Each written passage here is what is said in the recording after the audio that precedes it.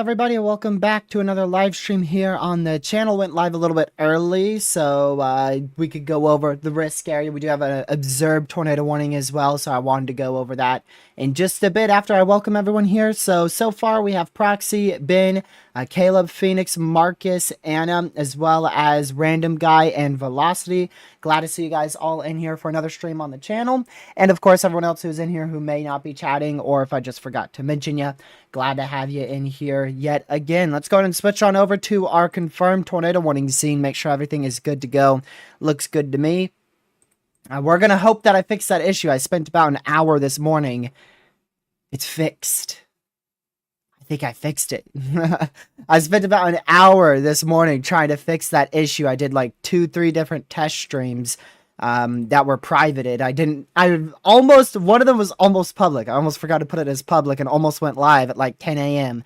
But thankfully I remembered to put that as private. So I think I fixed our issue when I made my Wi-Fi not as good through some software stuff, at least in Streamlabs. So we've had quite a lot of activity this morning, specifically over Springfield, Missouri.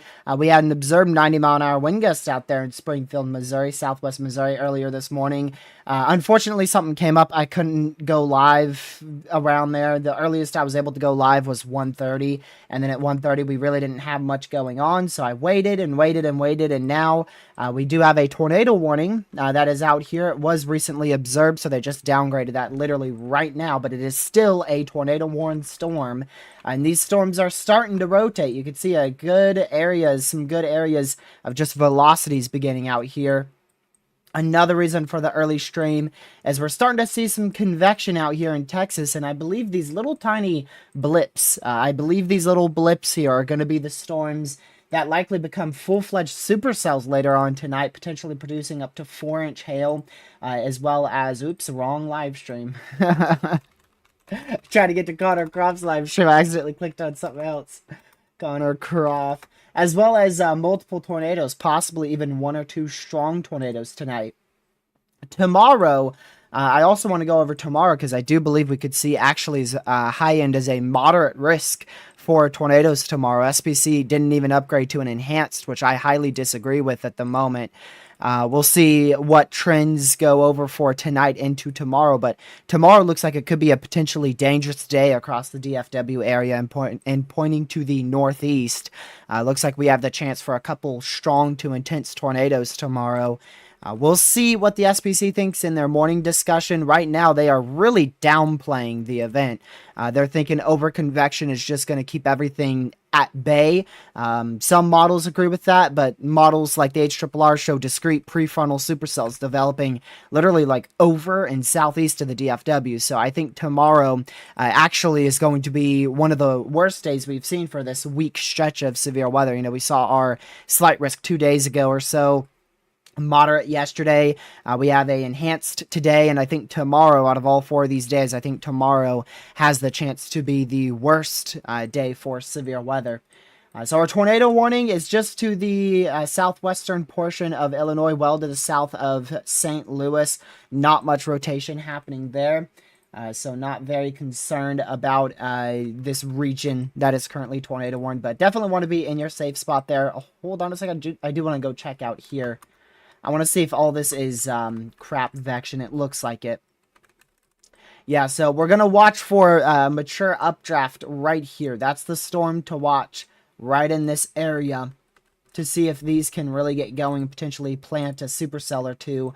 And then tonight towards 6 o'clock, about 4 hours from now, we could see plenty more supercells fire up and potentially be a long-tracked hail threat with a few tornadoes. Columbus, Ohio, that's a big city. Columbus, Ohio, currently in a severe for 60-mile-an-hour wind. So if you are in Columbus, Ohio, make sure you are running to your safe spot now.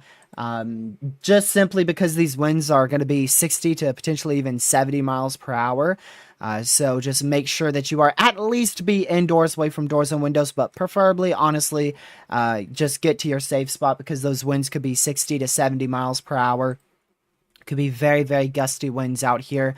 I didn't even see this till now. We actually just got a mesoscale discussion actually about 15 minutes ago.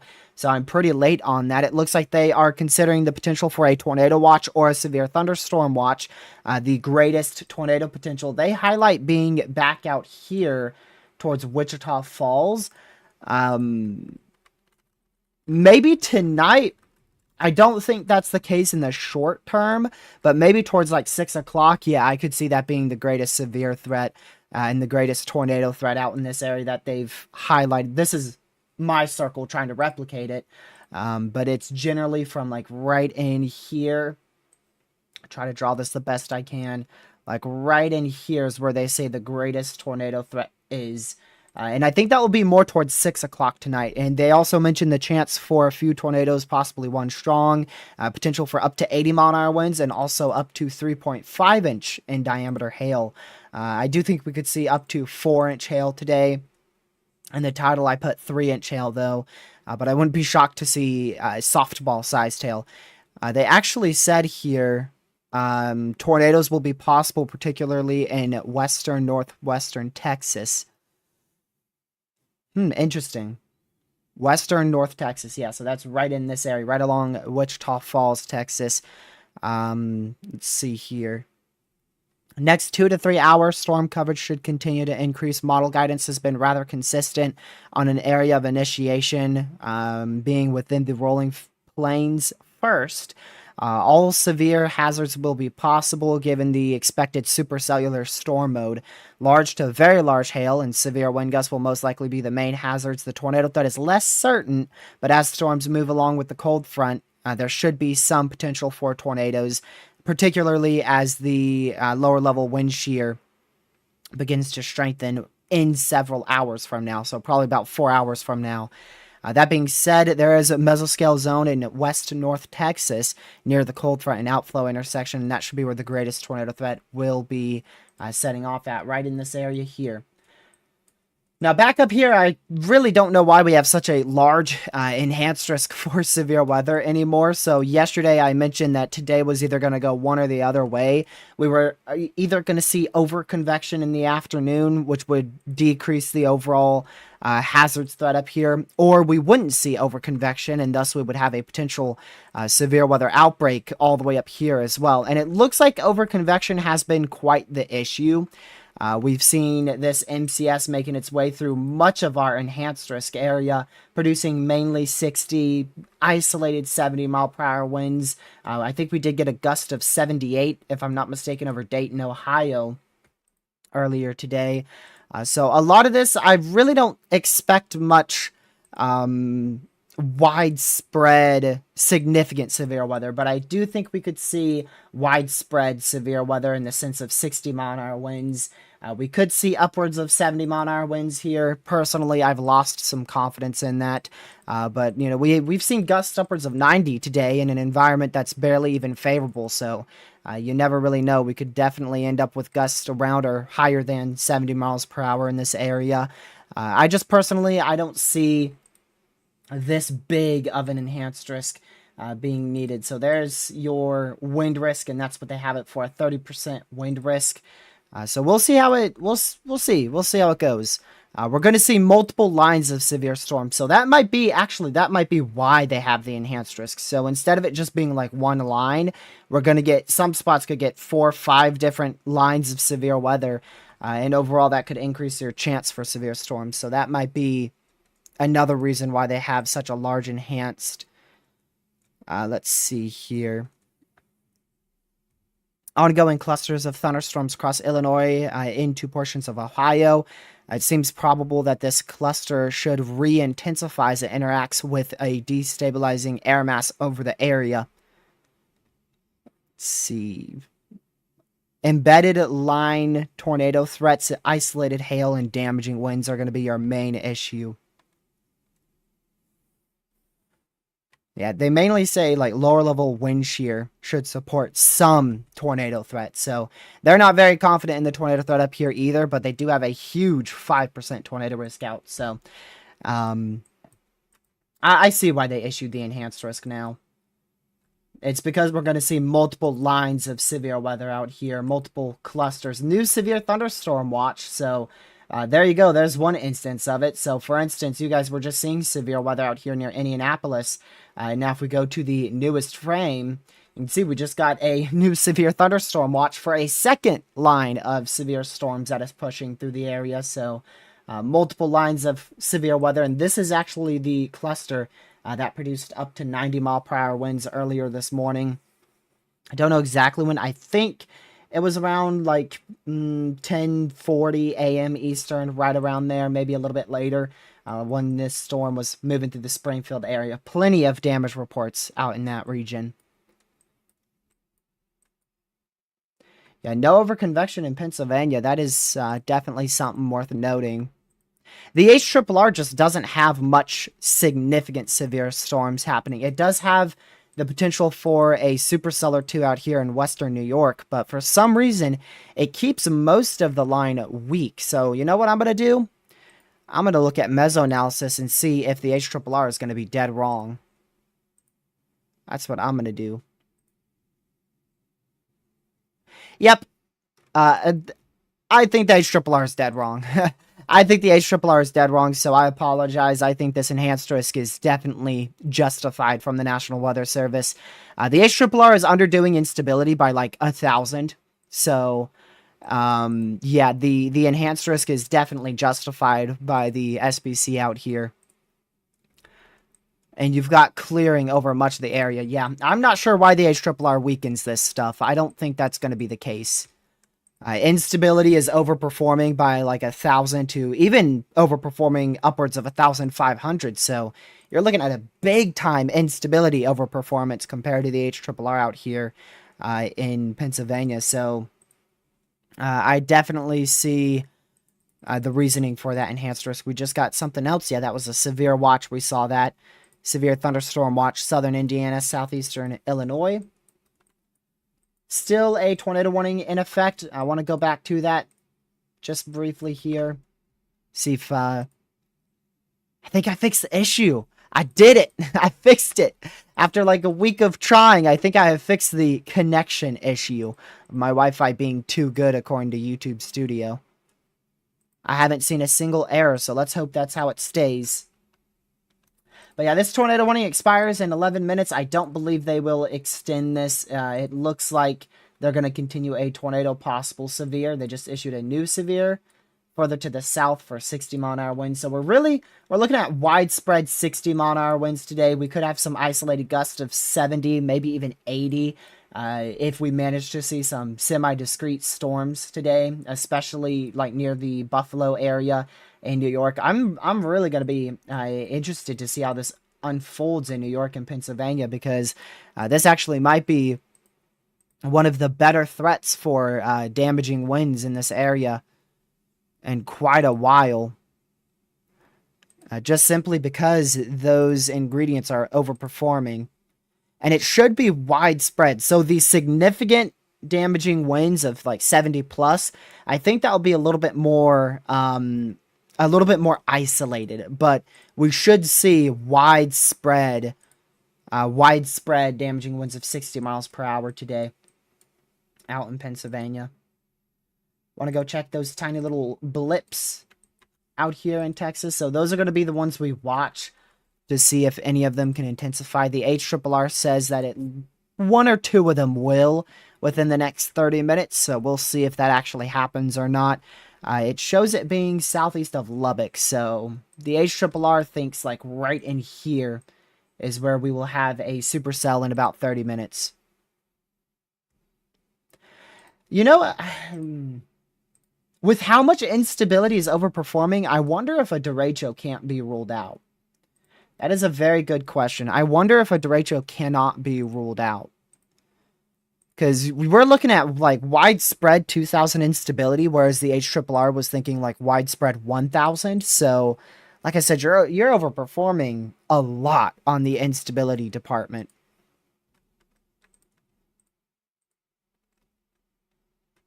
So this is the NAM3K, and I think this is a much more realistic scenario.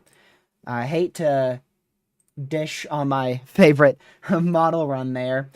the HRRR, but this is the NAM 3K, and I think it's handling this a lot better. I think this is what we could end up seeing tonight. Maybe, I don't know if it's going to be this late, though. This says like 8 o'clock, 9 o'clock tonight. I don't know if it's going to be that late. But just this widespread of 60-mile-an-hour winds. And then you could see the isolated gusts, which may approach up to 70. Very isolated inside of that line. So I don't know if I'd fully rule out a derecho today, just simply because of how long this storm is going to be. We'll have to see how long it lasts. Let's check the current radar. Okay, so I think your cold front is right in here. Looks like your low pressure's... use a different color. Looks like your low pressure's up here with your cold front going all the way down like this. And it is currently, let's see, I'll just look over here, 1838Z. So if we go to the NAM, let's see what the NAM has at 18Z. Yeah, so it looks like this is a little bit faster than what the NAM is portraying right now. So I don't think it's going to be all the way till like 8 before these storms get into the New England states. But I mean, this looks pretty rough. Like, I know it doesn't look too bad on simulated reflectivity, but just because of how fast this cold front is moving, I mean, this thing's going to be hauling. You can see the NAM 3K does much better with instability as well. Look at the difference between the NAM 3K and the HRRR. Big difference there. I think the NAM 3K is handling today significantly better than the HRRR model run. I also believe that out here in Ontario, we're going to be keeping an eye out for the potential of tornadoes out in this area as well. If we do see tornadoes out here, I mean, we'll cover them. We'll definitely take note of them because I have a friend up in Ontario. Yesterday, I never even thought about a derecho yesterday. I never even thought a derecho was possible yesterday. But today, I mean, I wouldn't rule that out. I mean, the HRRR has it being a lot more sloppy, but that's because the HRRR is underdoing instability by like a ton. Like, literally a ton. So, right here, it says there's about 1,300 instability. There's actually 2,500 instability out here. So, I mean, it is severely underdoing instability. And up here, my goodness, this area, it says there's 800 cape. You know how much there actually is? 3,000 cape. That is a big difference between the HRRR and actual observations. So definitely a wild underperformance here on the HRRR model run in terms of ingredients. We also have a widespread 45 to 50 knot lower level jets. So I mean, today, I mean, I think it's going to be pretty rough. If you're just paying attention to like the HRRR model run and not actually paying attention to the SPC or current observations, you could be caught off guard here. So, yeah, that enhanced risk area is definitely the real deal. I agree with the SPC on that for sure. Widespread 60-mile-an-hour winds, and notice they don't have it being hatched, right? If we go to the hatched wind threat, there is no hatched wind threat up here. So that means they're not really expecting significant winds over 75 miles per hour. They don't think we'll see many damaging wind reports over 75 mile per hour winds. Whereas back out here in Texas, they actually do have that hatching there. Back out here, there is a good hatch risk, 15% hatched risk for up to about 80 mile per hour winds out here in Texas, and could even approach 90 possibly in Texas as well. Like I said, we already had 90 mile an hour winds today, which is why I put that in the title. We had an observed report of 90 mile per hour winds. Yeah, I think yesterday, there was a lot of things that went wrong yesterday just with the storms. The environment actually looked pretty good to me. It's just the storms, they fired early. They were clustered when they fired, and then those supercells late at night, we did get one warning after we ended in central Iowa. We got one tornado warning out of one of those updrafts, but they just fell right apart quickly. So, I mean, really didn't see much in terms of those discrete storms last night either. Also, it looks like May is going to be quite active from what I can tell. I don't believe May is going to be a very inactive month. It rarely ever is. And it looks like it's going to kick off here. When is May? When does that start? Thursday? Yeah, I don't think we'll see much on Thursday, but we could even see some severe weather on Friday, May 2nd. And then I believe we're going to continue with severe storms probably quite frequently, especially in western Kansas, western Oklahoma, western Texas going into May. Looks pretty active. New mesoscale discussion just got issued out here. Very early mesoscale discussion, probably for the chance of additional development. So the main development is going to be along a cold front. Yeah, I don't believe this is your main MCD. This MCD is very, very low wording. Damaging gusts may be possible this evening. A watch may be needed in the next hour or two.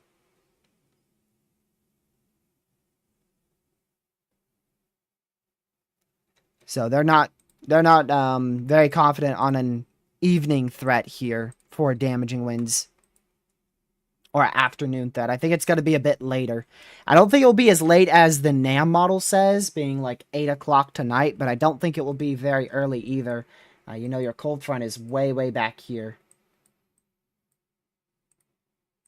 But yeah, in terms of a derecho, that's just going to depend off of how long the storms last and stay severe.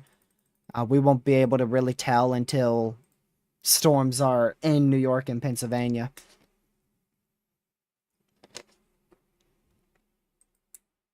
Once they're in New York and Pennsylvania, then we'll be able to figure out how severe they are.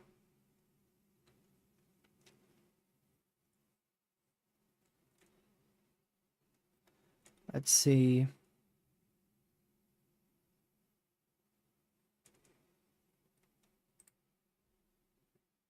Okay, there we go. All right, let's go back down to here in Texas. You can see a storm's definitely still trying to intensify. We'll have to see how strong they can get. They're definitely firing off of what looks to be a little boundary set up somewhere in this area. You can see it on reflectivity. You can see a little boundary that is set up somewhere in here. A little boundary, and they're firing right off of that. Yeah, because you can see it move on your radar. Definitely some sort of boundary. You can see it move on a little bit on your CC. So definitely a boundary that these storms are firing off of. You can see it down here as well. See that CC, how it moves south? Right where my cursor is. I'm going to go all the way back. Watch right here. This CC moves south like that. So definitely a boundary, maybe even two in this area. Take a look at mesoanalysis. That might be able to help as well. Mesofill. Yep, there you go. So definitely a boundary right in here, right where that instability is. Might have multiple boundaries. Might have multiple boundaries out there. Texas has a lot of mesoscale features and a lot of boundaries. A lot of boundaries. Something's up at the SPC right now. Something's going wrong there. The Day 2 Outlook was just issued recently, and it was issued from their backup back in Scott Air Force Base in Illinois. So, not sure what's happening at the SPC today, but something is in Norman, Oklahoma.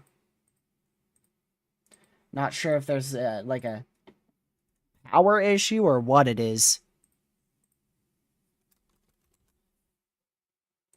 But something's up over there because they aren't issuing outlooks. It's actually the backup. Kaylee, glad to see you in the chat. I apologize for not being live this morning. I had a lot of stuff to do this morning. that came up, and we were not expecting that MCS this morning. That was not forecasted at all. We were not expecting that intense MCS. I mean, up to 90-mile-per-hour winds in southwestern Missouri, and then you had like 2 or 3 tornado warnings out there in Oklahoma. So I mean, this area was jam-packed with severe weather this morning. I did see those damaged photos and the storm structure photos you sent in as well. Just got our first significant severe here in a little while. It's up to 70-mile-an-hour winds, 1.75-inch hail. Look at that. Very nice eagle split supercellular structure here. Is that not tour possible? Interesting. Interesting on why they didn't go tour possible on that. I'm going to go check your environment real quick because this looks really nice. Number one thing I check in Texas is lower level wind shear, and you've got none of it. So there you go. No lower level wind shear here. But on that boundary, right where they are at, there's like 50. And once they go more north, there's actually like 150 to 250 0 to 1 kilometer helicity. So a lot better environment once these storms south of Lubbock move into or east of Lubbock.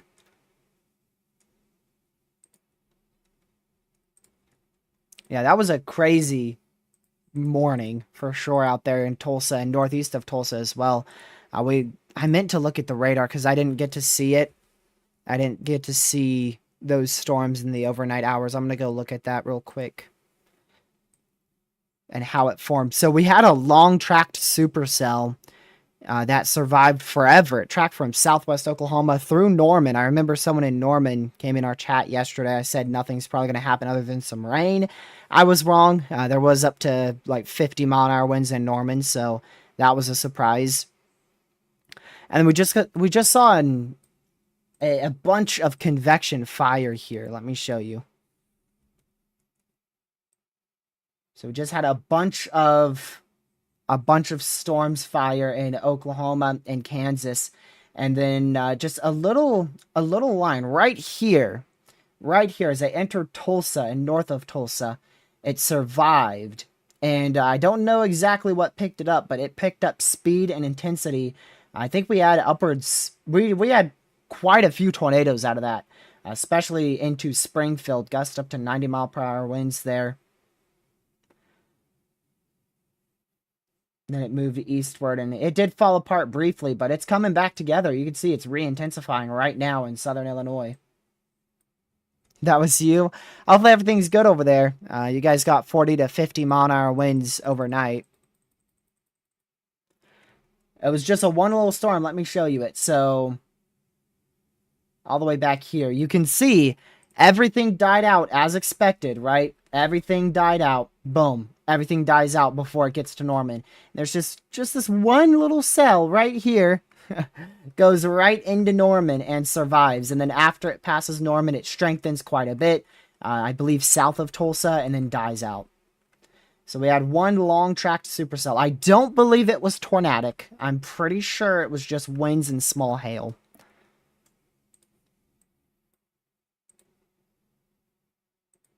Pretty sure. I tuned into his stream. Was it last night? I think it was last night. I was exhausted. I was exhausted. Right after I hopped off of stream, I finished a few things, and then I was asleep quick. So I'm re-energized now. I got that was probably the most I slept. I think I slept 11 hours. I think that's the most sleep I've gotten in a long time, and I needed it. I got like 11 hours of sleep.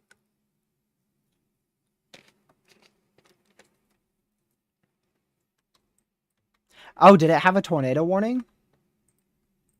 Was it tornadic? Let me see.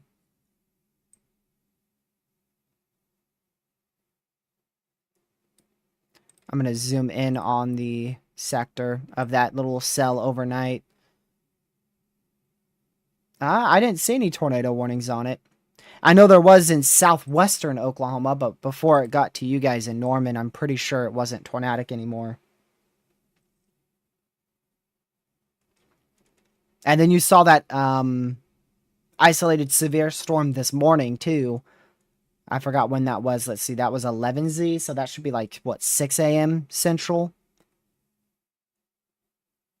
And then those storms on the border of Oklahoma and Missouri, they went tornadic like right over Kaylee's house. Right over Kaylee, they went tornadic.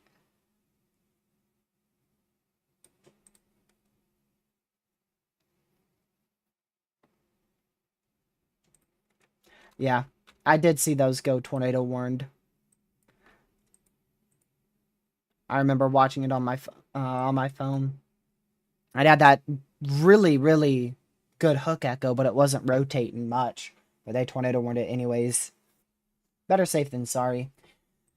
Little area of rotation trying to kick up here, just to the northwest of Carbondale. That's how I'm going to pronounce it. Carbondale in south central Illinois. So we'll watch that, see what happens. I'm like a freaking magnet man. I'm the opposite. I'm a magnet for like clear skies.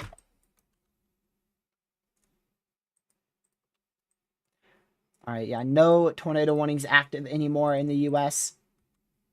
I do want to go to this radar.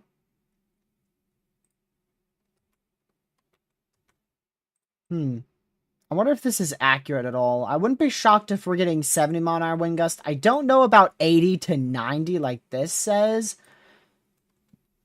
But it wouldn't surprise me if we're getting quite a good amount of 60 to 70-mile-an-hour wind gusts out here. I think all of this is going to overperform compared to the HRRR. The HRRR, I believe, is handling today horribly. Maybe except for the storms in Texas, but in like Ohio and Pennsylvania, New York, it's handling it horribly.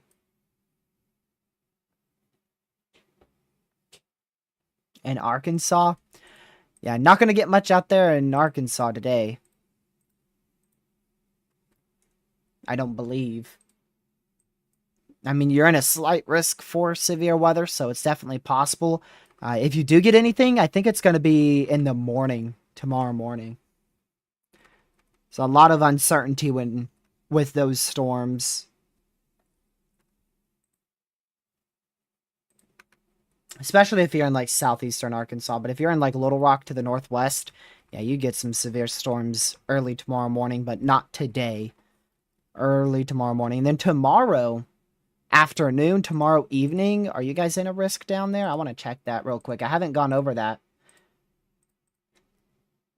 Yeah, so yeah, almost the whole state of Arkansas is under a level 1 out of 5 marginal risk there, with another level 2 introduced there over Little Rock, Fayetteville, Fort Smith, Hot Springs, Texarkana area. And I do believe this will go enhanced risk. I do not see a way how this does not go enhanced for tomorrow. If not for wind, then for significant tornadoes. I don't know how far that hatch risk may go for tornadoes, but I am very confident that we will have the opportunity for a couple strong tornadoes in this corridor here tomorrow. Right along that perfect radar hole. That radar hole that we always deal with. At least, minimum, 3 times a year we deal with this radar hole for a good severe threat. That's right where I believe we'll have the chance for multiple significant tornadoes, and probably larger than that. Like I said, all the way back out to like the DFW. Like generally that whole area in there, wouldn't be shocked to see an enhanced risk for probably strong tornadoes and maybe damaging winds and maybe hail as well. Really all hazards, all significant hazards could be a possibility there. And like I mentioned, I also wouldn't be shocked if we just keep seeing uptrends for tomorrow. Wouldn't be shocked to see us go from slight to moderate within a few updates. That's definitely a possibility with the environment tomorrow. Some model runs actually show just as good of an environment tomorrow as they did yesterday. However, tomorrow looks like supercells are going to initiate. There's a lot more confidence in supercells initiating. A lot more confidence.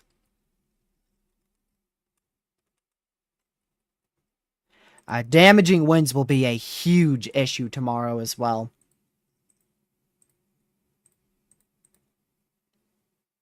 What does CSU have for tomorrow? CSU, if it doesn't have at least a 10%, I would be shocked. Yep, it has an enhanced risk for tornadoes tomorrow. And it actually has it like north of the DFW. It has it closer to like this area.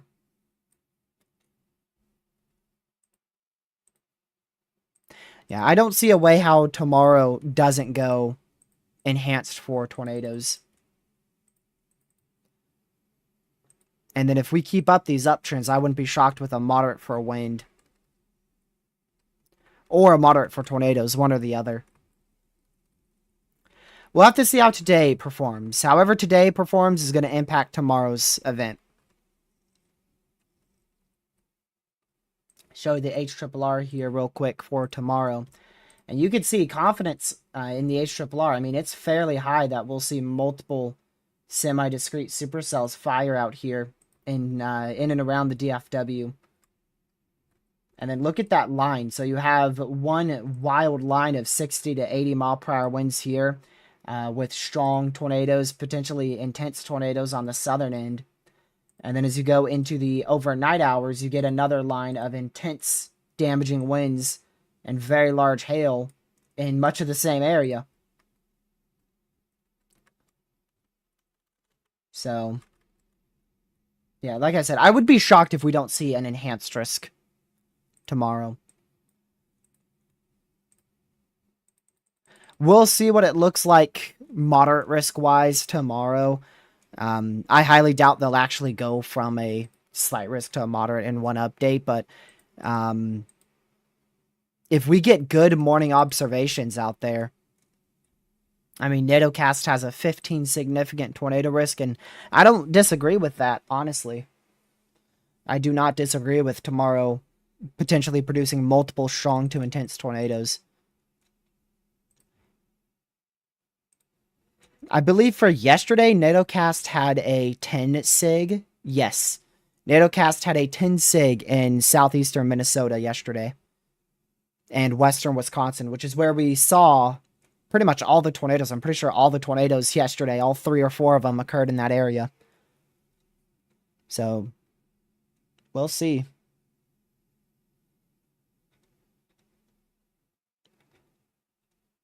Everything could fall apart. If we just get a little bit over convection in the morning, poof, there goes your strong tornado threat. That's all it takes, which is why they probably didn't upgrade to an enhanced for tomorrow. But personally, I'm a little shocked about that. I really expected them to go enhanced on their afternoon update today for tomorrow. We'll see how it goes. Tomorrow's ceiling is a moderate risk. Tomorrow's floor is what they have now, a slight risk. Poor Gazo. Yep, he is, I believe he's in the marginal. I think he'll be fine tomorrow. I doubt he'll see much.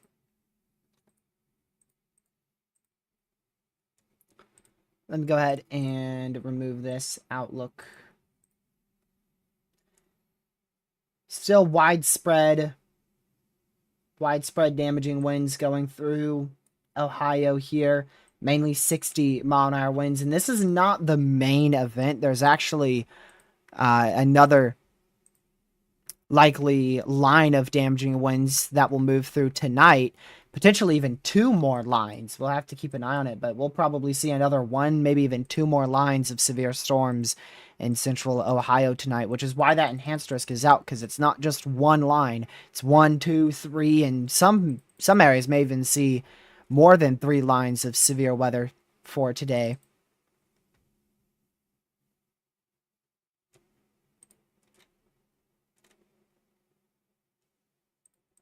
A new watch was just issued. That's going to be Texas watch. So they believe everything is going to stay like probably to the south of that boundary. So their tornado threat is very low. Only a 20%. They're thinking everything's going to stay as big time hail. It's what the SPC's thinking is at the moment. Just show you the newest HRRR. I know I'm switching every which way. Newest HRRR for today, just to show you. So this is at 5 o'clock today, not but about 2 hours from now. And it shows multiple semi-discrete supercells over Central Texas. And if we go to the environment here, it would be like these southern ones, right along that boundary. So like this one here, this one here, this one here. Those would be tornadic storms. Whereas this one towards like Lubbock would be hail, Paducah, hail. This one up towards Wichita Falls, see what that has for ingredients. Maybe a brief tornado threat. But it's very, it's going to be very picky. Now, what I mean by that is literally a storm's going to have to, they're going to have to attach to the boundary. If they attach to that boundary, they may be able to produce an isolated strong tornado today. If they don't attach to that boundary, they're going to be exactly what the SPC is calling for, mainly very large hail being the biggest issue.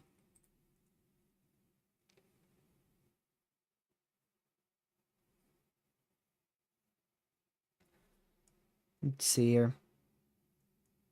No, I don't think tomorrow will have a violent tornado threat. It's still a 5% tornado risk, so even me saying strong to intense tornadoes, that's still very much stretching it. But I believe they should have went 10 sig on that afternoon update. Frankfort, Kentucky are probably fine. I'll see exactly where you are, though. Yep, heavy rain, some lightning, and you're good. There's a chance for more thunderstorms overnight, but you're not in the main risk.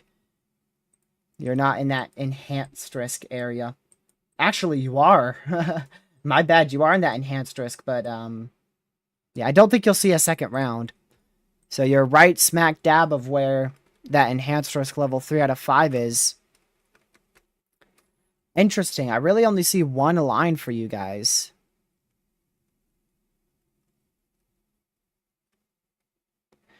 Yeah. Well, they have you in that enhanced, so keep an eye out for tonight. There may be an additional line. An additional surprise line towards like 7 p.m. I don't think this is your main event.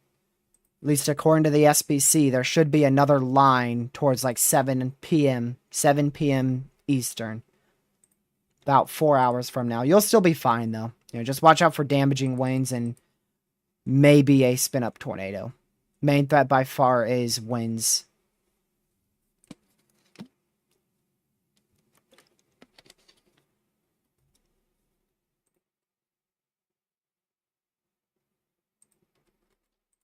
Let me go back here.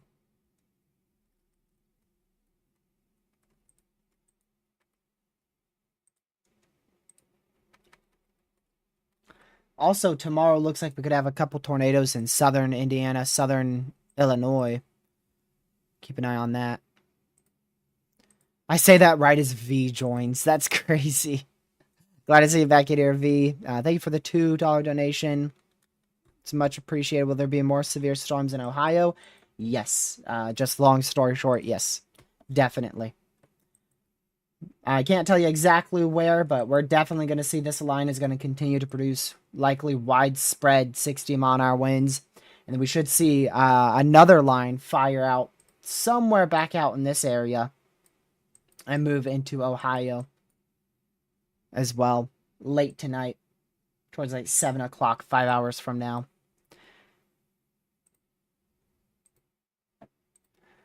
Yeah, do they have any risk out there in Indiana tomorrow? They have a marginal, but there's no tornado risk. Interesting. Yeah, I think we could see a tornado or two in southern Indiana tomorrow. Discrete supercells in a pretty good environment.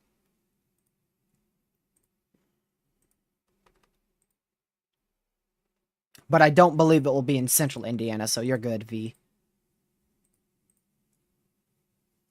I think it will stay in southern Indiana, south of Indianapolis for tomorrow's threat. For the moment. For the moment, that's where it looks to be. Alright, there's a new significant severe. New significant severe. Way up here. We're going into this Ohio radar hole here. So Zanesville now in a significant severe for 70-mile-an-hour winds. So make sure you are preferably away from doors and windows and maybe even in your safe spot here if you're in Zanesville, because that is for 70-mile-an-hour winds, which is considered significant. That is in east central Ohio.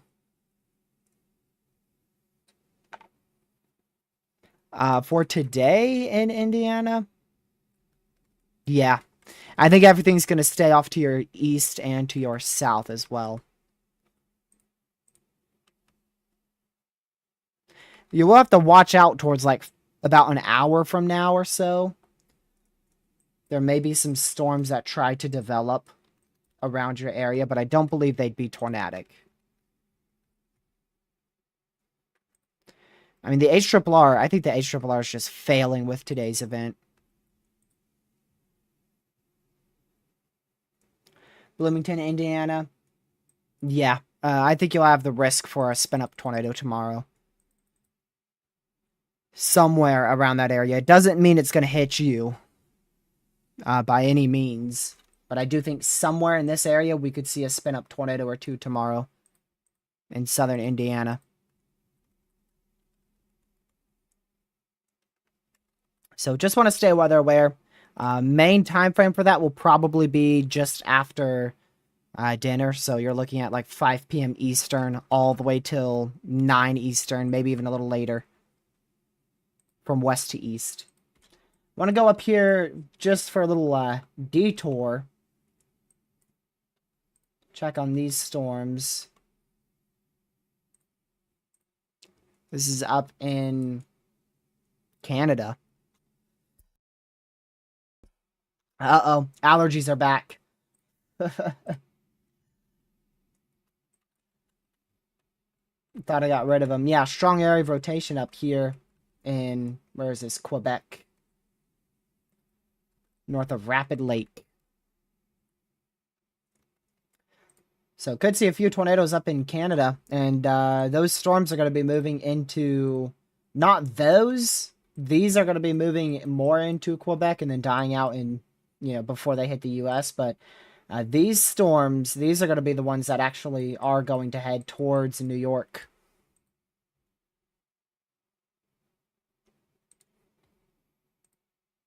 We are seeing some development now just south of Buffalo. So this might be our best chance for a tornado today in New York.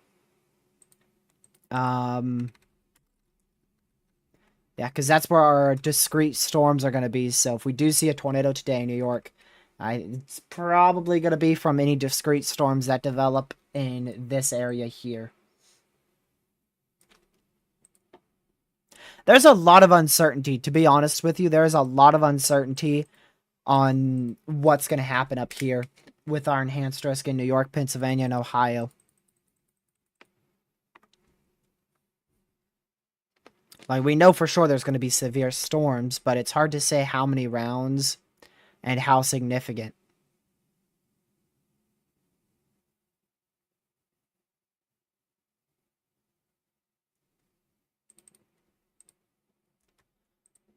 But definitely at least the threat for 70 to 80 mile per hour winds and widespread 60 mile an hour winds. Very widespread severe weather today, all the way from Texas to likely Vermont, New Hampshire. So very, very widespread. Let's see, Abilene, Texas.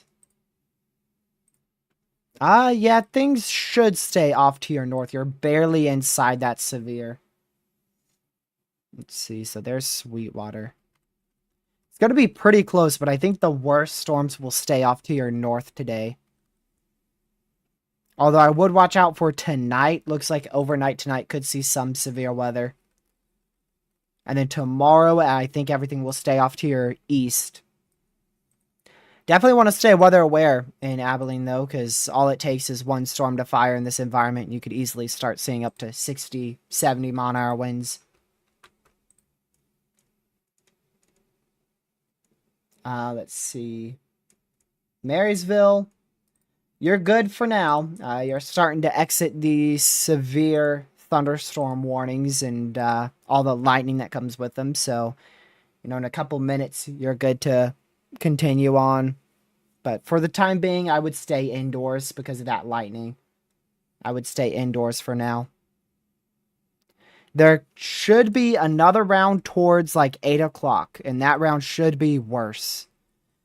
There's a lot of uncertainties on exactly where that will develop, but generally we should have a strong line form across this whole area here. There's just a lot of uncertainties on exactly where, so you want to be weather aware as well out there in Marysville, Ohio. Even though our most accurate model run doesn't show you getting storms, I wouldn't be confident in that. I think you could still get storms tonight.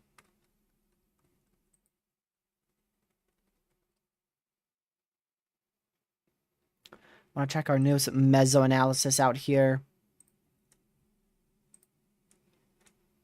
Newest observations up in Pennsylvania. Yeah. HRRR is still underdoing instability.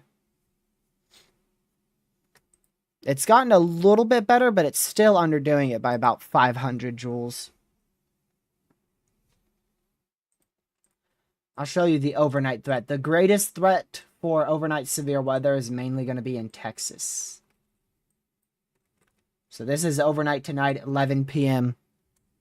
That's where we're going to see a big line of severe storms, possibly all the way from Oklahoma City all the way down to almost Abilene, Texas, which I said, you want to be weather aware in Abilene, Texas, just in case that line's a little bit longer, or in case these storms develop right over Abilene tonight towards midnight, 1 a.m., very, very late tonight. That's midnight Eastern, so 11 p.m. Central Time. 11 p.m. Central Time. I don't believe tornadoes will be that big of an issue. I think it's mainly 60 mile an hour winds in the overnight hours. And then back up here in the northeast, we'll have a dying out line of storms here and a dying out line of storms here, most likely.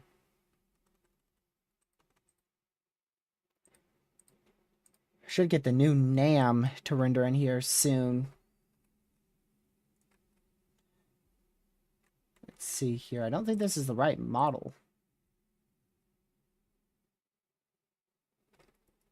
There we go. That's the right model.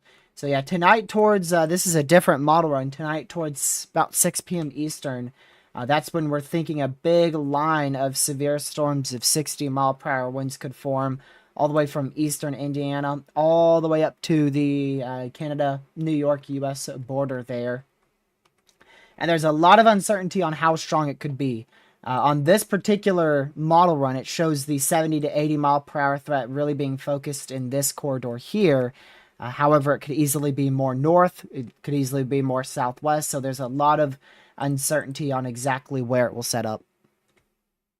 I have no idea how long I'll be live today.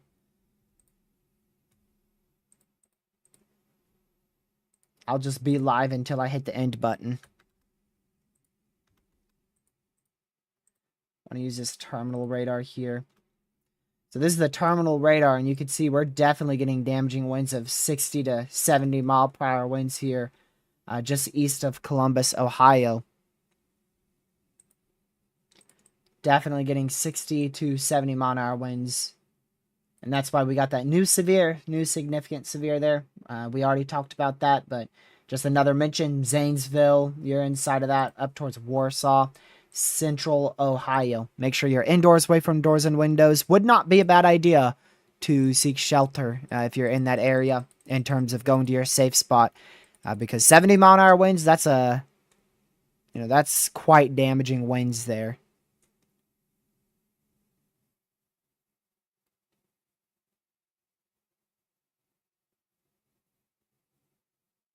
Let's see here.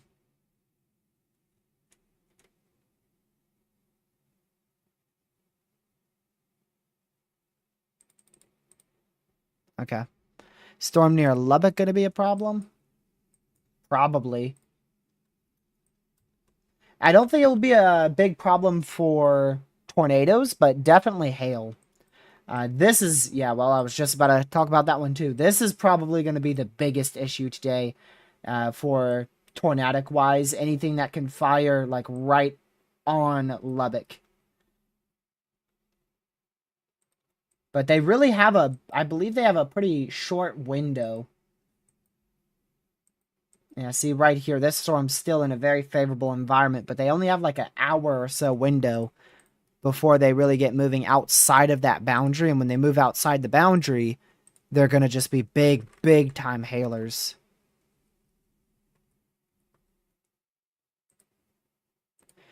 Wish I could get a sounding on that. I want to get a sounding on this. I'm going to have to go to a different site. Because I'm thinking hail is going to be a huge issue here. But I want to get a sounding if I go to here. Okay, that's at 5 p.m. Eastern. Oh, really not a lot of change with temperature change with height there. I thought it was going to be a lot more. Only 6 Celsius lapse rates there in the lower levels. Interesting.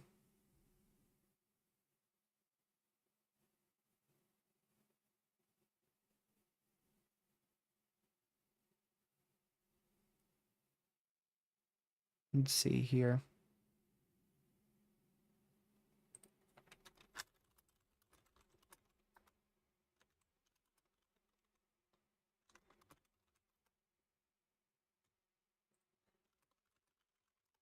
Trying to look something up real quick.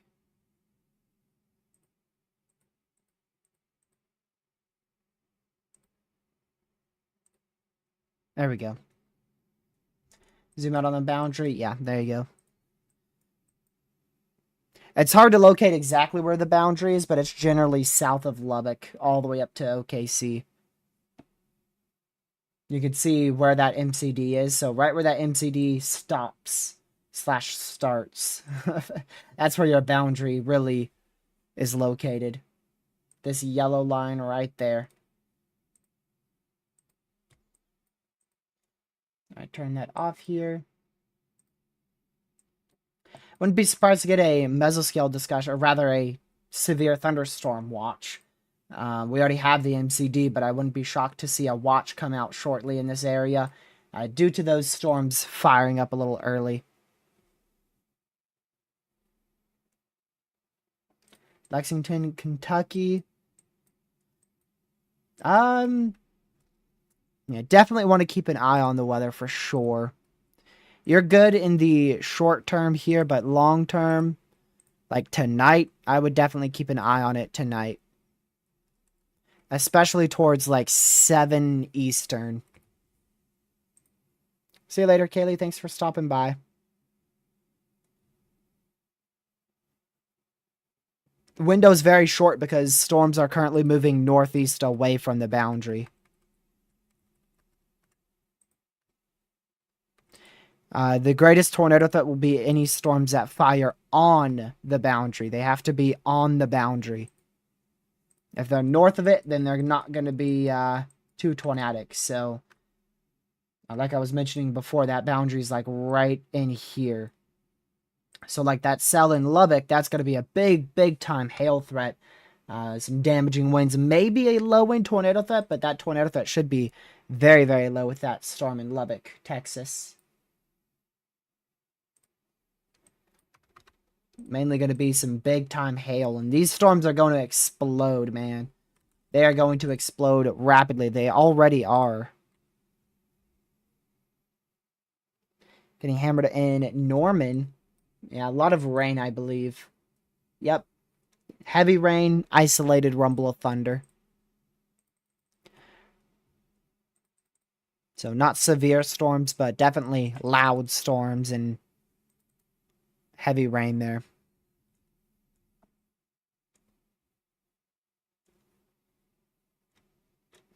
Our chaser Connor Croft, he's currently west of Wichita Falls, Texas. So he's trying to get a move on as fast as possible. And boy, he's quite a bit behind. I'm not even going to lie. He is quite a bit behind. He is like right here. So he's right here. He's got to go past Seymour. And then get all the way over to somewhere in this area is where he's going to meet him. South of Paducah. I mean, he's probably got a good solid, at least a good solid hour and a half to go.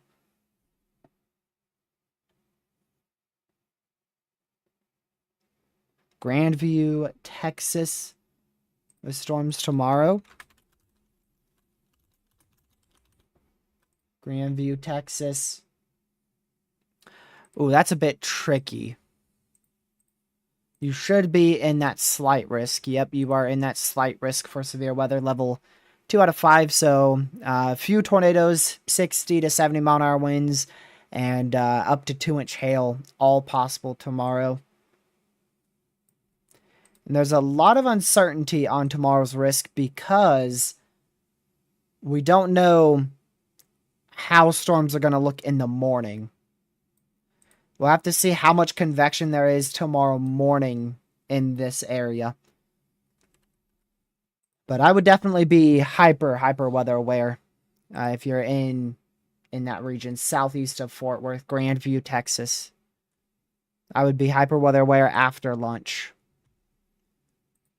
So starting at about noon, 1 p.m. Central Time, make sure you're keeping a very close eye on the weather.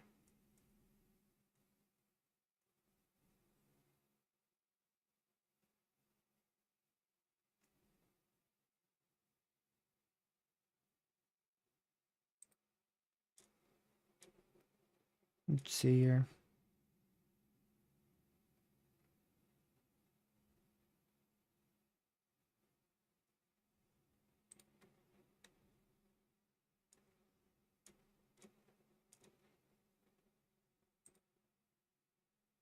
Okay.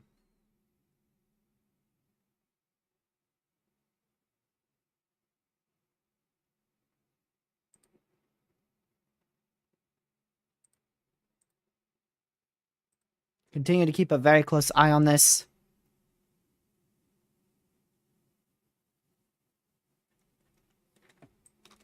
Back out here towards Texas. We'll continue to monitor that very closely.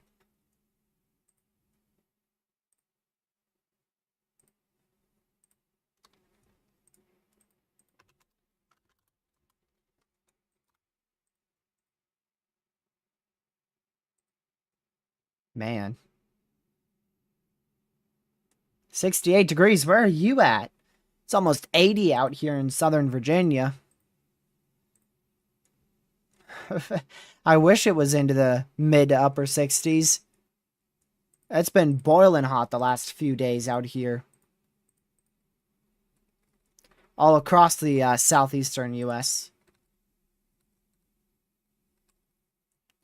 Today's Tuesday, so tomorrow's Wednesday. Yeah, it's still going to be mid 80s tomorrow. I'm going to be cooked, literally. Finally, a nice day. Thursday looks to be nicer, low 70s, so that's much better.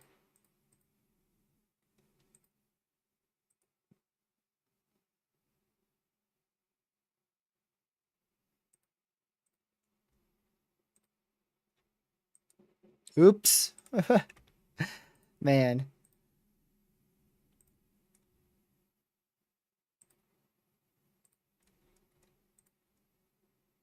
New severe watch, I'm betting that is in New York and Pennsylvania.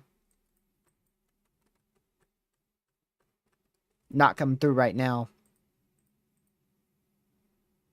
But there's a very high chance that is in New York and Pennsylvania. I don't really know where else it would be. Let's see here. Connor Croft currently just picked up a turtle on the side of the road.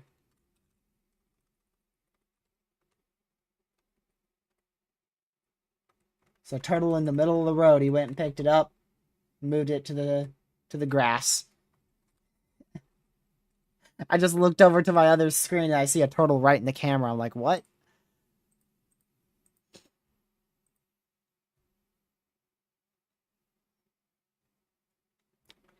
Oh yeah, Western Pennsylvania definitely need to be weather aware.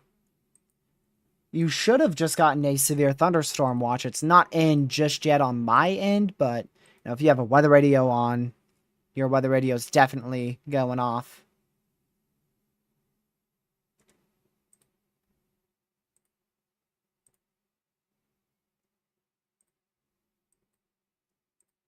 So I'm gonna wait to see where that watch just appears at.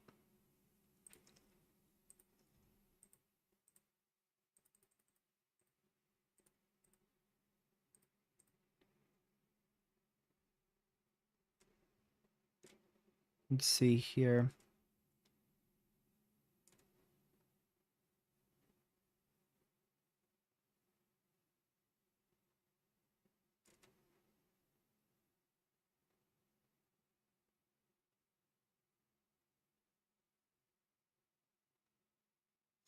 Just quickly checking this.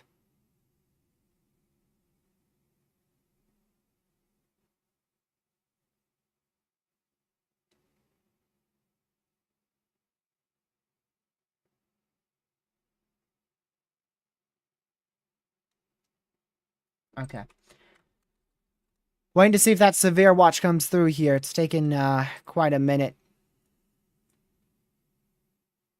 Severe thunderstorm watch 191 issued until 10 p.m. Eastern time.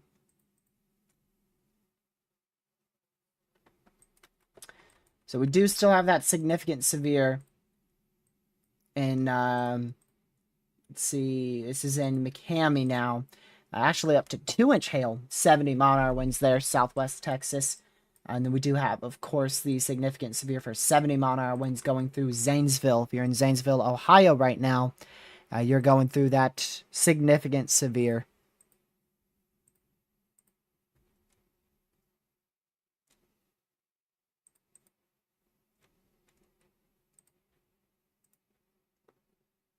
Let's see. Taking forever to get this watch. Like, literally forever here.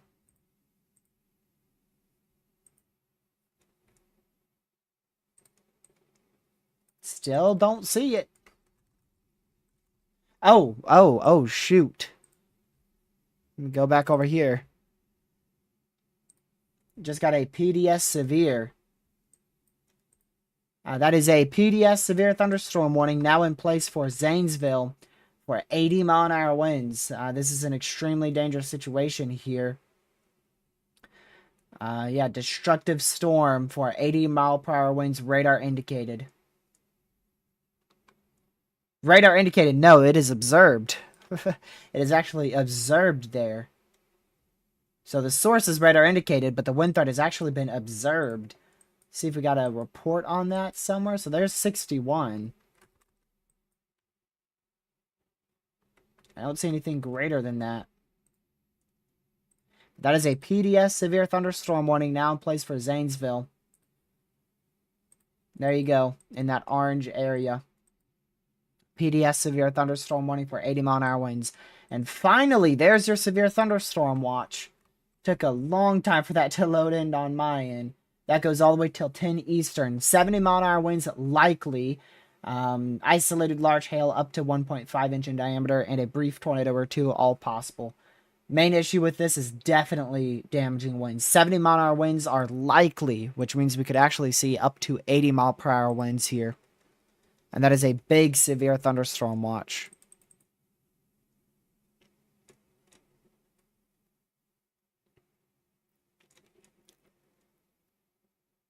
That includes over 8.5 million people under that new watch. 8.5 million.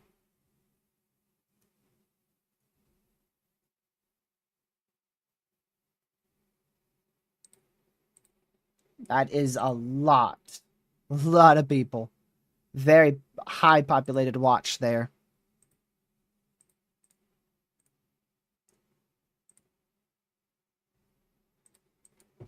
So there's your PDS Severe. I'm waiting for the 18ZHRRR now. Did it just finish? I got distracted because I was trying to find that watch and I couldn't find it anywhere.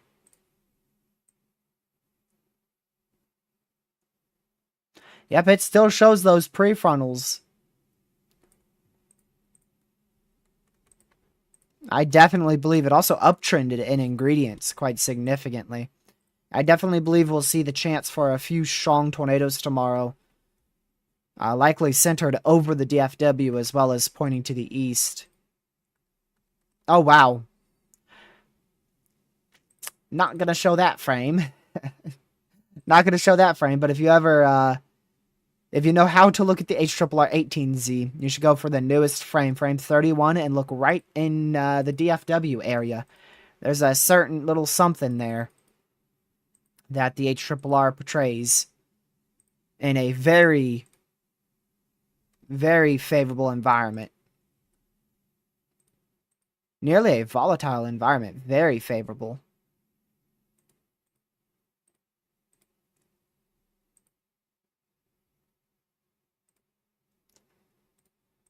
Alright, so we are still under a PDS severe thunderstorm warning. If you don't know what that means it is a particularly dangerous situation. Severe thunderstorm. Did I say watch? If I did, I apologize. I meant warning. PDS severe thunderstorm warning. So that means a dangerous thunderstorm is ongoing in the warned area. And that is for 80 mile per hour winds in this case. 80 mile per hour winds over Zanesville. Zanesville, Ohio. So that is a PDS severe thunderstorm warning, which means 80 mile an hour winds is likely ongoing at this moment. PDS severe thunderstorm warning in effect over Zanesville, Ohio. I believe that is the first today. I'm pretty sure that is the first one today. Even though we had observed 90 mile an hour winds in Springfield, Missouri, I'm pretty sure that never went PDS.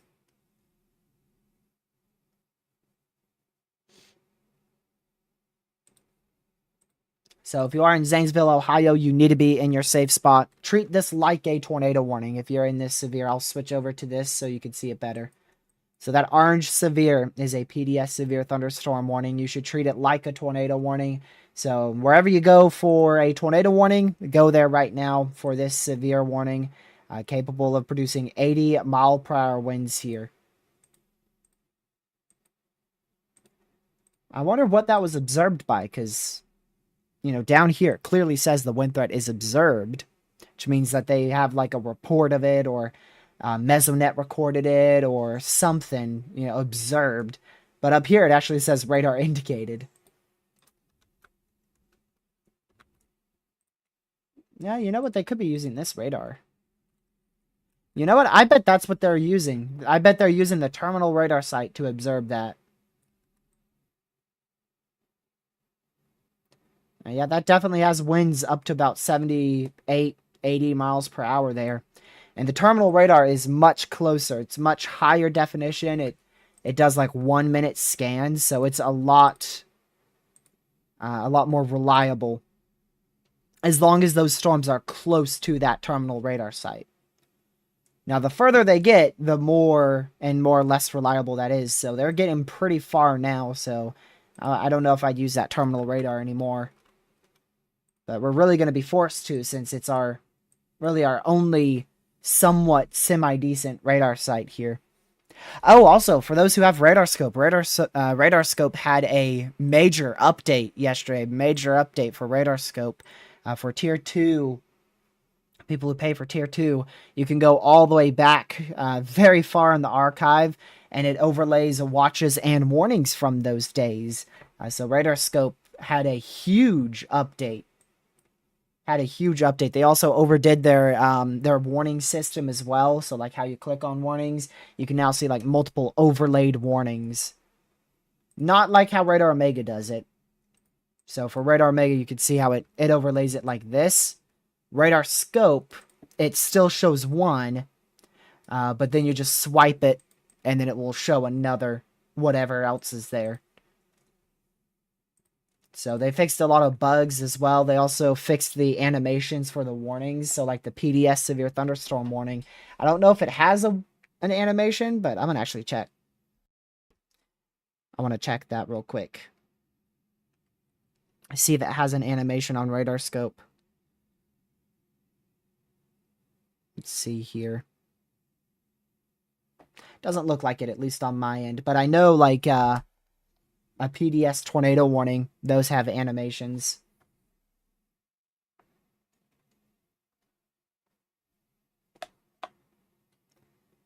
Let's see. So these storms out here, we're going to keep watching. This one, definitely going to watch that for a potential tornado threat over the long term there. We'll see how that goes. See if that tries to intensify or not. The watches are now shaded. Yeah, that's awesome.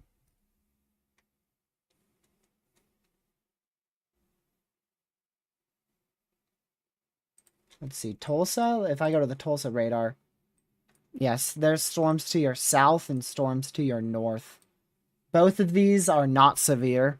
So basically, if you're down here further south, say like south of Shawnee, Oklahoma, you're probably not getting much more than very heavy rain and lightning strike or two. They're not anywhere close to producing significant winds or anything like that. I was about to sneeze, but then it went away. All right, let's go back to that PDS severe. 22 more minutes left on that for Zanesville.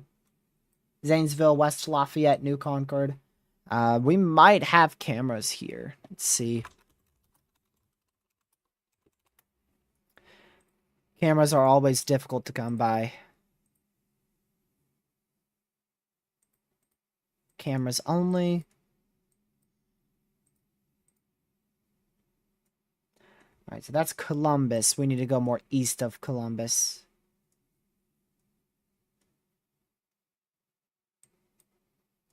Okay, we do have some in Zanesville, but none of them are live.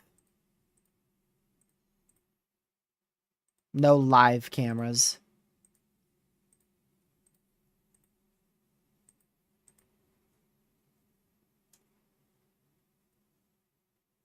Large tornadoes, very, very low. Very low. The main issue should be hail and winds. And, you know, we could see a spin-up tornado or two, but a large or strong tornado out there, very, very low.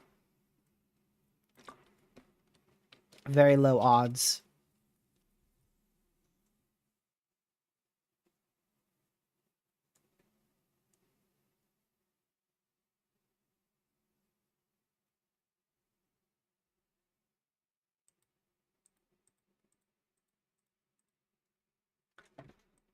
All right, let's go back down to this cell here. We got a damage report. Trees, well, nope. One, tree down across the road in the Royalton area. That is in south central Illinois.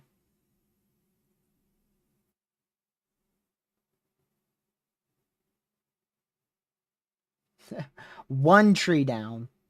I was going to say trees, but then I realized it wasn't plural. I'm like, oh, nope, one. Oh, yeah, weatherwise is awesome. I already have a tutorial on that. If you haven't watched it, it was a couple videos ago. I have been slacking with videos, though. A lot. So it wasn't too long ago. I'd say like maybe 5 videos ago. Let me go look. 6 videos ago. 6 videos ago, I did a video on that. There's a few features I'm waiting for Weatherwise to put out before I fully switch over to it, but it's absolutely awesome. It is a S tier radar site, and it's free too. They have a paid version out now, but the free version is still just as good. Weatherwise, that's the #1 I recommend to everyone. weather-wise has very close to the same features that this Radar Omega one has now. I'm waiting for a few more features to be introduced on weather-wise, and then I'm going to switch to it completely. Updated severe back down here in Texas. They just upped this to 1.5 inch hail. 1.5 inch hail now, just to the west of Post in central Texas.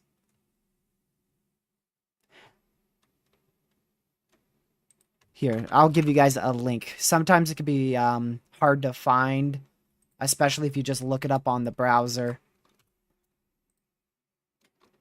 I'll go get y'all a link real quick. So this is going to bring you to their site. So you can choose, if you click that link in the chat, you can download it on iOS, Android. It's also available on Windows and Mac now. But for Windows and Mac, you have to subscribe to use the app on Windows and Mac. However, you could just open it up on your browser. So you don't have to have the app. You can literally just launch on browser, and then boom, you have it on computer too.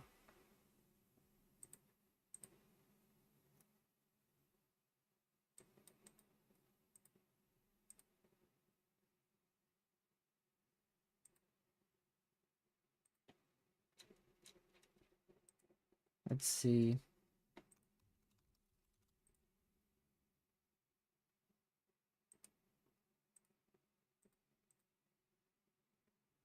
Okay.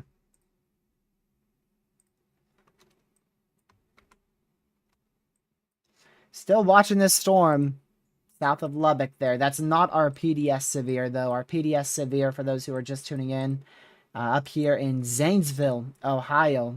Don't know. Oh, another singular tree down. Warsaw, Ohio. That was about 11 minutes ago. So definitely some damage reports out of this storm. Haven't seen anything to the extent of 80 miles per hour yet, though.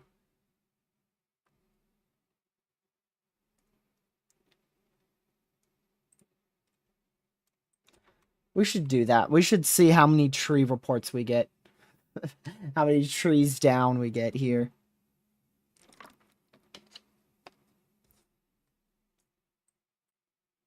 So we've gotten 2 so far. We'll start counting now. It's this one up here. Uh-oh. A couple of trees down on this report. Couple of trees down from about 44 minutes ago. Eastern Michigan. That was, oh no. I don't know how you pronounce it. It's either Rochester or Rochester. It's different. So it's different in different states. But that's from this storm here. From about 47 minutes ago. They reported that 44 minutes ago. And now that's moved into southwest Ontario. One thing they still need to work on in Canada for their warnings, how long they are. Like, they're getting a lot better. Their radar sites are getting better. Their warnings are getting smaller and more accurate. But, man, they need to work on the length. Let's cut that down by a good solid 2 hours and 15 minutes. This storm is going to be outside of this severe warning in give or take 15-20 minutes. And that severe warning lasts for 2 hours and 45 minutes. So I think they still need to cut down a little bit on the length of those warnings, but they're getting better. They're getting better. Their radar sites are getting more high definition, and their warnings are getting more accurate. They're not issuing whole entire Providence-wise warnings. They were issuing some huge warnings before.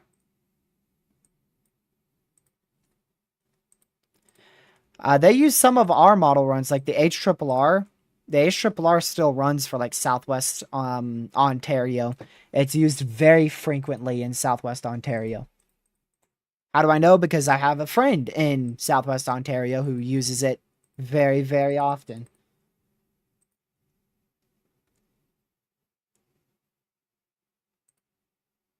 Let's see.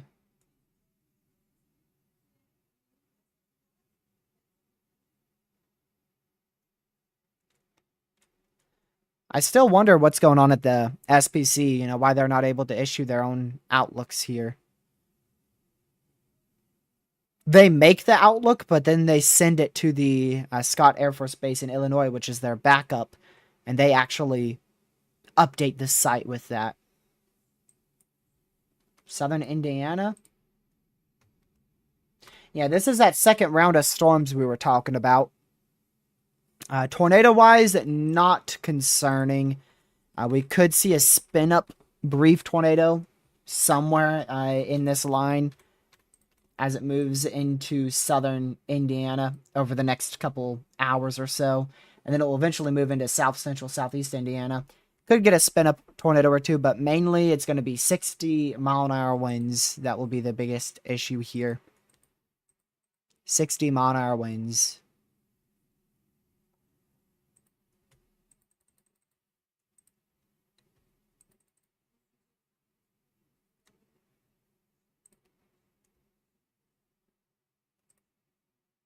There we go.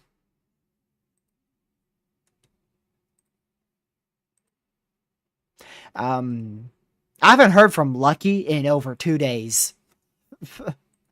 Little concerned for this dude. He has not texted me in over 2 days.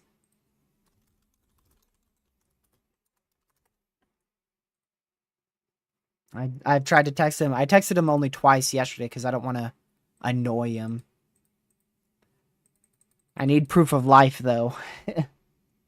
Like, it's pretty rare he goes 2 days without texting me.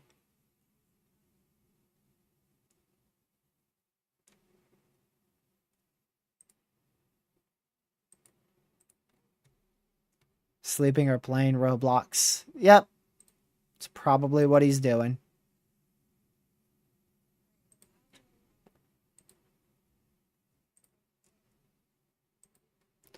Alright, let's go back to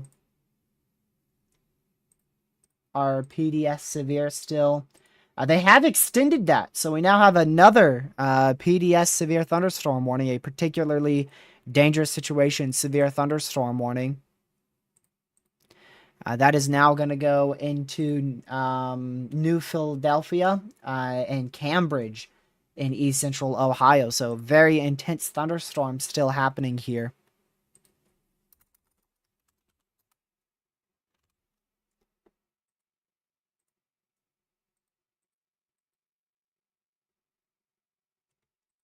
Close some of these. I can hear my computer starting to scream at me. Much better.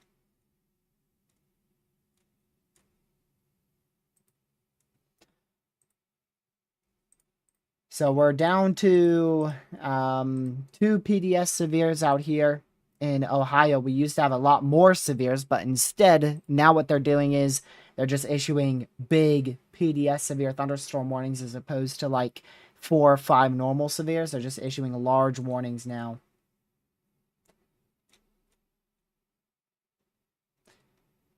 Let's see. We've got plenty of severes in Canada. Might have to turn those off because we're not at 17 severes here in the US. We're quite lower than that. 1, 2, 3, 4, 5, 6, 7, 8, 9, 10. I think we're at 10 severes right now in the US and 7 up there in Canada. Storm heading into Lubbock, Texas right now. Main issue with that is large hail. They have it warned for 1.25, but as you can see right here at my cursor, there's actually an observed report of 1.75-inch hail via the public using MPing, and that was only about 8 minutes ago. So actually 1.75-inch hail, 60-mile-an-hour winds likely heading into Lubbock, Texas right now. This is going to be the cell to watch tornado-wise here. Biggest tornado threat in the short term for the moment is going to be located with this storm south of, just southeast of Lubbock in Texas.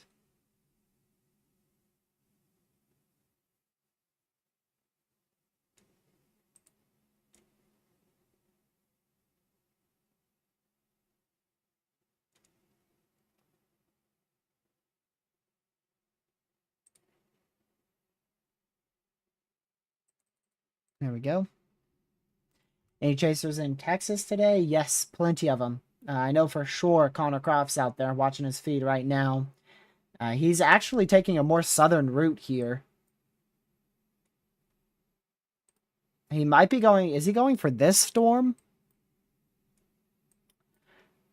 Let's see. I got to try to figure out where he is. So there's Wichita Falls. So he took this highway down here. Yeah, I believe he's going somewhere south in this area. Pretty sure. Pretty sure he's in this area along 275. Highway 275 here. Or 277. My bad. Highway 277 in Central Texas. I think he is right here. Yeah. Yes, he's right here. That's where he is. So he's right here. Currently going to the west on 277. And he's either going to go west more or dive bomb south. Be a little bit weird if he dive bomb south.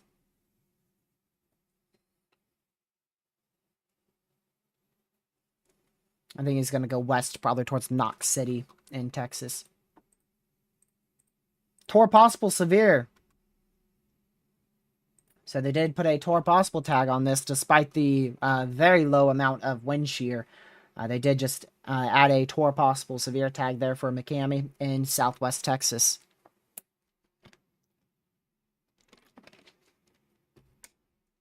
All right, let's go back up to that PDS severe thunderstorm warning now. So there's your PDS severe thunderstorm warning. Another damage report of trees. Oh, plural this time. Trees and wires down. Just 3 miles to the north-northeast of Warsaw, Ohio. No very significant reports, but a lot of tree reports here. It's getting far from our radar, so we can't see it anymore. Let's see. So this radar is 123 miles away. This one's 80 now. So we're going to be using the Pittsburgh radar site. So we're going to switch this to the Evansville radar site here in southwest Indiana. We're going to keep this on the Lubbock storm. This is south of Lubbock. This is really, really starting to crank up here. We'll see what happens with this cell merge. But that could definitely be a tornado issue here. And just to the south of Southland, Texas here shortly. I'm going to move this to the Pittsburgh radar site. Another report there. Numerous trees and limbs down. Trees and wires, we saw that tree down. Multiple tree and limbs down. So a lot of damage from the middle portion of this storm right in here. Middle portion of this storm has been producing a lot of damage. So still warned for 80-mile-an-hour winds there for the next 34 minutes. 34 more minutes. That is heading directly towards Pittsburgh, Pennsylvania. So that is a big issue there.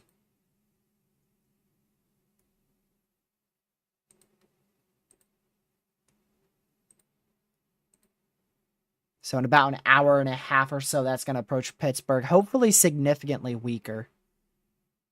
Fingers crossed this thing starts to die out. But, as I mentioned before, since we're having overperforming ingredients, I wouldn't be surprised if it just keeps going. I want to see this really quick.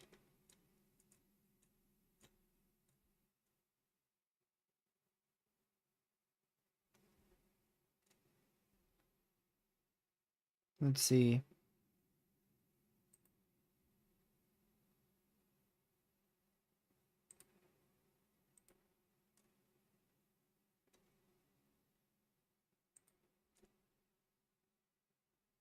So we're going to continue to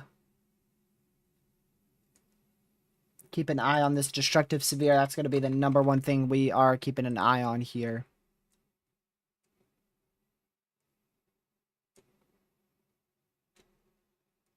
As these push off more to the east.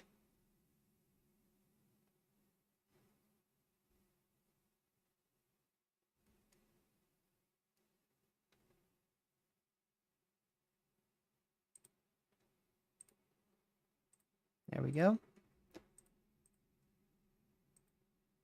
So Connor is, looks like he's currently doing circles. He's stopping for some gas. Literally, when I looked over at his feet, he's just doing a big circle.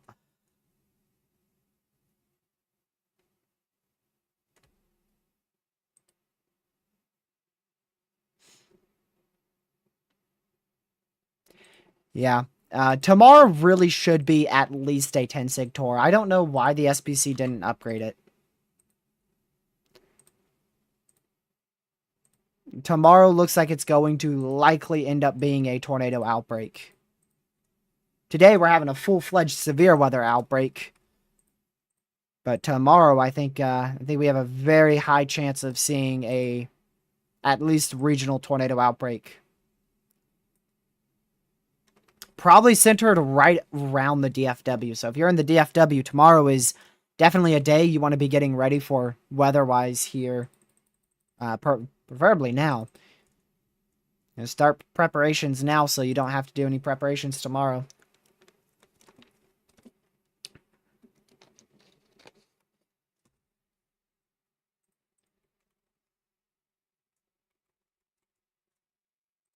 I do want to go back over here to Texas again. Yeah, just a very classic supercellular structure here. Really, really classic supercellular structure. We call this an eagle split supercell, so it's where one updraft moves a different direction than the other updraft, and it splits reflectivity values down the middle. And that often can help increase, as you can see here, the potential for a tornado. They have just added a Tor possible tag here. Very, very wise idea to put a Tor possible tag on that. Wouldn't be shocked if they upgrade that to a warning here pretty soon. Because that is really cranking. I think if anything is going to stop this storm, it's going to be this cell merge. This cell merge may hurt the storm quite a bit.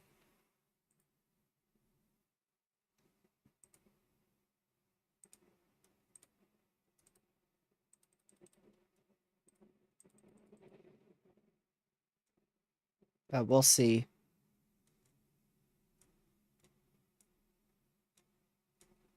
Never know. Cell mergers are often like a 50-50.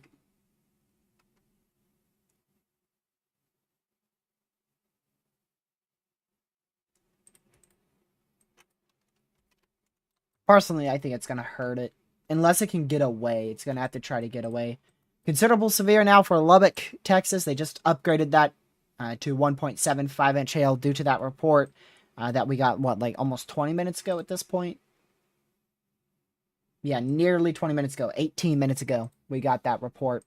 And they finally just upgraded that to 1.75-inch hail, 60 mile-an-hour winds directly over Lubbock, Texas. Still going to keep watching this storm near McCamey in southwestern Texas. That's a Tor possible severe. A hail spike now beginning on that. So likely at least 2-inch hail. I would say 2-inch hail is at least what we're seeing falling here. Probably significantly larger than that. Just to the west-southwest of McCamey. Good news is this storm here is lacking in lower level wind shear. Bad news is it's all by itself. It's a fully discrete storm out here.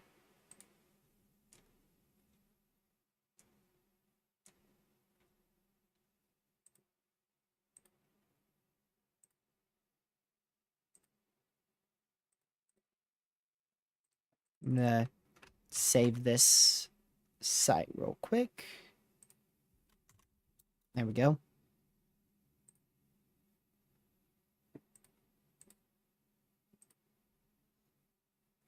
All right, let's go back over to Ohio. I want to keep with that. So actually, let's go to New York for a second. Yeah, your discrete storms are definitely popping off here. Briefly going to take a break to go see the environment on them. Let's see, mesoanalysis. Number one thing I always look at is wind shear.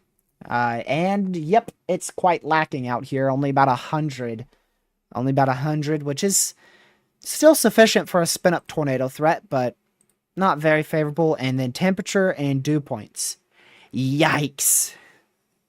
Yeah, no wonder why they didn't go with a tornado watch. Dew points 58. Temperatures, get this, 84. So you're at like, give or take 25 temperature degree dew point spread here. Very, very, very, very elevated thunderstorms. Definitely going to pose a much lower end tornado threat. New severe storm for 60-mile-an-hour winds on the southern edge of that MCS. Going into southeast Ohio now. This storm has wasted zero time. It is hauling across the state of Ohio. Look at this. You know what? How wide is this? This meets Derecho criteria. If it keeps going, it is going to meet Derecho criteria. Ever since right here, right at this point, ever since Seymour in southeastern Indiana is where it started. That is 230 miles. So that is borderline Derecho qualification right there. Borderline Derecho qualification. It's really up. It's fully up to, I should say. It's fully up to the SPC to say whether or not that's a derecho. But I mean, that is borderline derecho. You have a 70 mile wide severe storm for 230 miles at the moment. So if it keeps going for like another hour, even just 30 minutes, wouldn't be shocked if this is eventually classified as a derecho.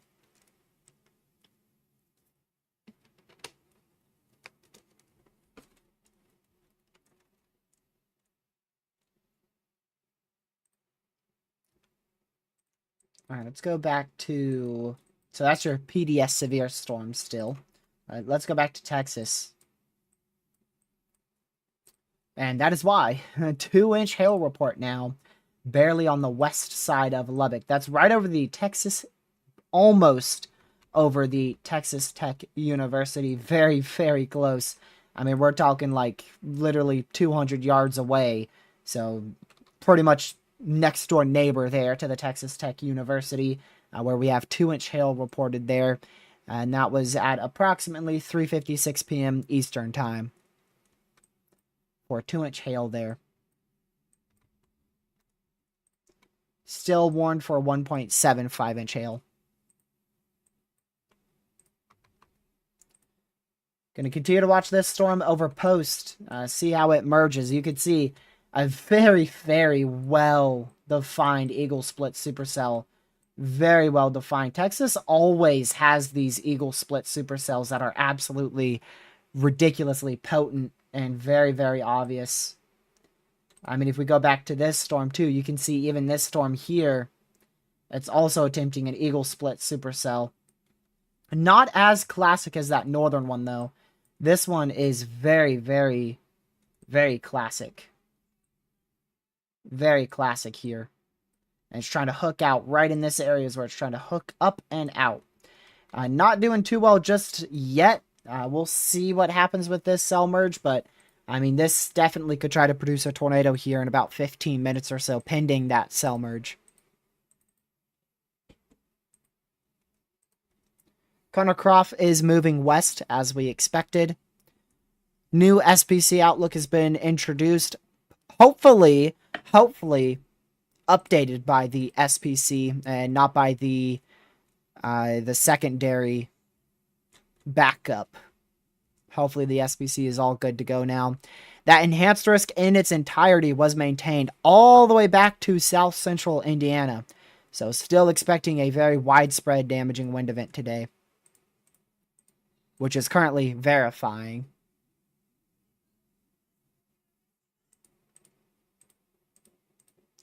I want to go to here, get these probabilities early.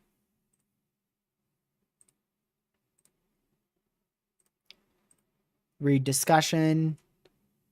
Nope, it was still issued by the Scott Air Force Base in Illinois. I wonder why. Very shocked to see them maintain the entire 5% tornado risk up there in most of Ohio, western Pennsylvania, and a good chunk of western New York. Pretty shocked to see them maintain that. Not surprising they maintained the 30% wind, and not surprising they maintained that 30 significant hail risk in Texas.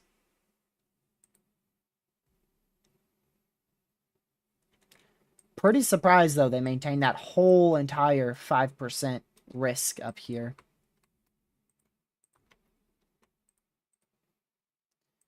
Keep an eye for a spin-up tornado threat on this storm approaching Fairfield, Illinois. Two pretty good areas of rotation here. This is what we call a QLCS spin-up tornado threat. So long story short, it is spin-up tornadoes that can occur in a line. So that's what we're keeping an eye out here for. Just a spin-up tornado threat. Really, any of these little indents here. Especially these two northern ones, but also like this one here, this one here, this one here, this one down here.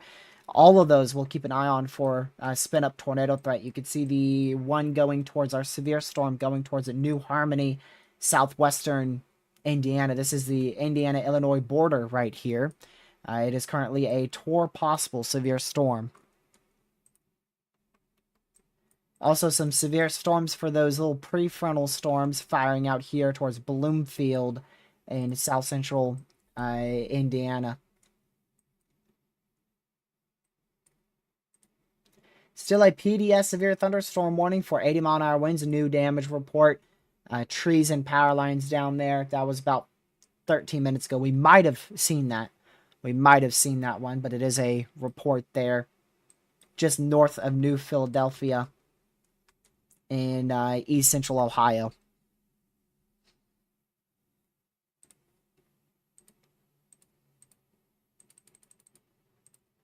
Let's see. See their discussion here.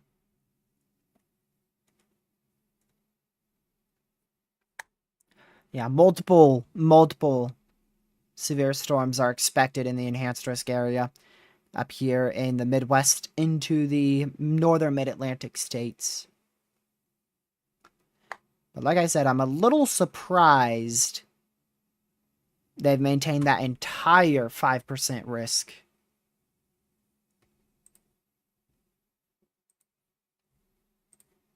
This is, I believe, the new SPC outlook here. You can see they maintain that entire 5% tornado risk all the way from almost Cincinnati, Ohio, through Columbus, all the way back up into upstate New York. So still maintaining that 5%. That enhanced risk still all the way back down towards south of Indianapolis in Indiana.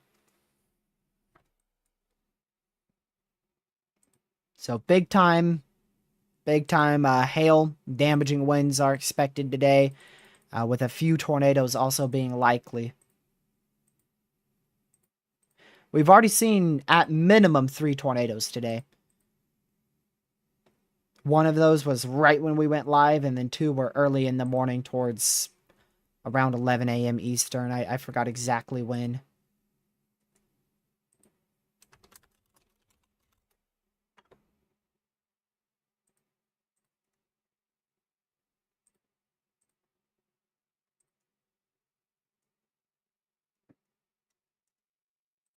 I appreciate all you guys being here. We're going to still stay live for quite a while longer as we're seeing a widespread severe weather outbreak unfolding today. If you haven't already, make sure you hit that like button. Subscribe to the channel. It's greatly appreciated. Share the stream and the channel with your family, friends, social media. It's always appreciated. And yeah, we're going to keep covering this very widespread outbreak here. Thankfully, not an outbreak of tornadoes. Hopefully it stays that way. We haven't seen any strong tornadoes today. We haven't seen many tornado warnings either. Especially in the last 2 hours, we've only seen 1 to 2 tornado warnings. But unfortunately, still, since this is a severe weather outbreak, it is still a very impactful outbreak. Especially back up in much of Ohio. You see all those damaging wind reports. Today has performed substantially better than our moderate yesterday. Substantially better than our moderate yesterday. which is crazy to think about, considering how a moderate is a 4 out of 5, and then our enhanced tier that we have today is 3 out of 5.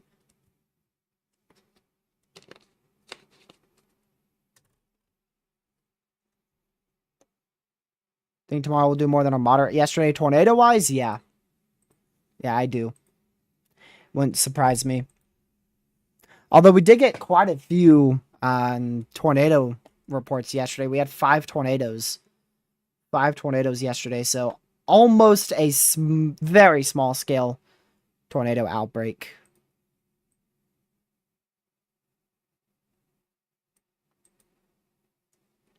We had one in Kansas, one in southwest Missouri, or rather, my bad, one in northeast Kansas, one in southwest Minnesota, another one in southeast Minnesota. Then we had 2 in central Wisconsin. So 2 in Minnesota, 2 in Wisconsin, 1 in Kansas. And that one in one of those in actually west central Wisconsin was actually pretty strong. I don't know if they've rated it yet, but from a radar standpoint, it was definitely quite strong. So I think tomorrow, tornado-wise, tomorrow is going to perform better than yesterday did. Because I think we could see a few. 4. Southeastern Wayne County in south central Illinois, Wayne County in Illinois. I think we could see a few strong tornadoes tomorrow. So there's your new tornado warning. We're going to switch on over to the tornado warning overlay, but we still have that PDS severe for 17 minutes. So that tornado warning was for the northern QLCS area of rotation we were talking about right in here. That's going to go up towards Fairfield, Golden Gate, Mount Erie. Yep, Mount Erie in southeastern Illinois. That is our first tornado warning in quite a hot minute there. First tornado warning ever since 2:20 Eastern. So almost went 2 hours without any tornado warnings. Almost. We went an hour and like 54 minutes without a single tornado warning.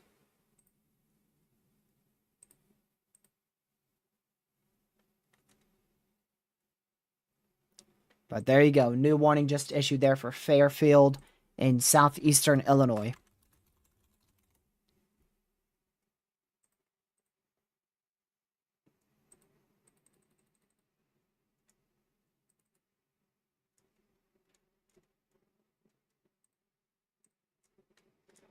We'll keep monitoring that closely. Make sure you're in your safe spot there. Should get a new severe storm. I don't know what exactly what warning, but it will be a severe warning. Don't know if it's going to be significant or not, but at least a severe warning in this general area here is going to be issued here shortly, as this currently PDS severe thunderstorm warning exits this PDS warning and moves into an unwarned area in about the next 10 minutes. So if you do live out here in like generally this area, get ready to go indoors, away from doors and windows. Wheeling, St. Clairsville, Wellsburg. You guys all need to be ready to go indoors, away from doors and windows in East Central Ohio there, as a new severe will be issued shortly for that area.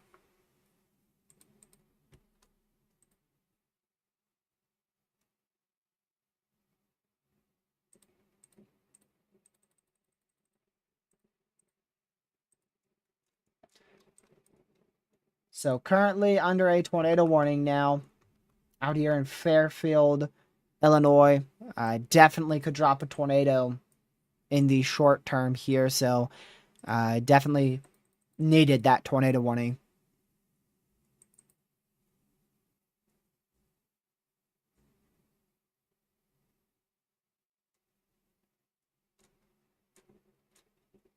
So good call there from the National Weather Service. Fairfield, southeastern Illinois. Make sure you're in your safe spot. Like I said, though, we are getting close to southwestern Indiana now. Ohio, or rather, Illinois, Indiana border is right in here. I don't know where it goes from there. I think it's this right here. Right in there is your Illinois and Indiana border.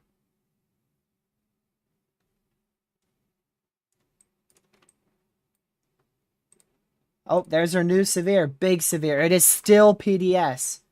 Huge PDS severe thunderstorm warning.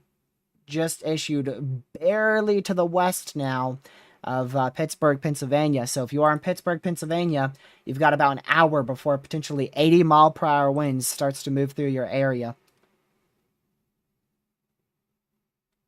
So very intense, dangerous line, dangerous bow echo here, moving through eastern Ohio, approaching southwestern Pennsylvania here over the next hour.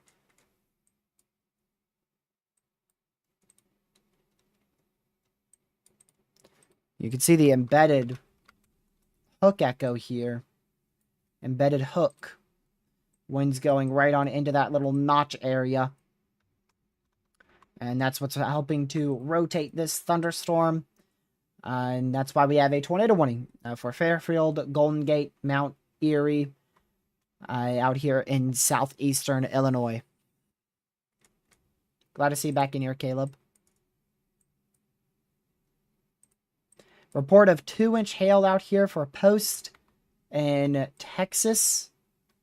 That is still tour possible now for 2-inch hail as well. Just going to keep watching this merger. Definitely still have a mesocyclone there trying its best to rotate. We'll see. We'll see if it's able to really get going or not. Hey, Lucky's alive. First time he's texted me in over 2 days.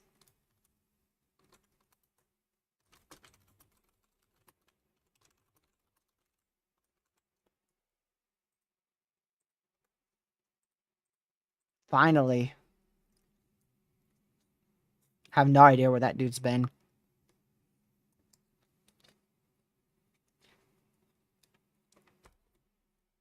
Hurricane background? Yeah, hurricane background.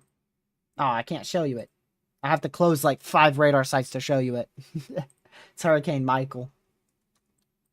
Hurricane Michael 2019, if I'm not mistaken, as it was hitting Florida.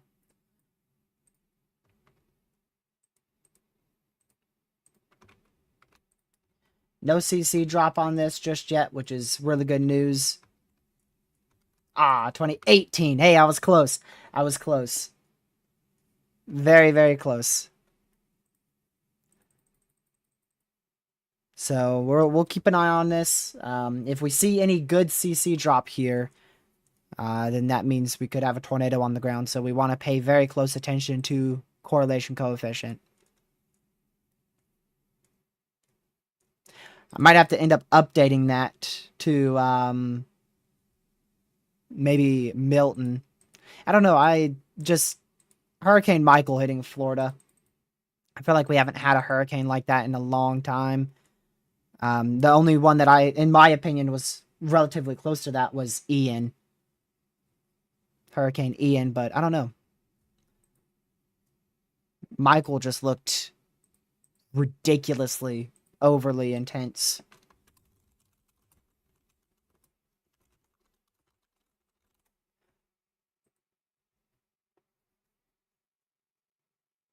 I do remember Ian, though. Remember Ian and how symmetrical that was? Ian was upgraded to a Cat 5 landfall.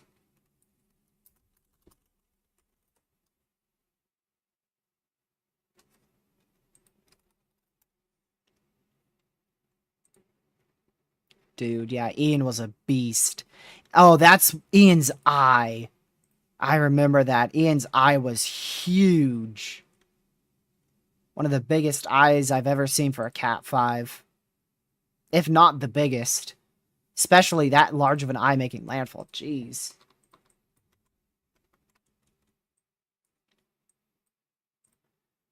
Want to go up here to New York. We have 2 damage reports. Trees, power lines, and power poles down in the town of York.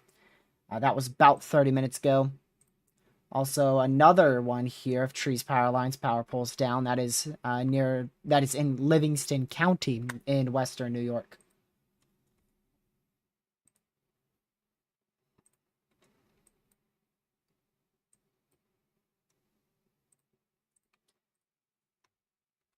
Yeah, I love looking at satellite. I'm a big satellite nerd, huge satellite nerd. So hurricanes from satellite, that's gonna be my background.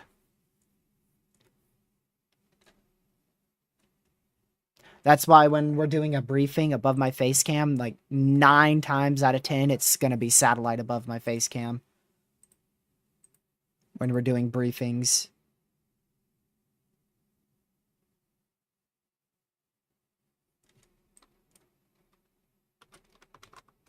Bunch of supercells trying to fire here, but thankfully they have fired cluster, which is that is awesome.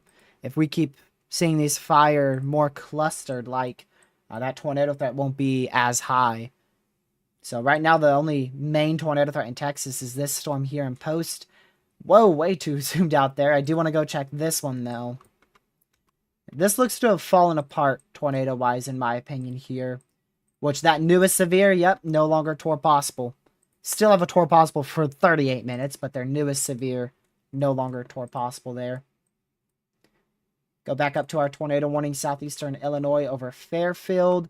Fairfield, you need to be, if you're not in your safe spot here in Fairfield, southeast Illinois, you need to run to your safe spot right now because this could definitely drop a tornado at any given point here. So please run to your safe spot if you are in Fairfield, southeastern Illinois.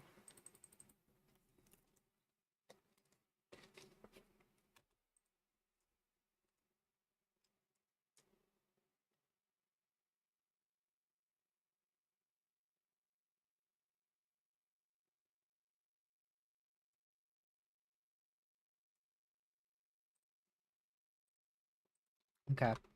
I have no idea, Caleb. I'm here, and whenever I don't want to be here, I'll hit the end button. Like I said earlier, I'll end the stream when I hit that end button.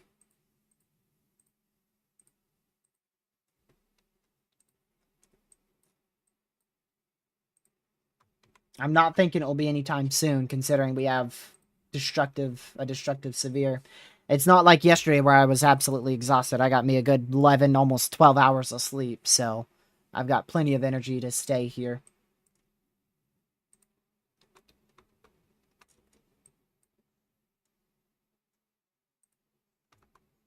Very fortunate that these have fired clustered.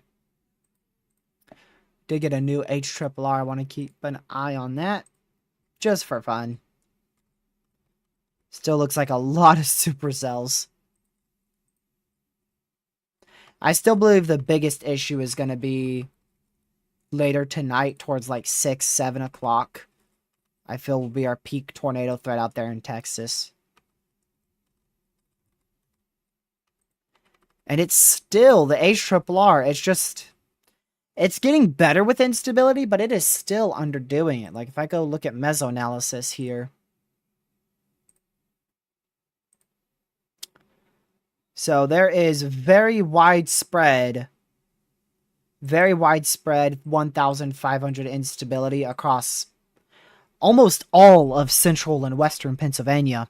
And the HRRR has 1,500 instability in northwest Pennsylvania, but then towards central Pennsylvania, it has closer to like 800, 900, so it's still underdoing it in some spots.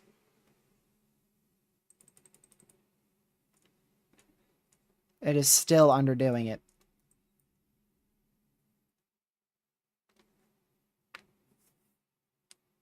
Have fun, Caleb. Actually study, too. Don't go hop on your PlayStation.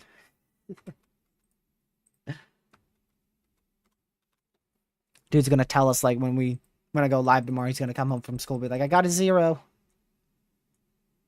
Dude got like a, what was it? Was it a, I think he got like an 8%? 8% or something on his math. It's crazy.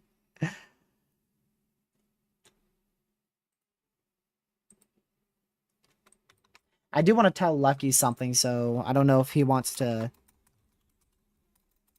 hop on streamer or not. It is a Tuesday, so I know he don't work.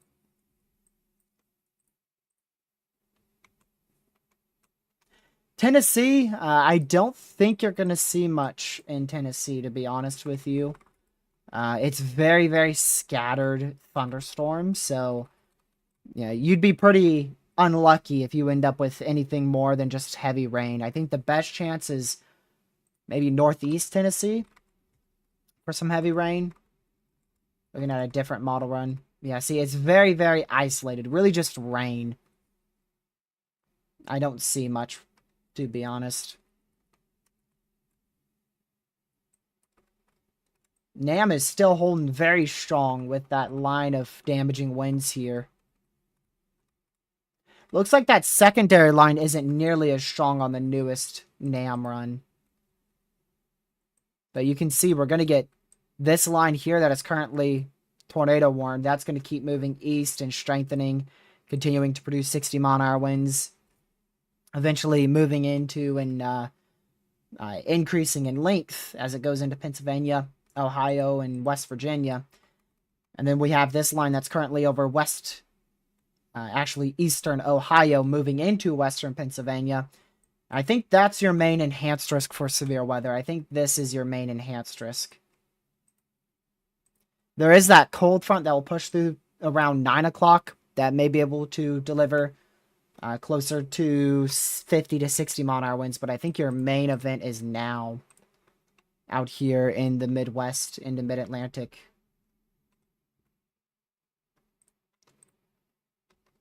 No update on velocities. Nice. I'll have to go here. Yeah, this has 90 mile per hour winds. I don't know about that. But we'll also keep an eye on these areas for potential areas of rotation. Maybe this one in Hopedale. Keep an eye for little areas of rotation along this line here. Never know. Another damage report. Eastern Ohio of trees down. Carroll County, Ohio. Whoa. Tornado warning for southeastern Carroll County in east central Ohio, southeastern Columbiana County in east central Ohio, eastern Harrison County in east central Ohio, Jefferson O County in east central Ohio, northwestern Washington County in southwestern Pennsylvania, southwestern Beaver County in western Pennsylvania, Brooke County in northern West Virginia, Hancock County in northern West Virginia, Carroll, Columbiana, Harrison, and Jefferson County in Ohio, Beaver, and Washington County in Pennsylvania. That is exactly what I was talking about there. Exactly what I was talking about with those spin up little areas of rotation. So they just warned that. You can see multiple little areas to watch. Multiple areas to keep an eye on that could try to spin up as this moves east into Steubenville. I don't know how to say that. In eastern Ohio.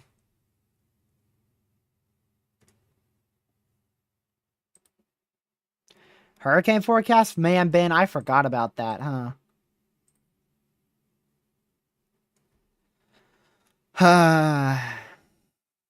I gotta do a hurricane forecast. I normally do it the first Friday of May. That is way too close.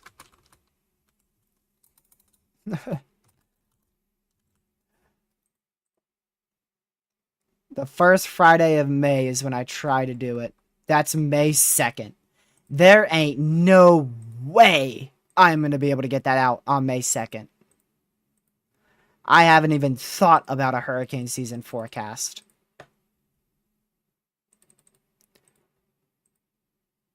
I haven't even thought about that at all.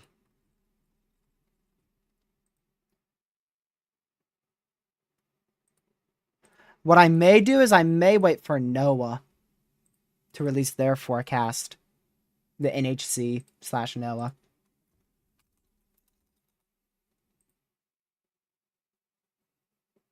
Because I don't think many people have released their hurricane season forecast. We've had too much severe weather.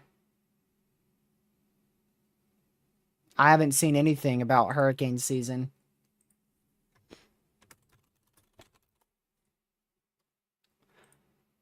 So I guess I'll start some research on it.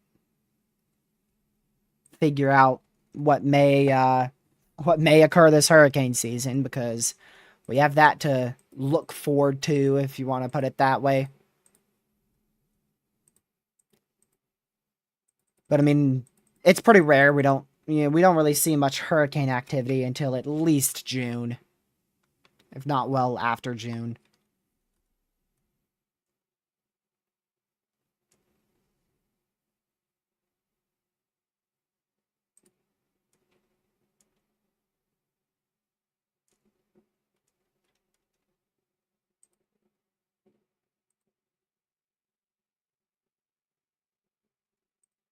There we go.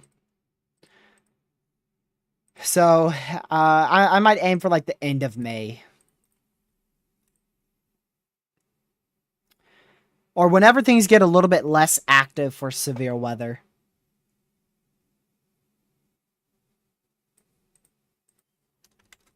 You know, it's no rush, right? Hurricane season doesn't normally pop off till August, so if I get it out in like late May, that's perfectly fine.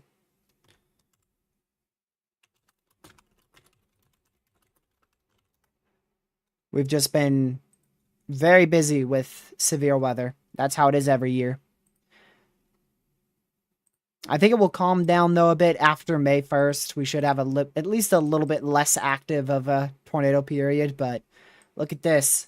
Now that is a signal. That is a signal for significant severe weather. May 5th. That is a good signal for significant severe weather. When is... Okay, that is a Monday. Look at the GFS. Really good signal for severe weather. There's a European model run. Canadian model run, if that matters at all. So it looks like we'll have some West Plains action again. I want to go back to over here. Tornado warning was allowed to expire. Southeastern Illinois, no longer under a tornado warning there. Down to possible severes. Only tornado warning is this one here. For Hopedale, Wintersville. That is about to absolutely slam this area here, border of Ohio and Pennsylvania. Right in this area. So if you are in this region, make sure you're in your safe spot anywhere in that red tornado warned area.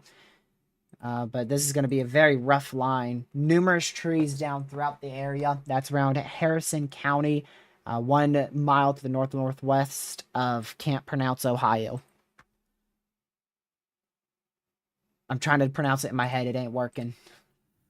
It ain't working. Central Oklahoma? You mean you're in like Norman, pretty sure. I don't know for sure. You're definitely going to get storms. I don't know how severe. I don't think they will be severe, but definitely very heavy rain towards like 10 p.m. Central. All right, we're 2 hours in, so I'm going to take a very brief break just for a moment here. Just give me, like 3 minutes, right around there, and I will be right back. I'll leave you guys on that tornado warning in eastern Ohio into western Pennsylvania. I'll be right back.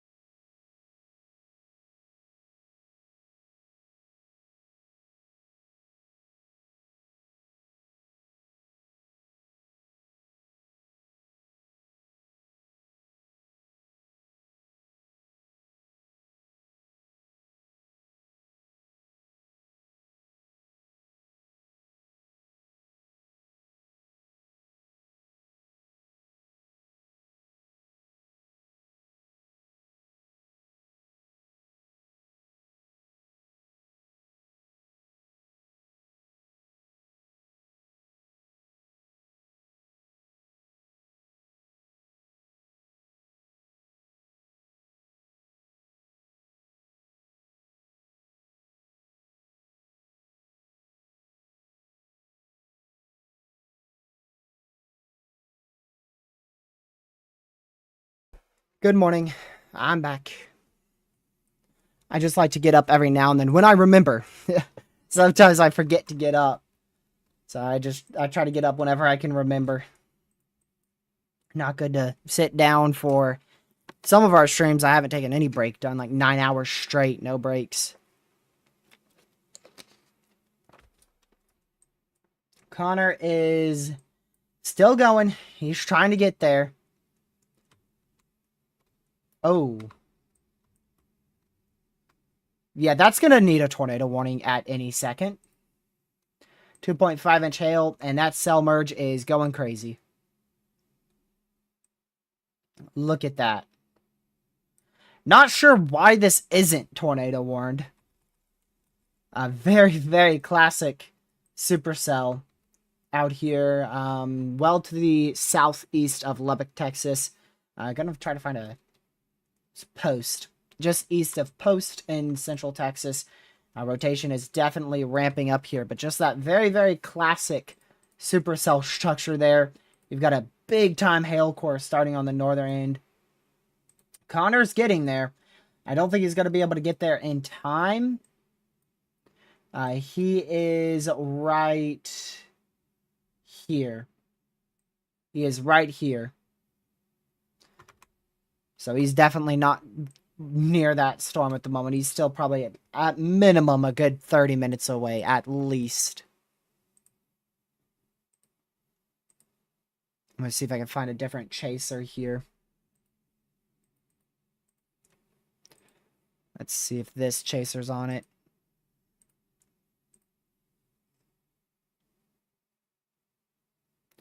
Nope, he's too far east. Got to figure out which ones are on it, which ones are too far from it. I know this one's too far from it. Well, shoot. There's like 5 chasers I know that aren't chasing today. 5 main chasers.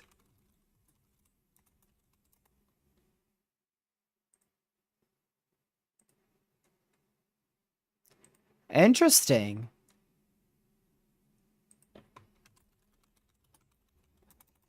They probably need a break. They deserve a break.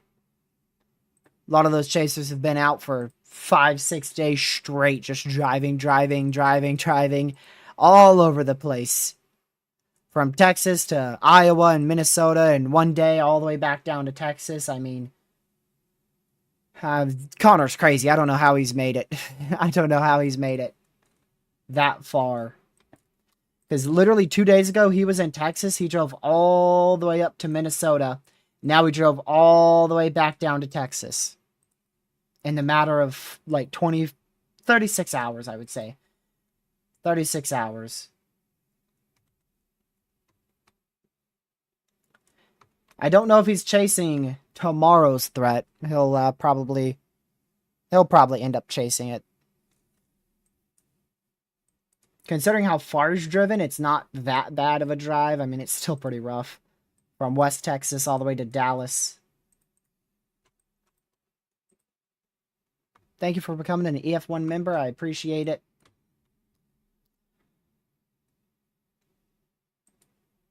Go back over here. That means a lot. Thank you once again for becoming an EF1 member. I also want to go check that storm. Hold on. I want to go back to that. That Southern Storm 2, little hook there starting up. But very surprised we don't have a tornado warning yet for this cell. Very classic supercell structure now. Very, very classic supercell structure here in Texas.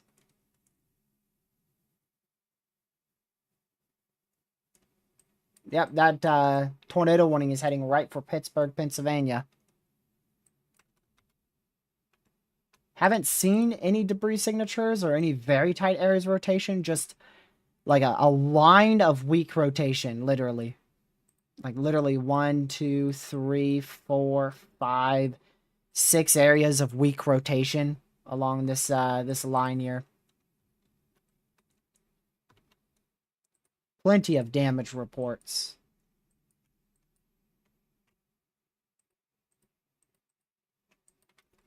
Also, 2.5-inch hail reported there in Post, Texas. This rotation's a little bit too broad at the moment. That might be why they aren't tornado warning it. But that should tighten up very rapidly with such a supercellular structure like this. I mean, that should definitely tighten up very quickly.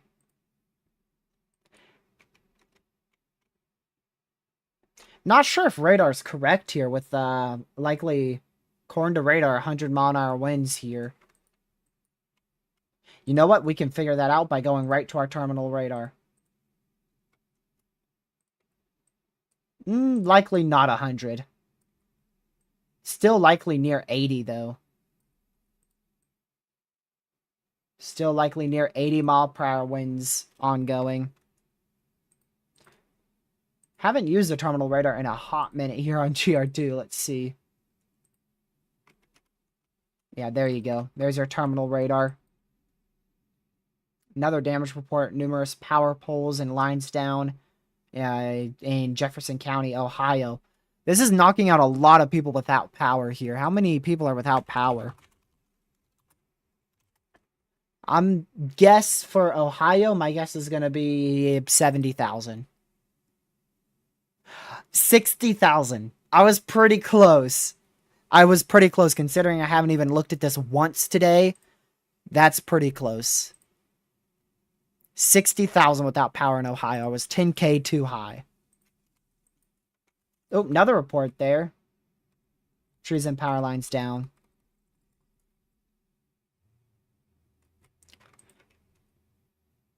Yeah, definitely very significant damaging winds here. Let me go to cameras here.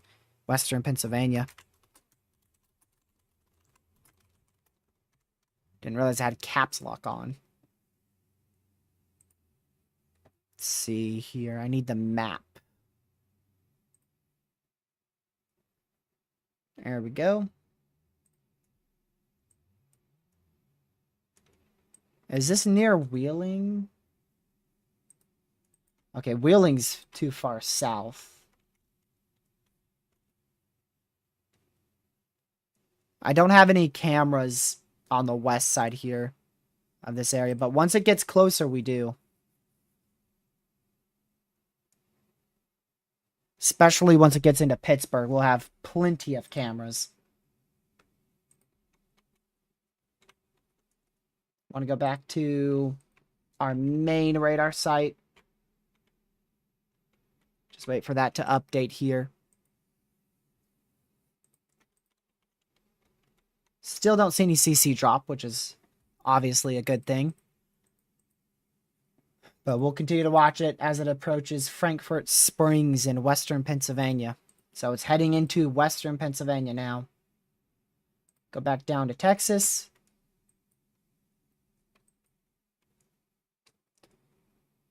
Still, both of these storms, they both look tornadic. Both of those TVSs there, you see the yellow one and the green one. The yellow one looks to be maybe a little bit of corruption, but we'll keep an eye on that. And then we'll also keep an eye on this one, really starting to tighten up on that newest scan there. We'll go way back here to our southwest Texas storm. Definitely some corruption there, but looks like strong rotation. Wouldn't be shocked if that's about to produce a tornado. Yeah, that really intensified. You see it literally wrapped around right there. In 2 frames, it wrapped around. That is likely a tornado happening. Don't think there's anybody way down there. I highly, highly doubt it.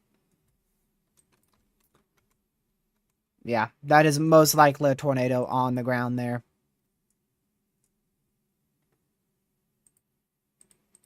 If not, it's very close to being on the ground. I can't confirm it because we're far from radar, but from that signature, I mean, you've got a beast of a supercell. A huge beast of a supercell here with a very sharp hook echo. Flanking line of convection back here. Very strong inflow there as well. 4. East Central Pecos County in southwestern Texas, Pecos County in Texas. There's your tornado warning.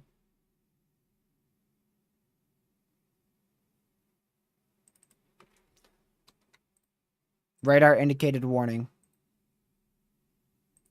So it's definitely capable of producing a tornado, for sure. Remember, tornado warning means a tornado is imminent or possibly even on the ground. So if you're in that warning, definitely want to be in your safe spot. That's along the I-10 corridor, well south of McYammy in southwest Texas. See how many people are in that new warning. 33 people. 33 people in that new warning. 33 people.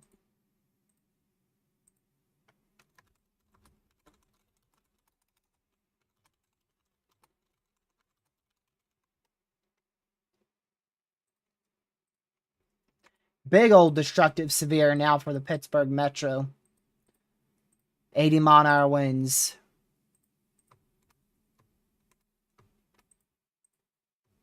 Jeez. That is a beast of an MCS now. This is about to absolutely slam the Pittsburgh Metro. Jeez.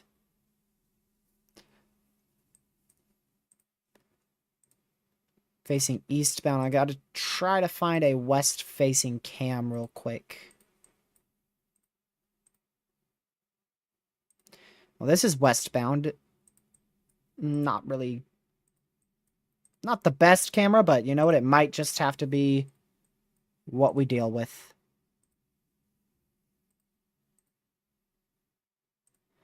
Be better than no camera.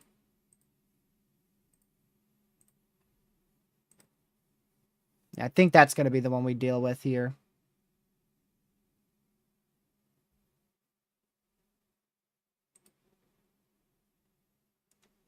Let's see here.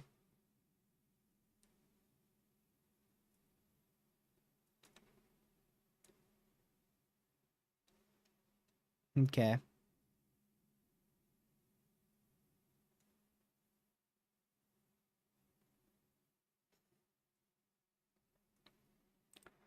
So this is going to be... Let's see where this camera is. It's near Clinton. Oh, Clinton's right there. Okay. Well, what we're going to do is we are going to switch Connor out. Sorry, Connor. He'll be back eventually. He's getting very... Actually, he's on a severe storm right now in Texas. A little prefrontal storm. So Connor's on this prefrontal cell here. Little discrete storm there.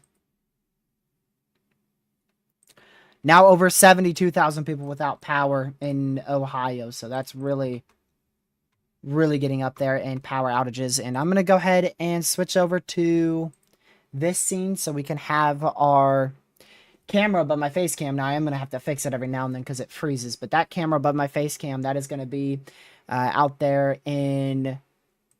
I already forgot. It's just east of the tornado warning. I know that.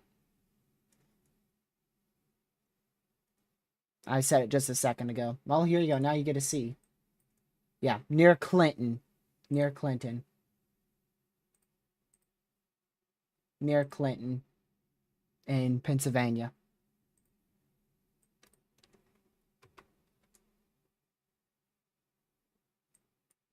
I gotta find it. Clinton, PA. Okay, there you go. So camera's right here looking west. Looking westbound. So it's about to be absolutely slammed. Very, very intense MCS now. You can actually see the MCV that is now formed up here. Look at it. See it rotating? So you literally have an MCV now that is formed in this area. I don't believe, yeah, no longer a tornado warning in place here, but man, we are about to see 80 to potentially 90 mile per hour winds here move straight into the Pittsburgh Metro. This is about to be a worst case scenario here. We're up to 30 severe thunderstorm warnings, so a full-fledged severe weather outbreak is well underway out here. Well underway.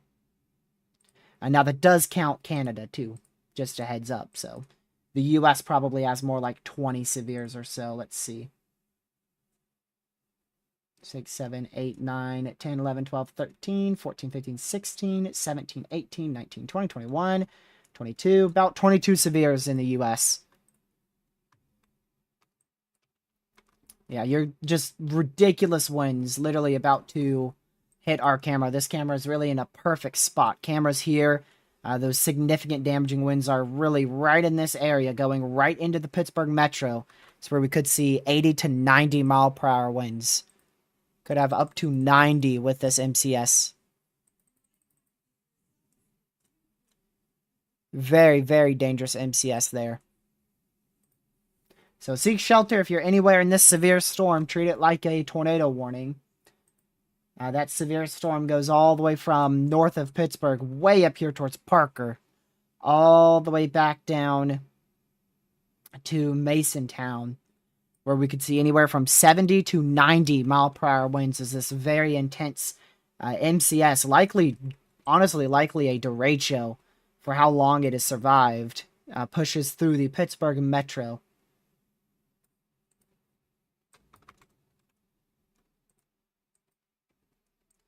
You can see all the damage reports that this has caused. Look at all those damage reports. Started in southeast Indiana and went through the entire central state of Ohio. Now is moving into southwestern Pennsylvania. So this enhanced risk is definitely verified. We'll see about the northern side of the enhanced. That's currently starting to pop off.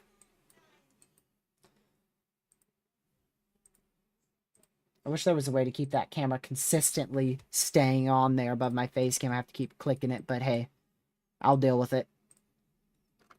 Only tornado warnings back down here in southwest Texas for the moment. That could easily change with either one of these storms as they attempt to rotate in west central Texas. But from here on out, we're now going to stay with just our PDS severe in Pittsburgh, Pennsylvania.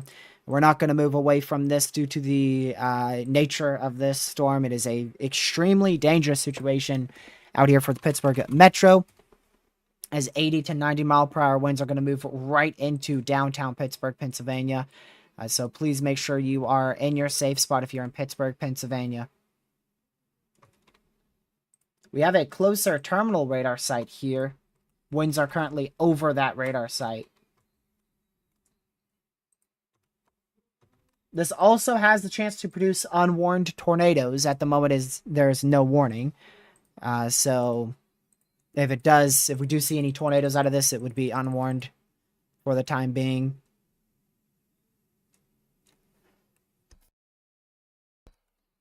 Allergies, man. Acting right back up. Over 2.1 million people in this PDS severe. Over 2.1 million.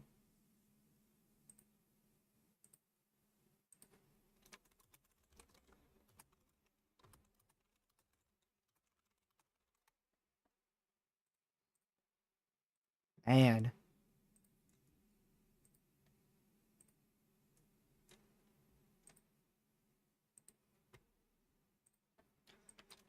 so our traffic camera is about to be hit here very, very soon.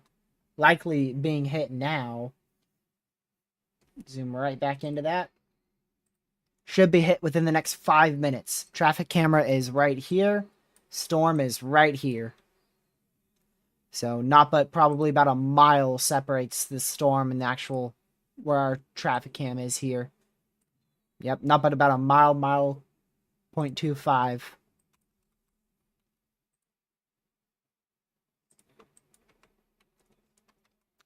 Very intense MCS here. Likely, I believe this is likely a derecho at this point. That huge severe storms. Huge severes there. So right where it's bowing out, which is right in here, that's where the most intense winds are going to be located. And like I said, that's going to go right into the Pittsburgh metro. The absolute strongest winds, according to radar, is going to be focused. I got to zoom that back in right away because it's about to hit our camera. According to radar, it's going to be right here where those greatest winds are going to be focused at. Where we could see 80 to 90 mile per hour winds. Starting to get rain on our camera now. And our camera is shaking a bunch. So the storm has hit our first camera just west of Pittsburgh. Camera is right in here being hit right now. Gonna go full screen to that so you can see it much better. There you go. There's your full screen here. That's in just west of Pittsburgh, Pennsylvania there. Very, very intense winds, likely at around 80 to 90 miles per hour. Zoom right back in immediately. I don't know why it kicks us off like that. This site always has done it.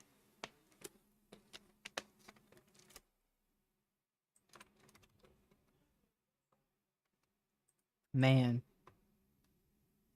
Also, good area of rotation going over the radar site, too. That's near Independence. Look at those rain bands. Look at that. Very, very intense. Very intense damaging winds. Gracious day. Holy moly. I'd be shocked if those aren't at least 80 mile per hour winds. Look at that. Visibility is decreasing very, very rapidly as well. This is heading right into the Pittsburgh Metro. Hopefully that is not our camera being gone. That might be the end of our camera. Oh, yep. It has taken out our camera. We got a camera to the south. It's taken out that one. Even more to the south. It's taken out that one. Way to the south. Okay, there's no shot. Ain't no way it's taking out all these cameras. There's one looking westbound. You could see the rain in the distance about to hit this. This is pretty far south of where the strongest winds will be. We'll stay on this so you can see the rain hit the camera. Here it comes. Look at it. Look at it. Oh my goodness. And now it's over the camera. Just slam the camera. Those strongest winds are going directly over the Pittsburgh radar site right now. Jeez.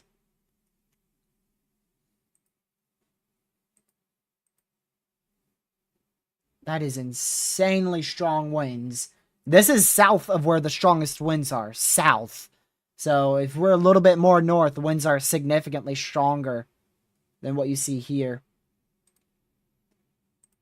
So this is, I think we just lost that one too. Nope, this is the one we were using. It's out. It's knocking out all of our cameras, y'all. All of them. Alright, let's move into... Okay, so that's this right here where my cursor is. That's the town where the storm is right now. So we're going to go find a westbound facing. That one might be good. That might be good as well. Yeah, there you go. So that's a good one. Actually, let's see if we can go a little further. See if we can get any visuals on this from afar. Don't think so. Yeah, we'll just stay with one of these cameras. Find one of these. Yeah, this one's about to be slammed in about 5 minutes or so. About 5 minutes, maybe a little bit longer. And then this camera is about to be slammed. With significant damaging winds of 80 to 90 miles per hour. And this is going into the Pittsburgh Metro. Into the Pittsburgh Metro, Western Pennsylvania.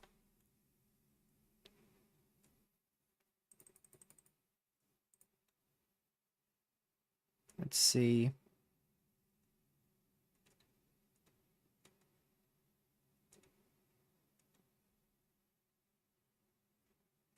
Okay. Still warned for 80-mile-an-hour winds. I mean, it is over the radar site right now. We have lost our terminal radar. The terminal radar is down. Sam literally just said that right as I said it. So we just lost our terminal radar site. I just tried to look at that because it's over our main radar and it was down.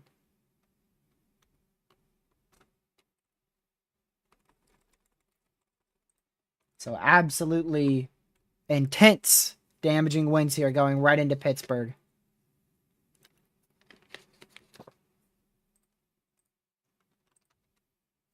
This will approach the Pittsburgh Metro now. The Western Metro of Pittsburgh is being hit right now.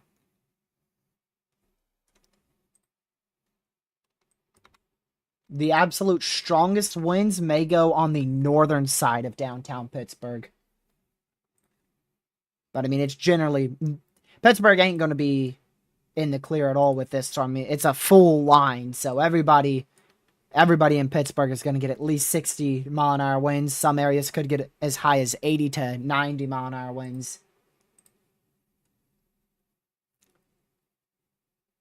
It's a huge line now. Huge line, being a severe line from north to south of about 82 miles. So huge severe line.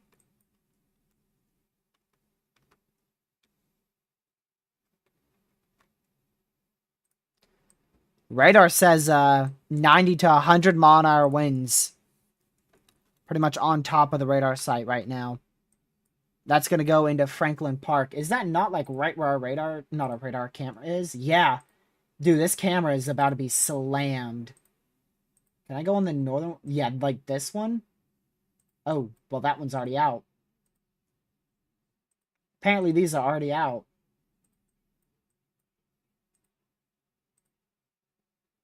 Welp. Already out.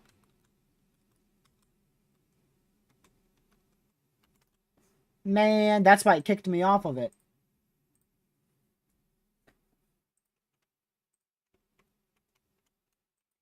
Dang it. Could have an unwarned tornado on the ground south of Augusta or Augustus in central Texas right now. See if we can get one closer to Franklin Park. Come on. No. We need one. Any cameras survive. I had hope for that one for a second. What I'm going to have to do is I'm going to have to quickly switch you guys over to this scene. Try to completely refresh the site.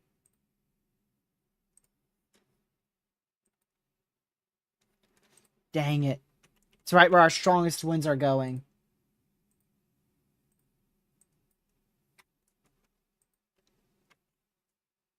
Yeah, it's knocked out all the cameras around Franklin Park.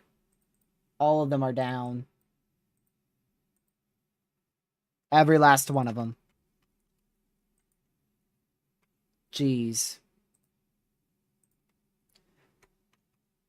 Let's see here. Yeah, this one may be on the ground here. With the ZDR drop, spectrum with increase, CC decrease, hook echo, velocity being that gate to gate. Likely an unwarned tornado on the ground there. Just to the northwest of Justisburg in central Texas. We could easily have an unwarned tornado on the ground here at any point east, rather on top of Pittsburgh. You can see this line here of embedded areas of rotation. Like I said, it's really going to slam the northern metro of Pittsburgh. So like Perrysville, McKnight, Westview, those areas are about to be hit really, really hard.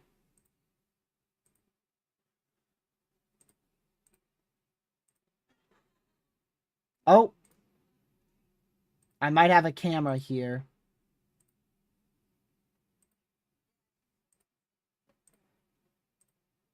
Let's see. Yeah, I got one in Bradford Woods. It's very low definition, but hey, better than nothing. Let's go back to our full screen here. Finally, at least one camera that I have found that's alive. I'm not gonna try to click off of it. It's about to be hit in like 2 minutes here, so we're probably gonna be losing it at any point.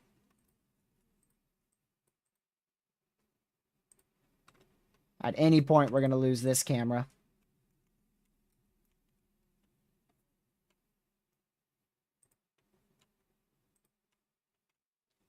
You could see the rain. See the rain shaft way back here? I'll try to draw it. Hopefully it doesn't kick us out. Right here is the rain shaft. So all that rain is pushing this way. It's about to slam this camera. Could get... Hey, this is right along it, so definitely could see 80-mile-an-hour winds here. Here it is. Hitting our camera. There you go. Up to 80-mile-per-hour winds here. Where this camera's located.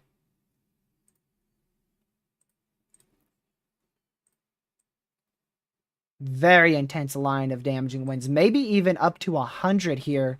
Could see up to 100-mile-per-hour winds over Franklin Park. That is in Pennsylvania. Which is just barely to the south of this camera. It's to the south of this camera by about 2 miles. There's your sidewinding rain. Rain's going sideways there. Look at that. Very, very, very intense. Oh, that might be it. We might have just lost it right there. Nope. Came back. It kicks you out every now and then sometimes it just completely kicks you out once the camera's down. Holy moly.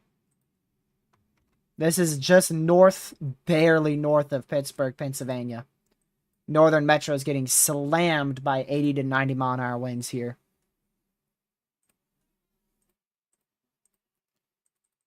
Man.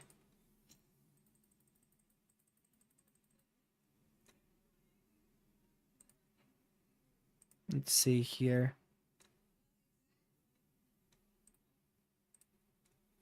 We're going to go see if we can find a different camera right when this kicks us out, because it's going to.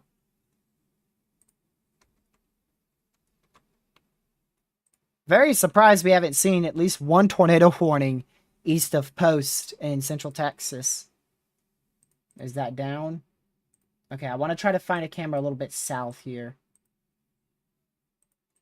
I bet none of these are going to work. This is where that gust of up to 100-mile-an-hour winds went through right here. Down, down, down, down. I mean, it's not even giving us a picture, let alone a video. Look at that. That's crazy.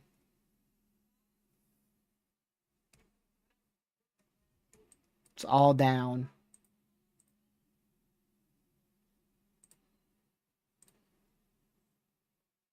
Okay, this is just... These cameras are just simply fully gone. Fully gone there. That's the camera I was just using. That's literally, like, that's the only camera that has survived at the moment. And it looks like the winds, the worst winds have passed.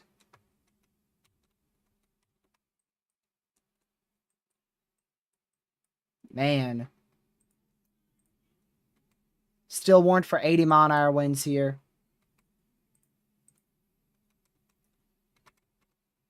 Just crazy winds. I'm going to go ahead and go back here to this scene. No longer under a tornado warning anywhere in the U.S. Here's a report. Trees down. Let me actually quickly switch to this. 62-mile-an-hour wind gust there. 70, yeah, 62. Gust of 71, actually, on that. And that was west of where the greatest winds were. No mesonets right in the middle, at least according to this.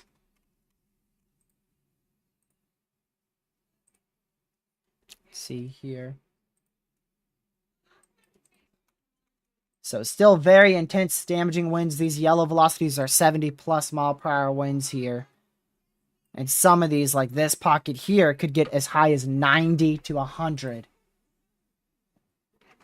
So very, very strong damaging winds there. Very intense. Pretty surprised this is still not tornado warned here in Central Texas. The one Connor's on is this one right in here. So we'll keep watching these as they try to conditionally produce a strong tornado. Like I said, we could have had a tornado at any point here along this line. I'm looking for CC drops. Way too difficult to see if anything's a debris signature. But that just went right through the Pittsburgh Metro, so wouldn't be shocked if Pittsburgh has literally no power. Especially north of Pittsburgh, Pennsylvania.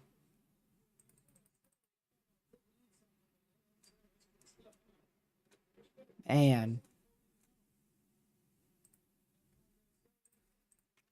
so still a PDS severe thunderstorm warning for 80 mile an hour winds, potentially up to 90 in this orange warned area here. Those greatest winds of 80 to potentially as high as 90 is right over the Pittsburgh Metro, moving to the northeast, now going towards Freeport, and then eventually Ford City over the next 30 minutes or so. Which we don't have any cameras up there, believe it or not. None of them. No cameras that far to the north. Very intense winds there. We'll see what damage reports we get. Let's see. Yeah, both of these all three of these need to be watched closely. All three of these Central Texas have the potential to drop strong tornadoes here over the next hour, as they are all right around, pretty much on that boundary. Connor Croft has an awesome view of this storm here. This storm here north of Sweeson in Central Texas. Let's go over to him. Go right over to Connor Croft. There you go. Awesome view of a huge, what I believe is a huge mesocyclone that is now formed. Wall cloud would probably be just barely above my face cam, somewhere in here.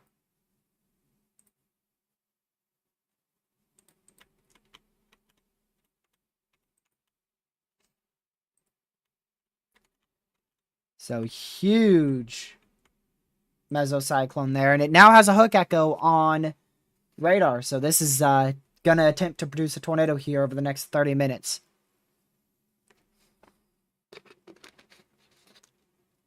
Still a Wi-Fi and power. Awesome. Yeah, south of Pittsburgh, the line wasn't nearly as strong. It was very intense north of Pittsburgh, including downtown Pittsburgh.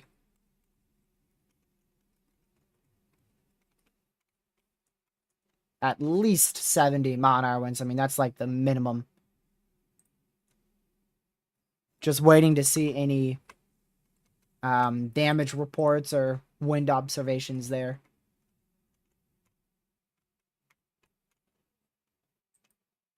So this storm is in Texas. The one you're looking at on Connor Croft's feed is in Texas here. It is right along the Highway 83 and 82 intersection. Well to the northeast of Jayton in Central Texas. It's actually getting very strong rotation too. That I'm 90% sure that is a wall cloud. You could barely see it above my face cam right there.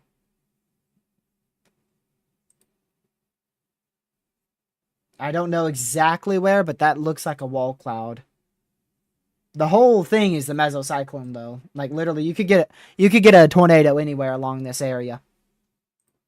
The entire thing is a mesocyclone. Just trying to figure out where the tightest area of rotation is, where it might be trying the hardest to produce a tornado.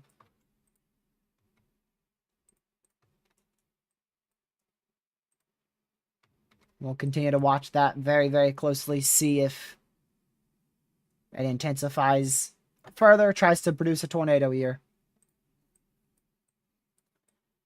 Another update on that storm in, yeah, see, Connor just went a little bit more left there. I can't tell exactly where. It's either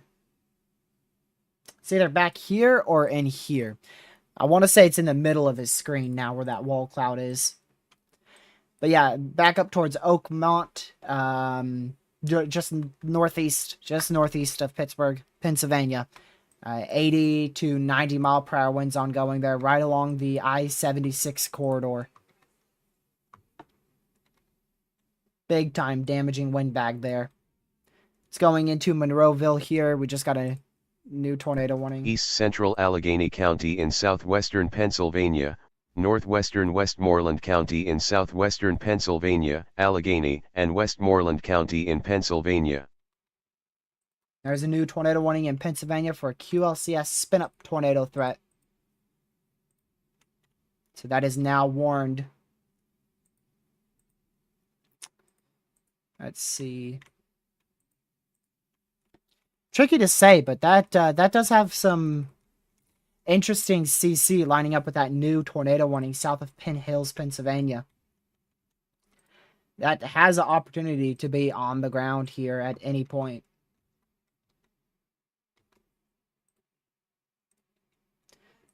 That tornado warning is not for the storm that Connor's on. Connor is out there in central Texas. Huge mezzo there. Strong rotation trying to spin up. Don't see any very well-defined rotation here on Connor's feed, but as the storm gets closer, we probably will.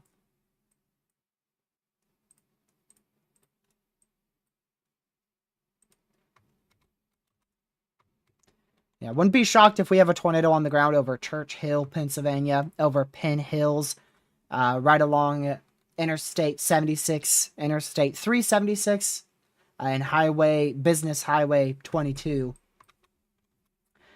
Just to the northeast of, actually dead east of Pittsburgh, Pennsylvania. If that is not producing a tornado, then it is producing upwards of 90 mile per hour winds.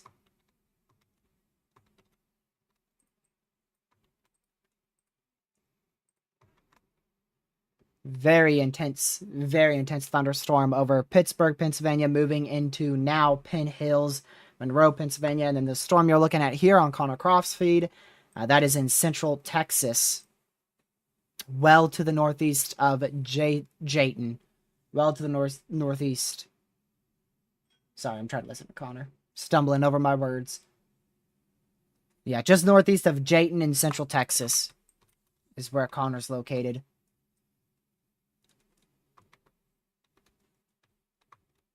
Connor is about 21 miles northeast of Jayton, Texas, which is where this storm's located. V, we've had a very long-lived, intense MCS potential derecho. Tracked all the way from southeastern Indiana through all of central Ohio and is now producing 80 to 90 mile an hour winds in western Pennsylvania. For you, you're still good. Some rumbles of thunder to your south, but you're still good out there in central Indiana.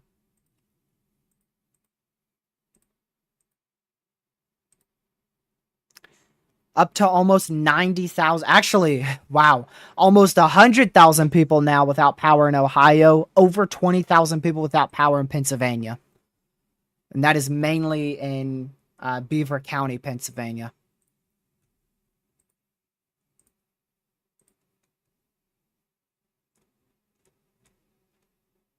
Man.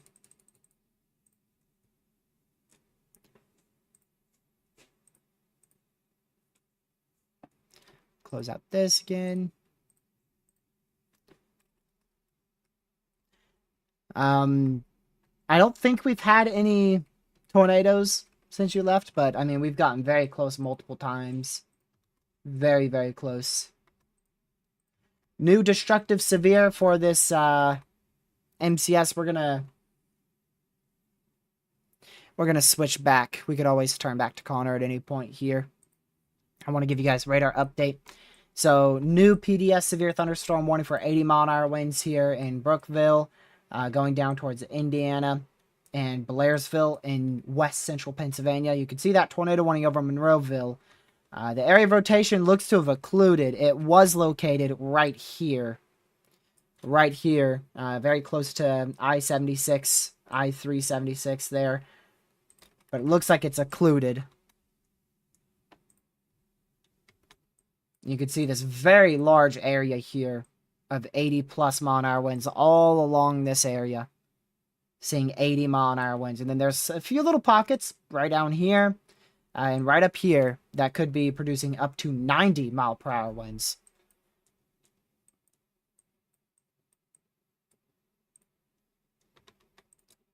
Good news is that far southwest supercell died off east of Fort Stockton, Texas. This is the storm Connor Crofts on here right along Highway 82 in central Texas. And then still watching this supercell, but it looks like the hook occluded. Not too long ago, about give or take 10 minutes ago, this was an extremely, extremely classic supercell. Extremely classic supercell. And then we potentially had an unwarned tornado here. There was a potential CC drop here south of Augustus in central Texas. So a lot of activity has happened here over the last hour. Welcome, Catman. Glad to see you in here. Very active day. It's performed, I'd say, as expected.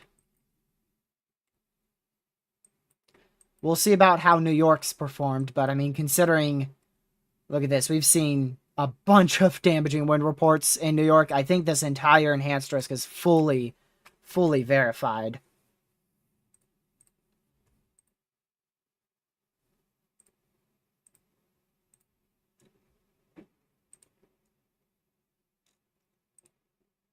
Today definitely performed much better than yesterday's threat. And like I said, yesterday was a moderate risk. A lot more widespread today, too. We've seen reports of damaging winds and hail all the way from southwest Texas all the way into almost upstate New York. Both days were actually very widespread. I mean, yesterday was from central Minnesota all the way down to southern Texas, so both days have been very widespread. Just today's performed better at the moment.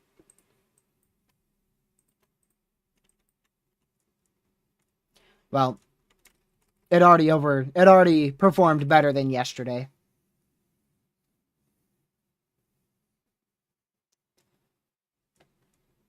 We've seen at least, I'd say at least 5 tornadoes now today.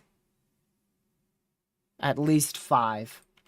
Damaging winds up to, we already had observed 90-mile-per-hour winds this morning, so. And then we've had up to 3-inch hail in Texas.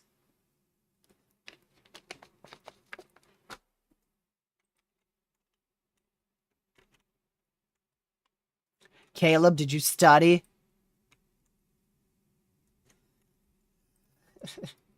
Can't be getting those 8% on any tests or anything like that.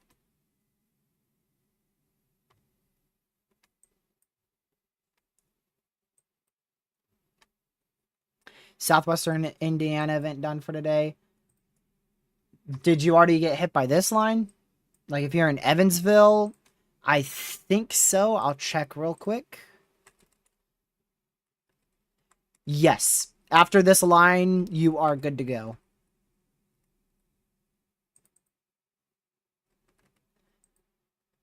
After this line, you are good to go.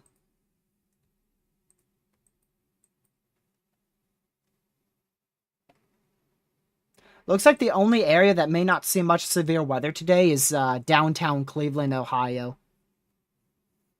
Cleveland, Ohio looks to have been spared from the main enhanced risk. And like I said, I really think we've seen a derecho today. I believe we have tracked a derecho on this stream. We started upstream right here when this was going over Dayton, Ohio, producing, 70-mile-an-hour winds, I believe. That's when we started up. We've tracked this thing all the way from Dayton, Ohio, all the way into western Pennsylvania.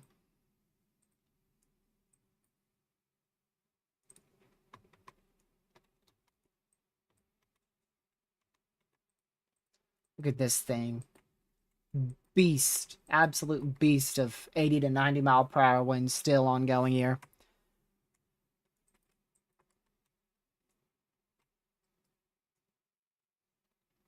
Still under a tornado warning. Still have this tornado warning here. Well, it just expired right in front of our eyes. You see that? There you go. No longer under a tornado warning. Storms in Texas have clustered up and become messy, so tornado threat should remain a little bit lower with these cells. But the one Connor's on, this one here, new severe on that 1.5 inch hail, 60 mile an hour winds, that should still have a chance to produce a tornado. Central Oklahoma, yeah, that's going to be a while before it gets up there. You're looking at very, very late tonight. Few storms will move through, though, in like 3 hours, but main event in Central Oklahoma is going to be 10, 11 o'clock tonight. And it shouldn't be that bad. Hoping it won't be that bad.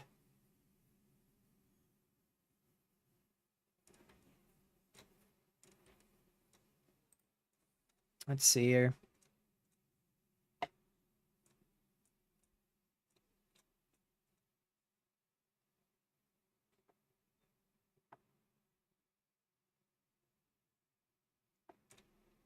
So that line that just moved through Pittsburgh, Pennsylvania. It is the third strongest wind gust that has been reported at the Pittsburgh airport. So that's one of the strongest storms we just tracked that hit Pittsburgh, Pennsylvania. Third place for the strongest wind gust recorded in Pittsburgh airport.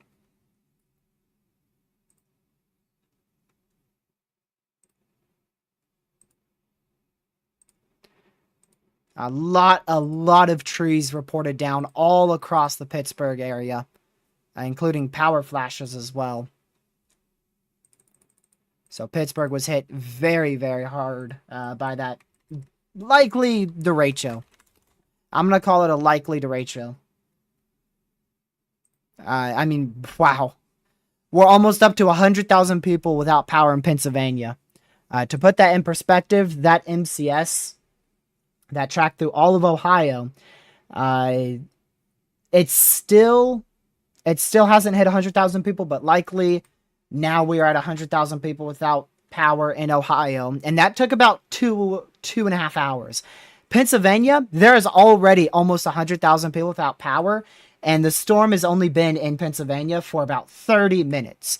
So this storm is significantly stronger in western Pennsylvania compared to what it was in Ohio.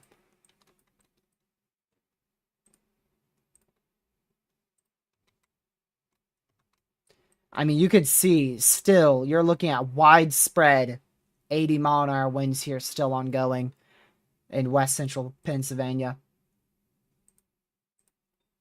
Very, very intense MCS to likely derecho here.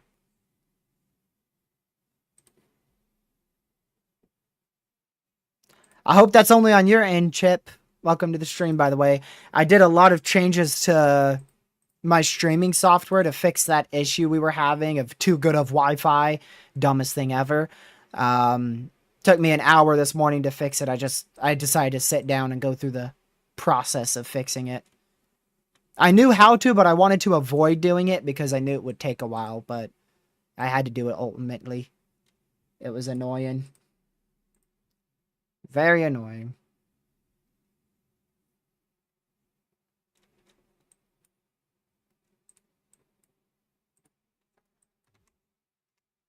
Let's see. Strong rotation trying to pick back up here. West of Dayton in central Texas.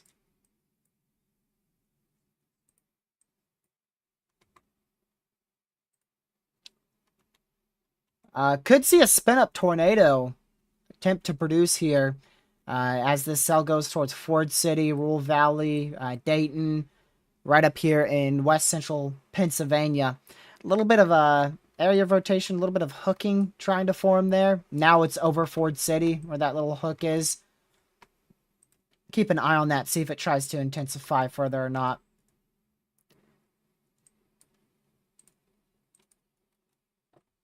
Look at all those damage reports. Jeez. Numerous trees and wires down throughout this area. That's south of Pittsburgh. That's in Bethel Park. Probably mispronounced that. No reports from where our storm was the strongest right in here. Nobody has reported anything around the Franklin Park area.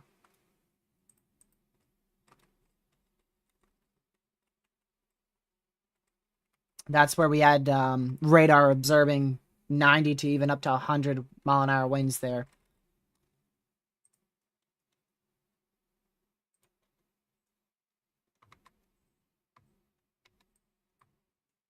All right. Yeah, we did lose that tornado warning once again. That tornado warning for Murraysville was canceled.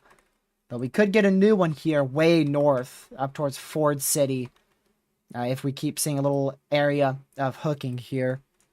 They probably have no power, yeah. That's definitely something that's possible.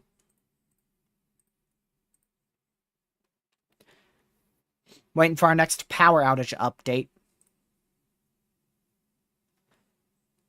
Still, southwest Missouri is also about 60,000 people without power there in southwest Missouri due to that 90-mile-per-hour MCS that moved through earlier this morning. So we've had wonder if we've had almost 2 derechos. I don't think this one is going to hit derecho qualification because it went sub-severe in south central Missouri. But that Tracton was a severe storm in this whole area here. Produced 90-mile-per-hour winds observed in Springfield, Missouri. And it's still ongoing. We're still seeing widespread damaging winds, but it's a lot weaker now. And it's finally starting to die out. There's just a small portion left of that. I'm going to call this one an MCS because I don't think that produced a wide enough swath of damaging winds to be a potential derecho. But that's finally starting to die out now. And the one that's currently in Pittsburgh, we started... that started being a 50-mile wide severe storm here in southeastern Indianapolis, and it's tracked through this entire area here, producing widespread 60 to 70-mile-an-hour winds and isolated 80 to 90-mile-per-hour winds. So I think this was a derecho. I believe this one was a derecho. The one that went through Cincinnati, Dayton, Columbus, Pittsburgh. And it's still happening. Needs to be 50 miles wide, Catman. Needs to be 50 miles wide. Lengthwise. So, for instance, from this point to this point here, that's 113 miles wide. It needs to be a 50-mile wide severe. At least. And then it needs to stay severe for at least 240 miles at minimum. Absolute minimum. And it has stayed that the whole time. Yep, you're good. You're good. If you're south of Pittsburgh, like around this area, yeah, you're good to leave your safe spot. Still raining outside. There's still some lightning in the area, so, maybe don't go outside for a couple more minutes, just in case. But it's mainly just light to moderate rain now.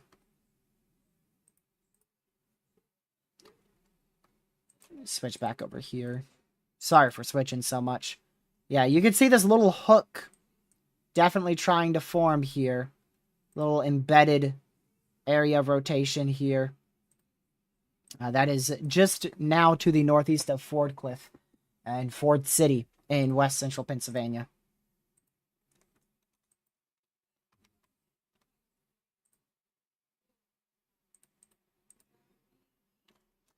Here's the loop of this. I want to loop it all the way.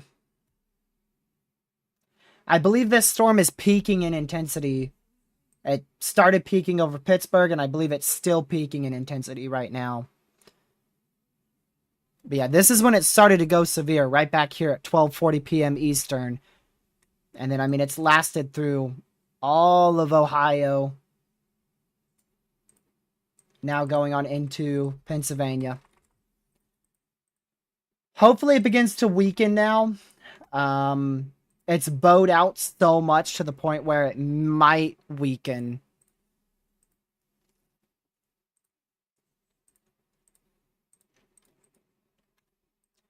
Let me see here. I want to see the environment in front of it. We got a mesoanalysis about 27-ish minutes ago. Yeah, environment is becoming a little bit less favorable, especially east of State College. Once it gets towards State College, right around that area, pointing east, it's in a much less favorable environment.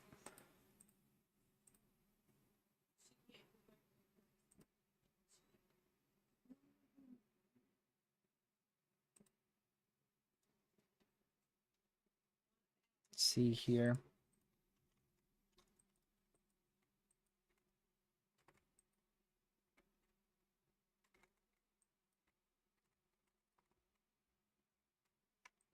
Still continuing on eastward. New severe, still significant, but no longer PDS. It could be upgraded in the future. Going into Clearfield, Pennsylvania now.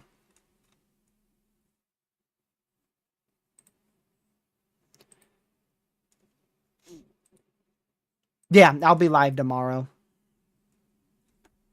Yep.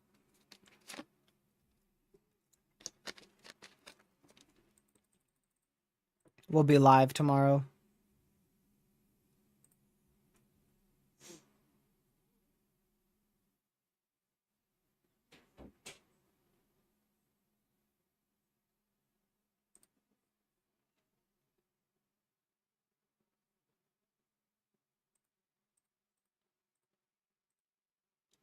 Let's see here.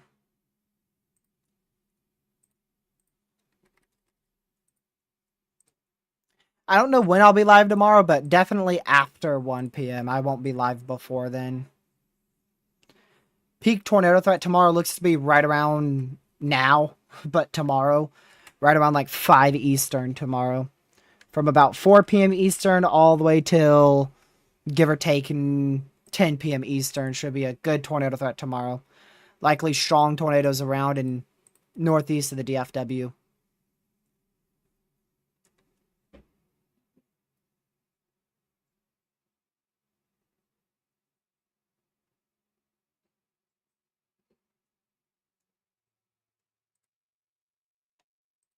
Okay.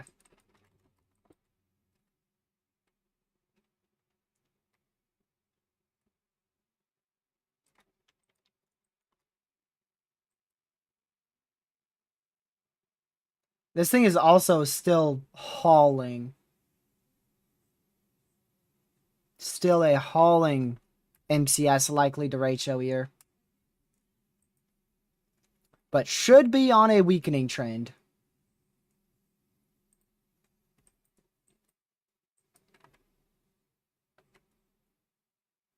We're going to keep seeing isolated severe storms out here in southern Indiana, southwestern Ohio. And then we'll definitely need to keep watching Texas. Texas is probably going to become the #1 area we watch here pretty soon.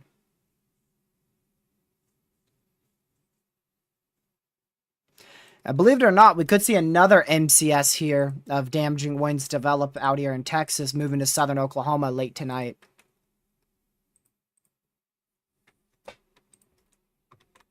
What a day. Already 3 MCSs, and we could get a 4th one.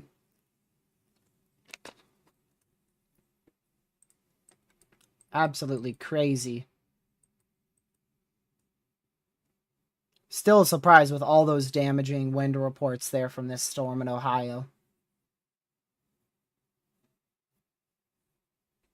This thing produced a swath of 80+ mile-an-hour winds ever since west of Zanesville all the way to eventually when it hits Indiana and Brockway, Pennsylvania.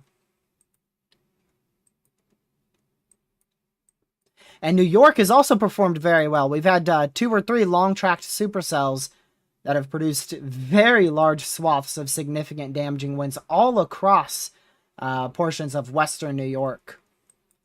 So these risks have verified very, very well today.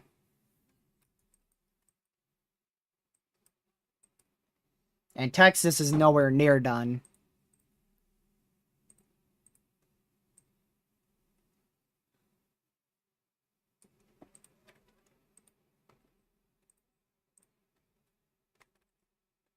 Yeah, the HRRR last night did horrible with today's event.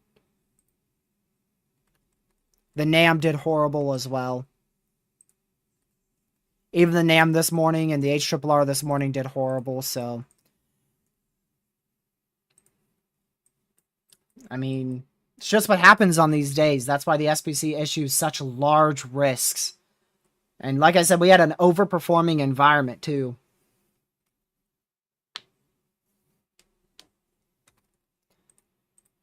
The good news is I have some good news here. It's hard to find good news, but I got some good news.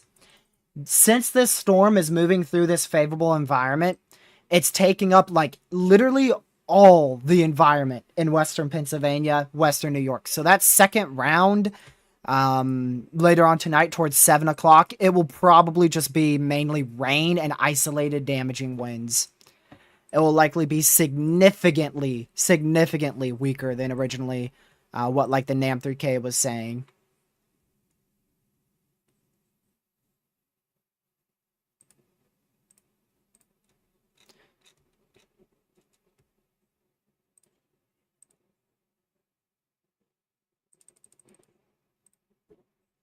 Oh, yeah. Today easily could have verified as a moderate for wind, for sure. Easily could have verified as a large moderate, like in this area here. Easily. But confidence in a line developing was literally very, very low on exactly where. That was the issue. They knew somewhere in here, we knew there was going to be an MCS, but where, we weren't sure. And it ended up being from southeast Indiana all the way through central PA. Still ongoing, too, for 80-mile-an-hour winds. Still a very large pocket of 70 to 80-mile-an-hour winds here. Now, we're getting further from the radar site, so this velocity data is going to be a lot less accurate from here on out until we get to the State College radar site. So right now, if we compare... I want to compare the two. Pittsburgh radar site is 53 miles from the storm. State College is 66. So in about 30 minutes or so, we'll switch the Pittsburgh radar site to the State College radar site.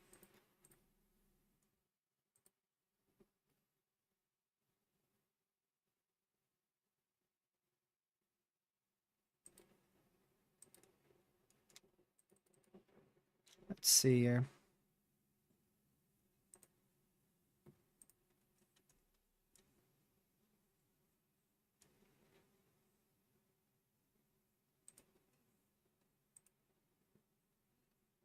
Oh.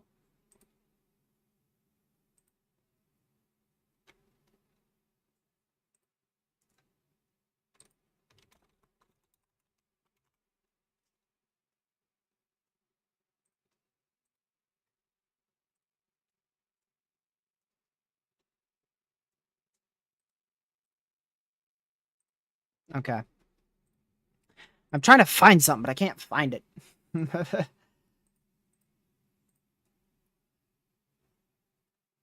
Let's see here. Maybe...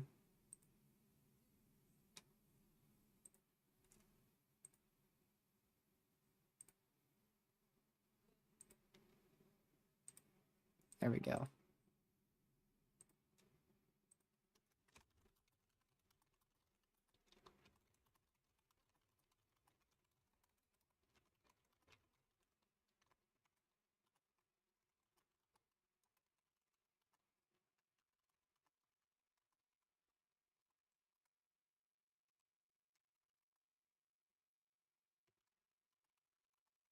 Give me just a moment.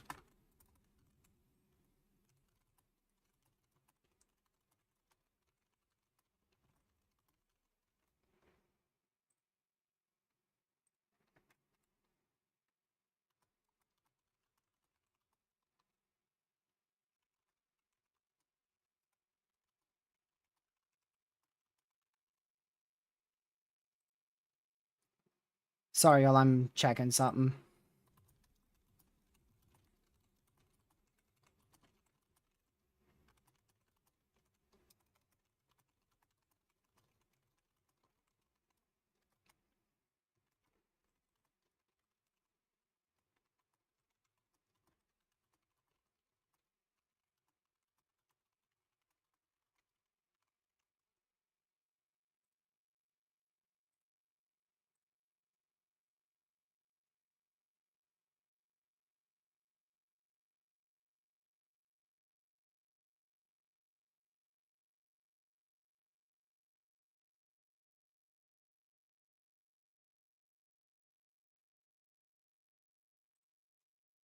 Okay. I apologize for me being quiet. I had to text someone. All right, let's see power outages here. Ohio is over 100,000 people without power, and Pennsylvania is almost at 120,000 people without power. Jeez. So, in like the last 10 minutes, about 20, oh no, 40. About 40,000 people in Pennsylvania has lost power in the last 20 minutes. That is crazy.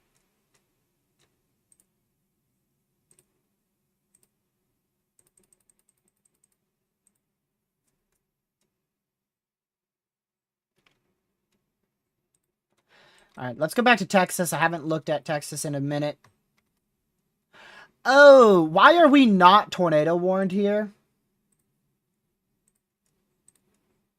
Let me just check this a little bit closer. Yeah, why are we not tornado warning this? Elevated or not, that sucker is trying to plant a tornado. I'm not too sure why this isn't warned. When you have probably about 100-mile-an-hour rotation, it's not very tight, but it could still easily produce a tornado.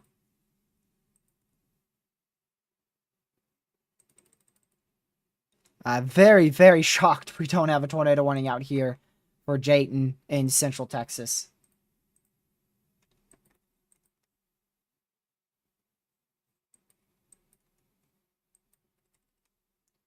Man. Still just looking at this MCS. I mean, you don't see something like this often out in the northeastern U.S. I'm going to clear everything up and just loop it for a second. Turn off all this stuff. Like, this strong of a bow echo, you just don't see often here. Oh, forgot to disable tornado warnings. You see that pop up. But that is insane. Especially, like, right here, west of Pittsburgh. Gracious day. And then east of Pittsburgh, too. I mean, it's just... I haven't seen something like this in western Pennsylvania in a long time. It probably happened last year. Considering how bad my memory is, it probably happened last year, and I just don't remember it. PDS, severe thunderstorm warning now issued out here in Benjamin, Texas for 2.75-inch hail. That's baseball-sized hail. That's in Knox City as well, in Central Texas.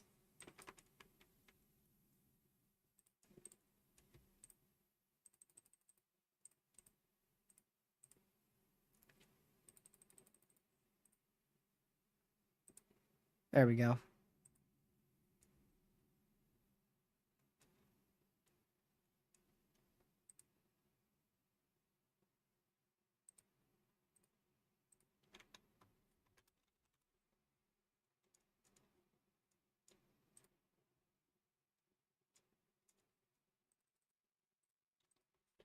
So we're going to keep watching this MCS here as it moves off to the east.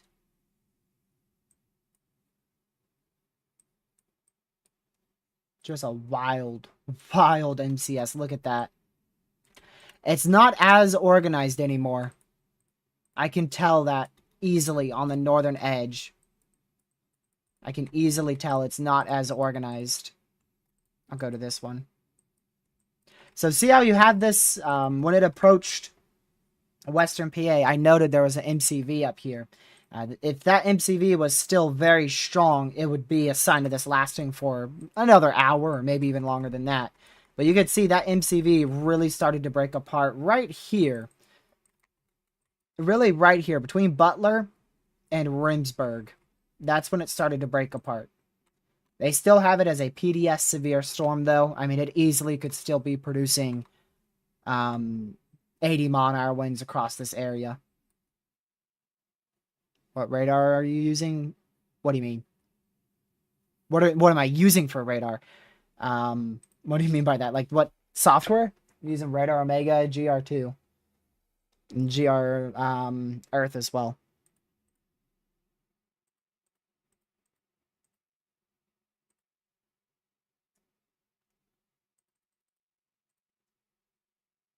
Let's see here.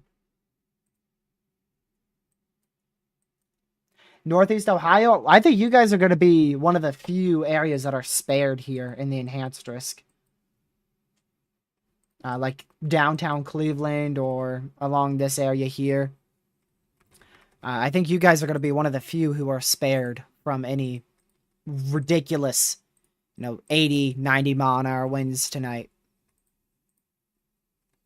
I still wouldn't rule out some thunderstorms, potentially up to 60 mile an hour winds towards like 7 Central, 8 Eastern tonight. About 2 hours from now. I forgot what you call it, but it's where thunderstorms fire over the lake. Yeah, that's possible. In about like an hour, 2 hours from now. It's possible you see that. I don't think it's called sea breeze. I believe that's Florida. That's what happens in Florida.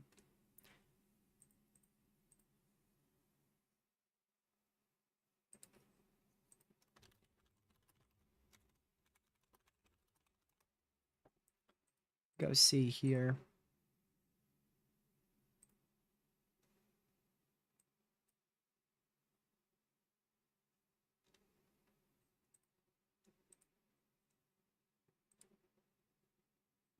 I believe yesterday is up to 6 confirmed tornadoes now. So yesterday, actually had quite a few tornadoes. Because they can happen under the radar sight. I mean, I believe the main ones we saw, though, I believe those were in southwestern Wisconsin. What just happened? They just upgraded all these severes to PDS. Lord have mercy, there's a 4-inch softball-sized tail. Observed softball-sized tail. There you go. So we got softballs here and baseballs here. That came out of nowhere. So observed 4-inch hail ongoing just a little bit north of Jayton in central Texas. Connor's pretty far from the storm. He's not in the best vantage point of it. He has some cool looking clouds, but nothing that's very, very interesting, at least at the moment. Now, if I saw it in real life, I'd be screaming and hollering. But for Connor, it's not much.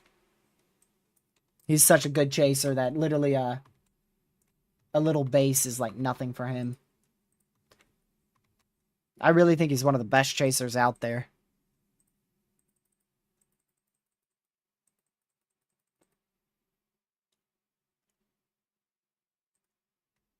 Here we go.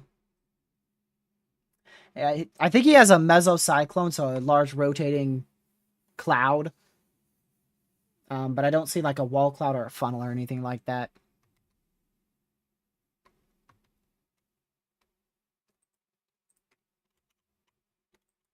Softball sized hail. Look at that.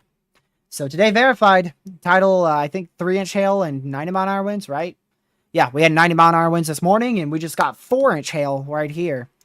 And then we did see at least minimum 4 or 5 tornadoes today.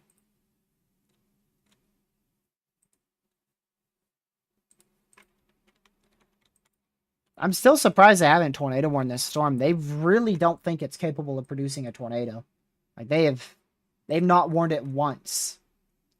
They've been very confident that this area of rotation is just not actually rotation and like the radar's lying or something.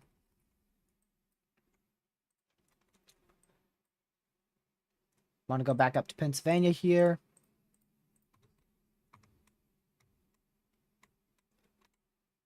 Yeah, they're probably going to keep this at 70 because it looks like the line's weakening quite a bit.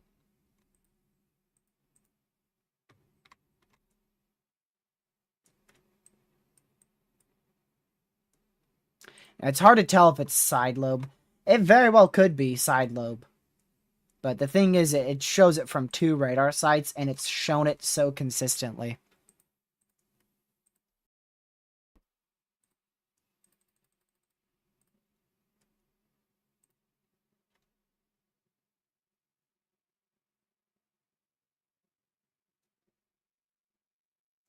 Let's see. Is there a Guthrie, Texas? How do you spell that? Guthrie, Texas. Oh, that's over here. Yeah, so this storm definitely has observed 2.75-inch hail for sure. We got a report there of at least baseball-sized hail.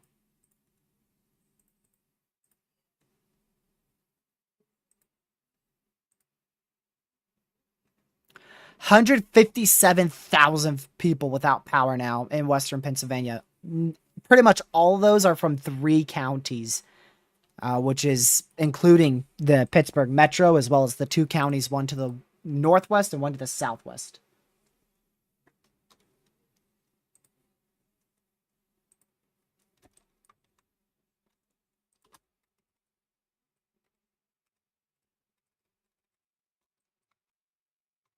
Big time hail. I think these are going to turn into big time hailers. I don't think they're going to pose much of a tornado threat anymore.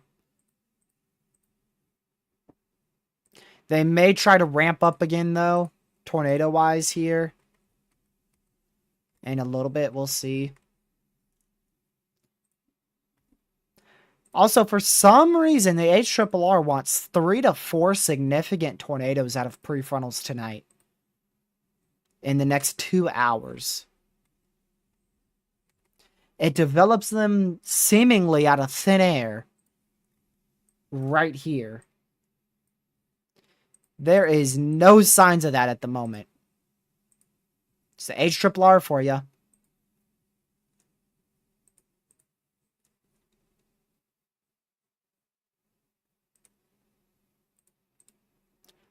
I have no idea what the HRRR is doing.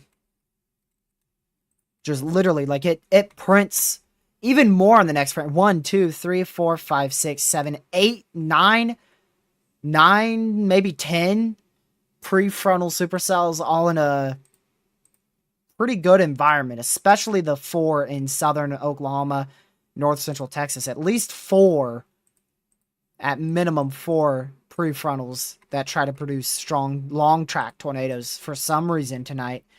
I don't know why. I don't think it's going to happen. But the HRRR has it for no good reason. It's still day out there, so I'm going to look at satellite, see if we got like a... See if we can spot a CU field or something. There's definitely a CU field, but there's like no forcing mechanism. You know, storms aren't just going to form out of thin air like that. If they don't fire in the next, like, 30 minutes, there's no way it's going to happen.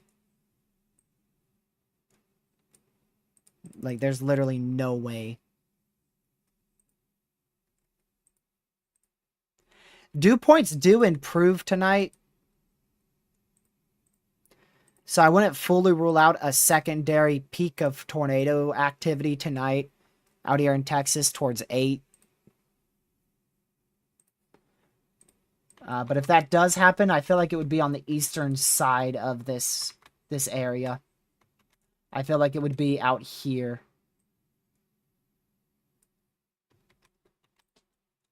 HRRR hasn't been good today, so there's no reason for it to be right at the moment.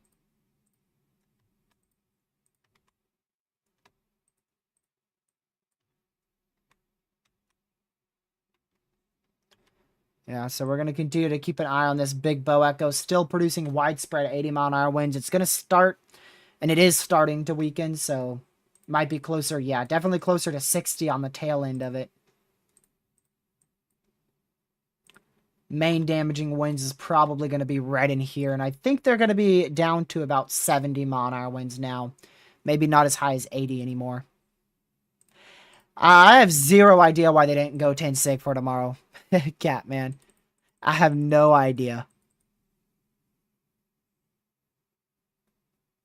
I have no idea.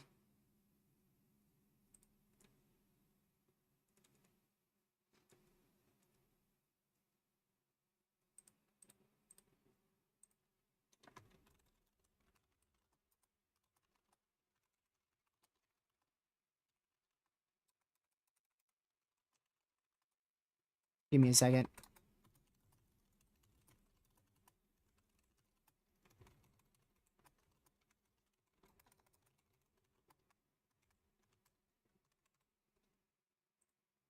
Okay. Get a screenshot of this. Disable all these warnings real quick. Actually, I do want the severes on. There we go. Perfect.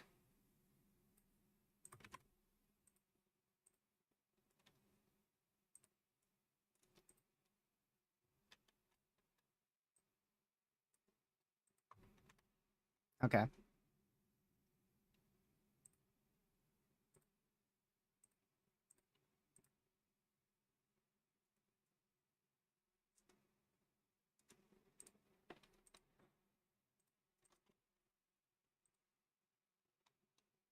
Yeah, NatoCast does have a 15 sig tomorrow for tornadoes. I think messiness is going to keep them from actually pulling that. I don't think the SPC is going to be that over the top there.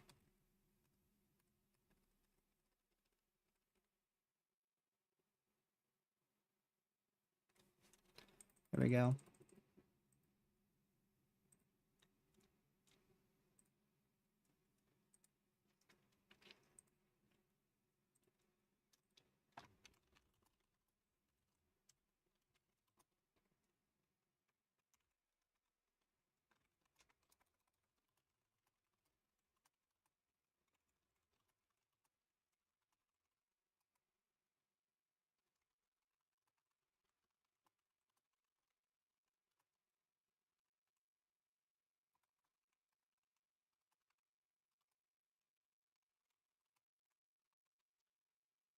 All right, let's go back down to Texas here.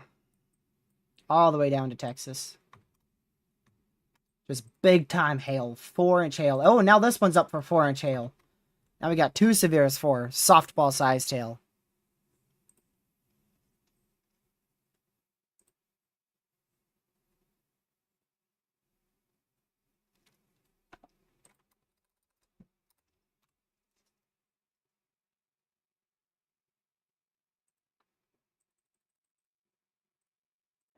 Man.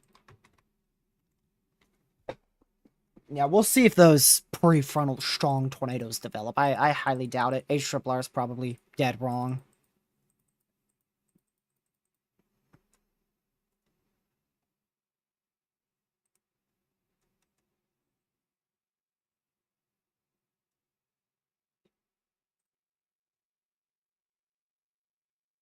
Let's see here.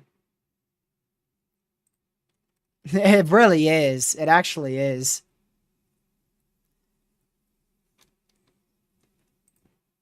You're actually right with that, Ian. It really looks like it, doesn't it? No idea why it does it, but it does it.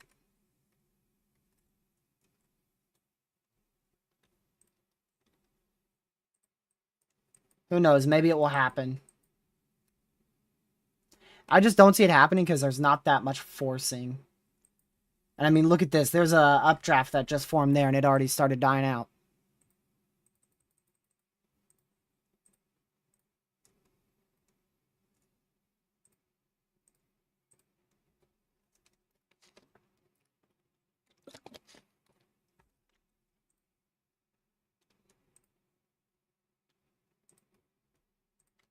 Oops. I want to go back here. All the way back up to Central PA. New severe for Somerset in Central Pennsylvania. Southwestern Pennsylvania. Keep watching that. And you could see plenty of scattered severe storms out here. 1, 2, 3, 4, 5, 6 severes out here. So quite a lot of severes. Very scattered, likely just 60-mile-an-hour winds and up to 1-inch hail with these. Not really anything significant. Random Memphis severe there out of nowhere. For no reason. Just random storm fired out of nowhere. We lose that PDS severe in 7 minutes. Unless a new one is issued here in Pennsylvania or upgraded. Of course, we still have the 3 PDS severes back out there in Texas. But all right, I'm going to take another break here. I'll be right back in about 3 minutes. I just want to keep taking a break about every hour and a half, 2 hours or so. I don't know how much longer we're going to go, but we're definitely going to keep going for a bit longer here. I will be right back in about 3 minutes. Give me just about 3 minutes.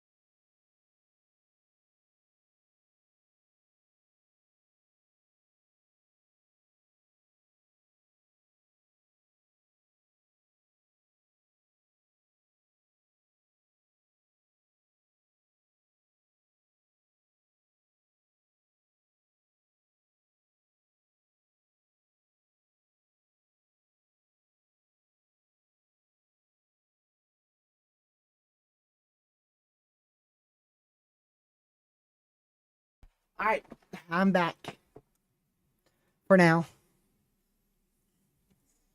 All right, let's see. Right there. There we go. Got to find the camera. I need to organize the scenes. I really should. They've gotten out of control now. I've created so many new ones in the last, 6 months.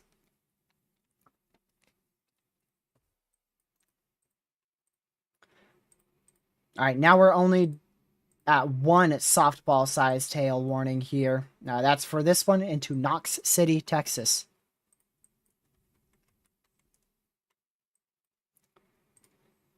They're not heading right for central Oklahoma.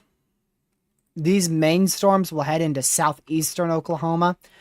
But central Oklahoma is probably just going to get a lot of heavy rain out of them. Shouldn't be anything severe or tornadic towards Oklahoma City.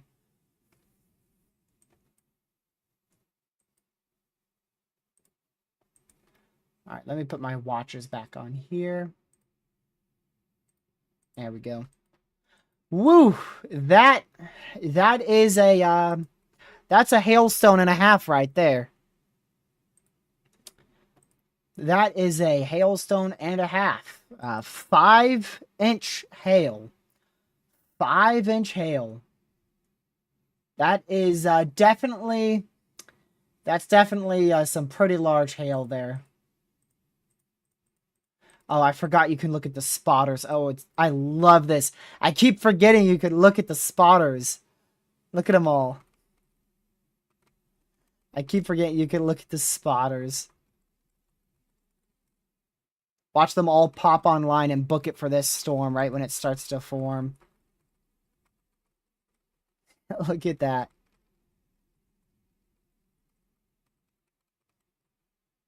Dude. These guys are all going through like 3-4 inch hail up here. Connor is one of these in here. One of these. Because he's like right in here. So somewhere right in this area. I don't know if he has his spotter on or not. Pretty sure it's based off of Spotter Network.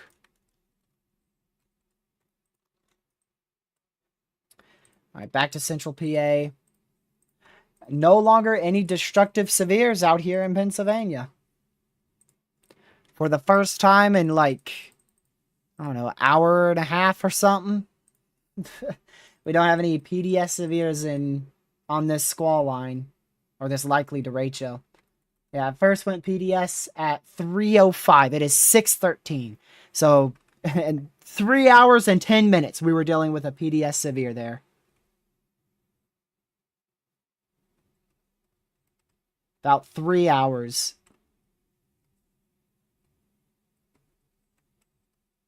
So that was we got a PDS severe not but about 40 minutes after starting our stream.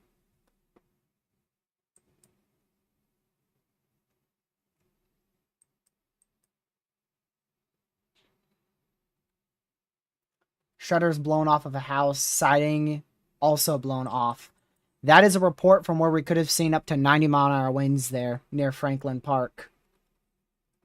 So that's quite extensive damage there.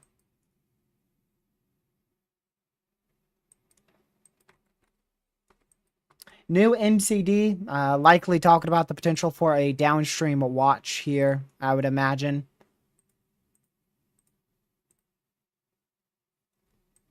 New considerable severe, had an observed 77-mile-an-hour wind report there in Rome, New York. So they've put a new severe that is significant for 70-mile-an-hour winds. Tor possible for Stratford for the next 31 minutes in upstate New York. MCS should continue eastward, and the current watch will likely be extended to account for the activity beyond Severe Watch 191. So they're talking about just simply expanding the watch out here in Pennsylvania instead of issuing a new one. They do mention damaging winds will likely begin to decrease with the line. Same goes for the tornado threat. So still could see a spin-up tornado and damaging winds potentially up to 70 miles per hour, but 80-mile-an-hour winds and 90-mile-an-hour winds looks like that's starting to decrease.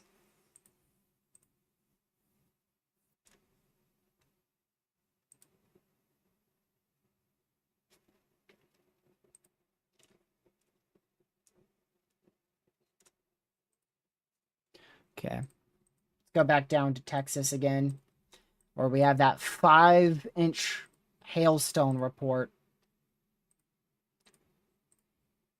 Still warned for softball-sized hail here. So 4-inch hail going to go into Benjamin in central Texas here over the next couple minutes.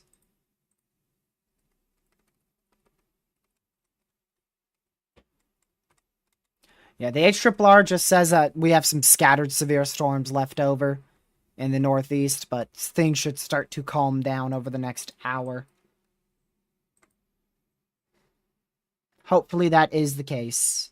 Which, I mean, currently things are dying out right now.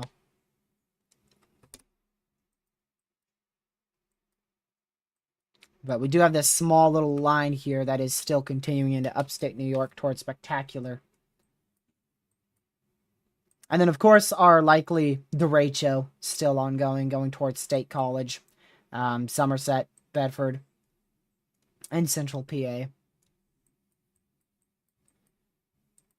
Still those clusters of large hail as well in north central Texas.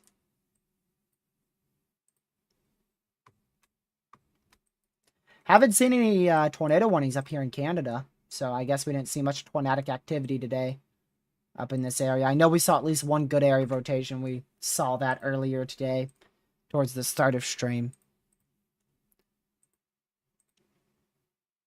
And newest HRRR, I don't know why, but it shows like 4 or 5 supercells trying to produce strong tornadoes tonight.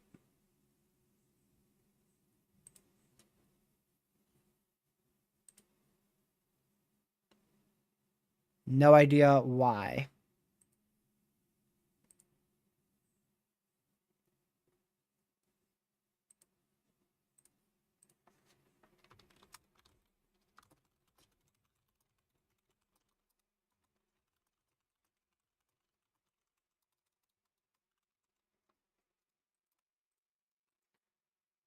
We're still very, very far up there in severes.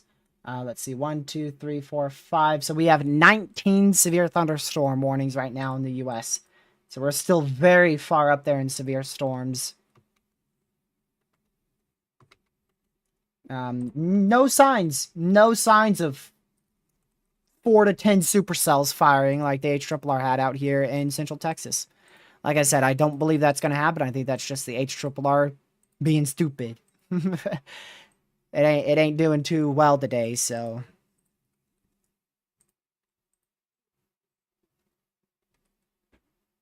It doesn't even initiate correctly. Like, it's literally like frame 1 is wrong. Frame 1 on the HRRR is wrong in Texas.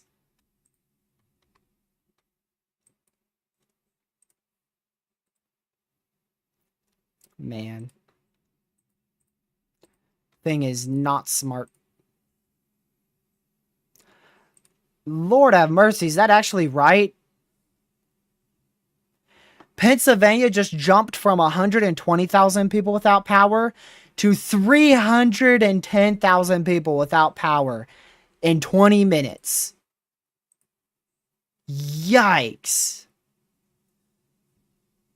Almost 200,000 people just lost power in Pennsylvania in the last 20 to 30 minutes. Jeez. I wonder why. I can't tell why. I have no idea. I wonder what happened in the last 20 to 30 minutes. No idea what could have caused that many power outages. No idea.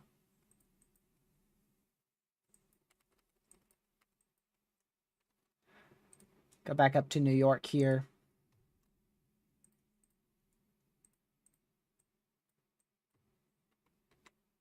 Yeah, you can see these little pockets of up to 70-mile-an-hour winds here in upstate New York. That's going towards Lake Pleasant, Spectacular, Wells, also Stratford in upstate New York. Still some isolated strong to severe storms here in southwest Ohio, north central Texas. Looks like southeast Indiana starting to clear out there in terms of severe storms. Evansville, Indiana, still a little bit of rain left, but yeah, nothing severe is expected for the rest of the night for you guys.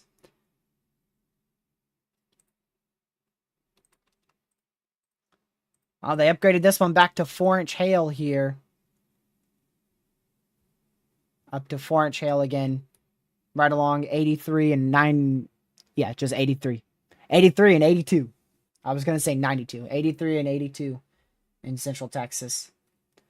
Connor had a bit of a lowering here, trying to start west of Benjamin, Texas.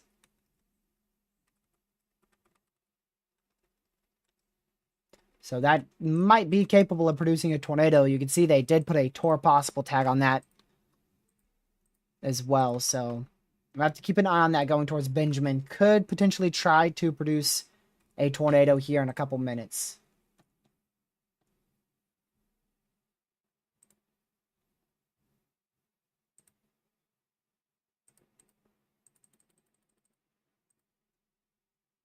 Let's see here.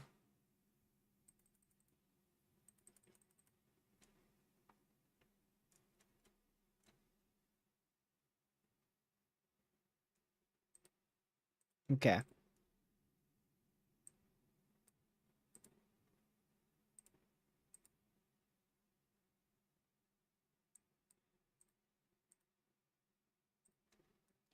All right.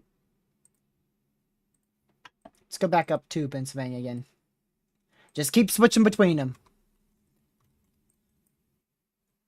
Yeah, still looks like 70-mile-an-hour winds will be possible out of this as it goes into central Pennsylvania here. We should see that watch extended here at any moment. All right, let's take the Pittsburgh radar site, switch over to State College radar site now.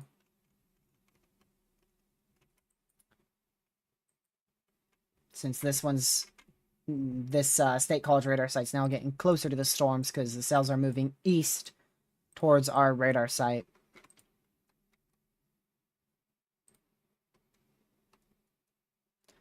It's still very good supercellular structure approaching Benjamin, Texas, up to 4-inch hail there.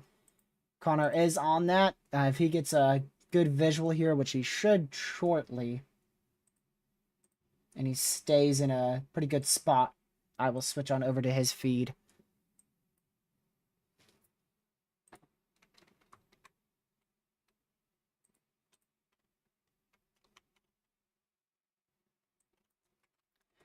All right, we are, like I said before, no longer at a destructive severe here, and actually might lose a considerable severe in about 22 minutes. So this line is very, very rapidly weakening in central PA, so that's really good news. And that should continue to be the case. Like I said, right around State College is where the environment is a lot worse, so that's why we're seeing this really die out here.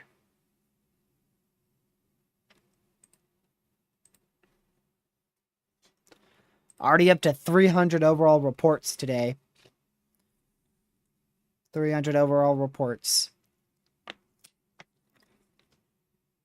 A report from Tulsa, Oklahoma had a tornado early this morning, likely around 7:06 a.m. Central Time. A tornado uprooted several trees, destroying a couple outbuildings, damaged roofs of homes, and snapped numerous large tree limbs. The damage supports a low tornado. Or low tornado report, you know. It's not going to be rated as a crazy tornado. Let's see if they actually... Did they rate it?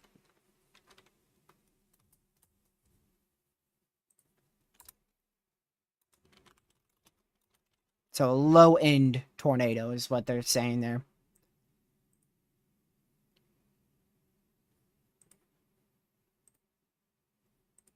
Let's see here.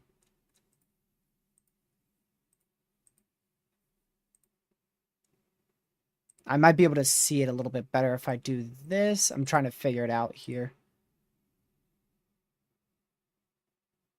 Okay, there's the tornado report. I can't see. I'm guessing it was probably a very low-end, weak tornado.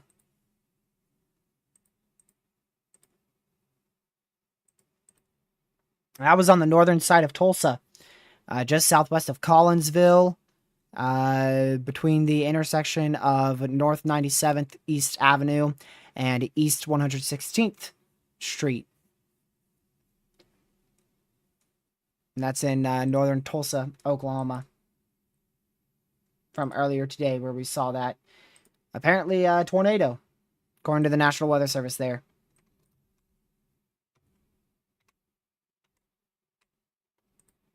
Toward possible severe, still 4-inch hail. You see very strong rotation, but it doesn't seem like much of that is really making it to the surface, at least via storm chasers. They don't really have any intense areas of rotation at the moment. So that strong rotation is likely way up in the atmosphere. But, I mean, it easily could be rain-wrapped and definitely has the chance to drop a tornado as it goes over Benjamin, Texas, over the next about 15 minutes or so.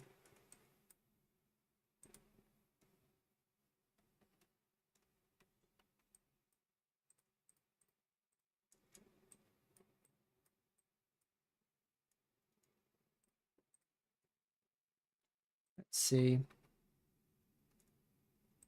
Yeah, we'll just keep monitoring it. I mean, they look very intense. All three of these look very intense on radar. From a radar standpoint, I would think all three of these would be tornado warned, but obviously they're watching chasers closely and figuring out that radar isn't really doing too well with these storms, and they're likely the areas of rotation are more elevated than what radar is showing.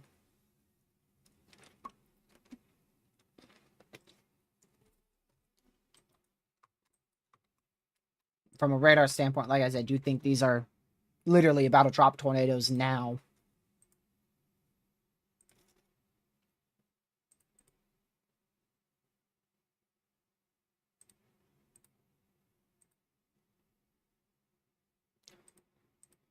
Let's see here. New severe watch. That might be, instead of extending it, they might have just issued a new full severe watch. Well, there's an extension severe watch into Glen Falls here in New York. But this new severe watch, wherever it is issued, it was issued all the way till 1 a.m. Eastern. Long watch. Another PDS severe. I think that's for this one still. Yeah. Man. All of these are for 4-inch hail. 4 PDS severes for 4-inch hail. Welcome to Texas. All of them for 4-inch hail. This one's 4-inch hail. This one's 4-inch hail. This one and this one. 4-inch hail, 60-mile-an-hour winds on these two. And then 4-inch hail, 70-mile-an-hour winds on these two. Take a screenshot of it before one of them expires here. Of that. Just some small hail.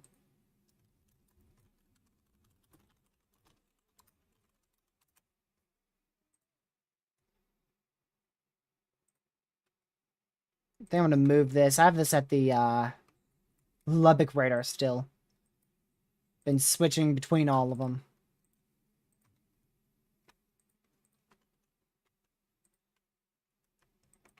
Now, all these are strong areas of rotation in the upper levels, but it doesn't seem like many of them are translating to the actual lower levels and surface.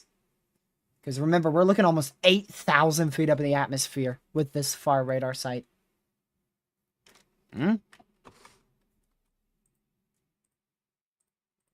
Apparently, these are now unwarned. They're not even severe anymore. None of these are severe. Apparently, we only have one severe now that is destructive. Went from 4-inch hail to literally not even severe warned. I'm sure they'll fix that in a second.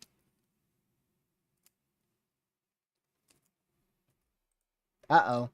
I can tell you why. Something's happened at the NWS.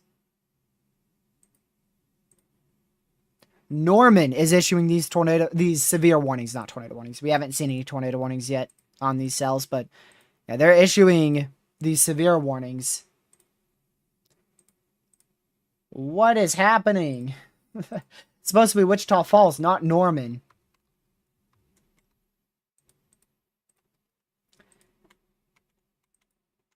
That's interesting. So if we did get any tornado warnings out here, it would actually be from the National Weather Service in Norman, Oklahoma for this area. Which, if you didn't know, Norman is way up here in central Oklahoma.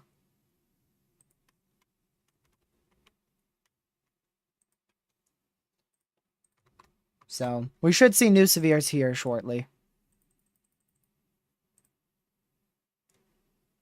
New watch was issued for, actually, Kentucky. New severe thunderstorm watch there for Kentucky. Very low chance for any tornadic activity. Main issue is small hail up to about an inch, inch and a half in diameter, and damaging winds up to 65 miles per hour.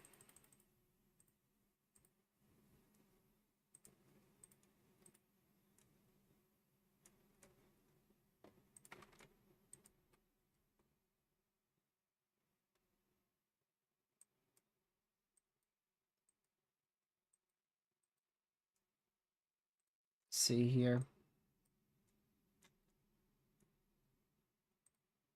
Still considerable for 13 more minutes on that storm in central PA. Going towards State College, though, it's already been downgraded to 60.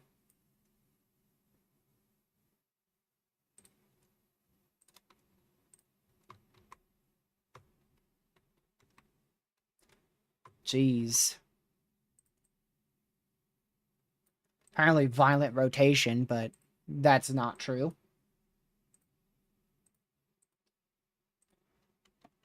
It's crazy how radar looks from this far away from storms.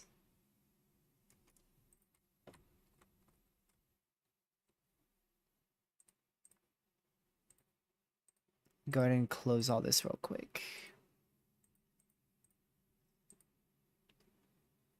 Almost up to 400,000 people without power in Pennsylvania.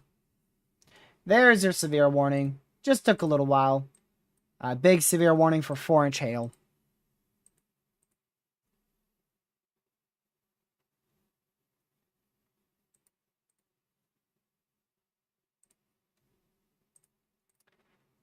Not tour possible because they believe, and honestly I agree, that these storms are just staying elevated at this point and really don't pose a big tornado threat. All the rotation is probably stuck up in the atmosphere and not really going into, like the lower levels, which is why we haven't seen any reports of funnels or wall clouds or tornadoes out of these storms, because there hasn't been any.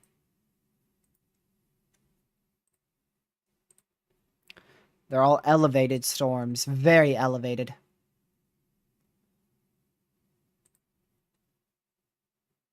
Yeah, you're looking at dew points at about 56, temperatures at about 84. So almost a 30-degree temperature dew point spread. Very elevated thunderstorms.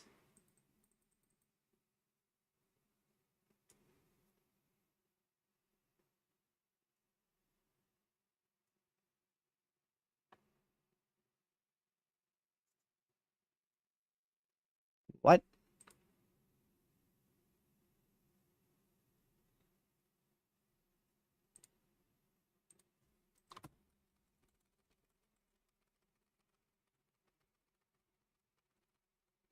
Go all the way back here real quick.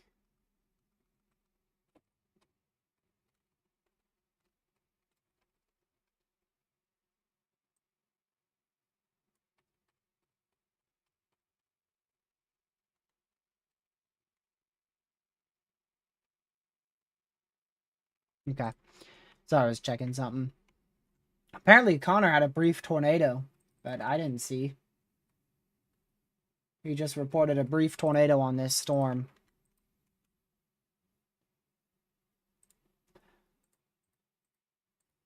I didn't see it on his stream, but yeah, he could see it much easier, especially if it's embedded in rain.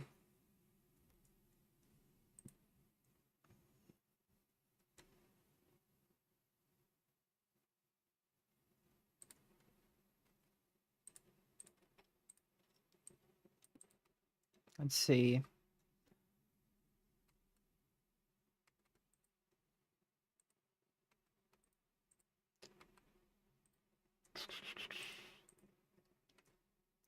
So today's Tuesday, Wednesday, Thursday. I'm surprised they just kept a big marginal on day 3. There's no slight risk on day 3. That's probably going to change tomorrow. We should end up with a slight risk, at least over Kentucky, Tennessee, Arkansas.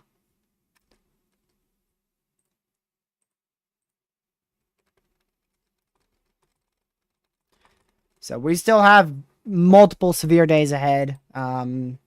Likely not going to get a break of severe storms anytime soon.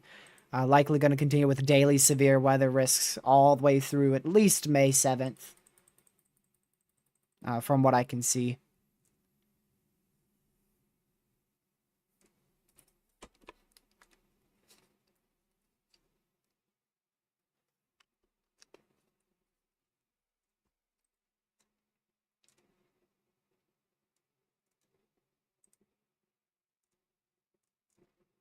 Okay.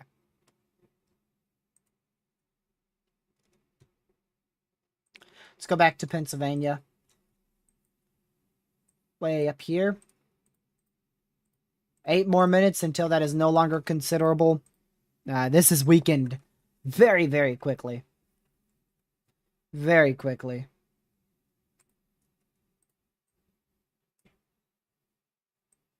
Same goes for really everything in Indiana. Kentucky, Ohio, just isolated severes there.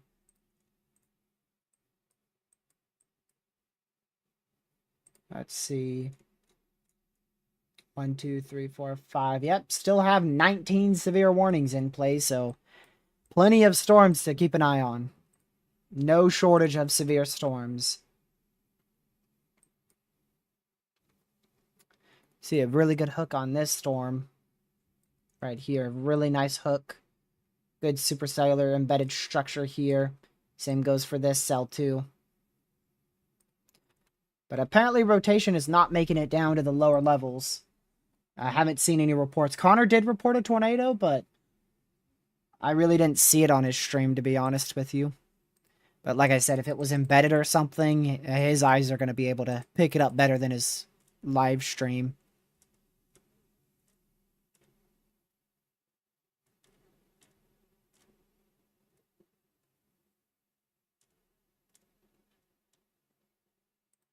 There we go.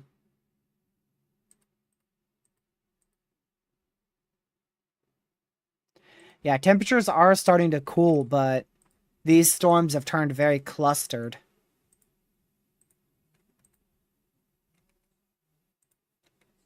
Like I said, though, we could see a second peak of tornado activity towards like 8 o'clock here.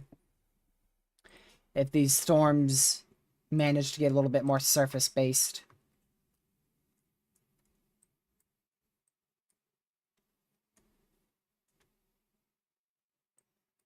Semi-discrete. Buddy, I don't know what makes you think this is semi-discrete, but you're crazy. I will say this one is a little bit more semi-discrete. But if you think this is semi-discrete, you crazy, man. This leading one is a little bit more semi-discrete, but it's still in the cluster.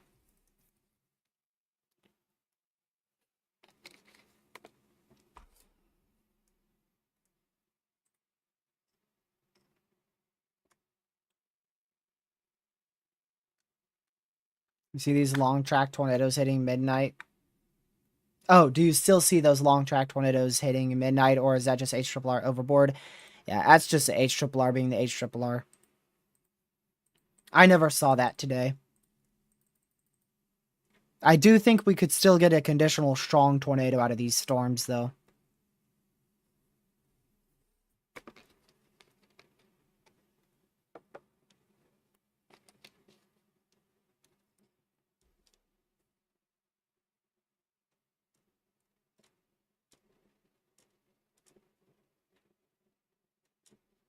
Okay.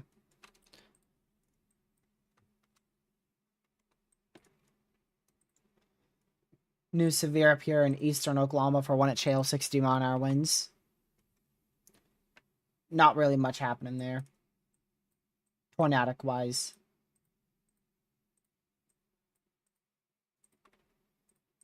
Still plenty of severes in New York.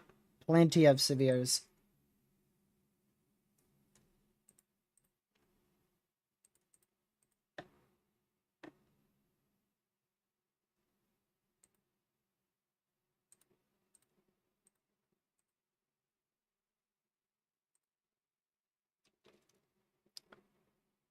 All right.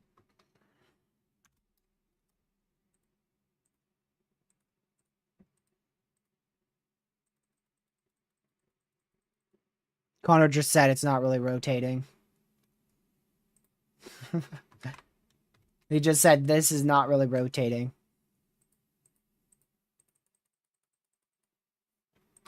Now that he's been here for a minute, we can see.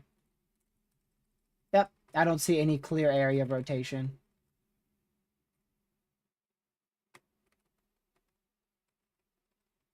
Oh, especially if he's talking about that thing on the right side of the screen. Yeah, that doesn't look to be rotating either.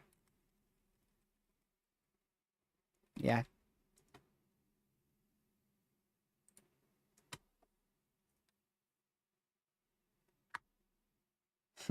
Welcome back, Kaylee.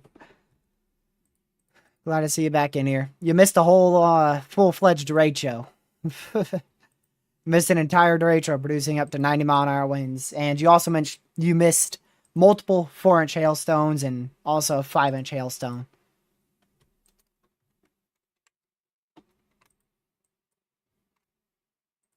Man, now you got me hungry. I haven't eaten since 11.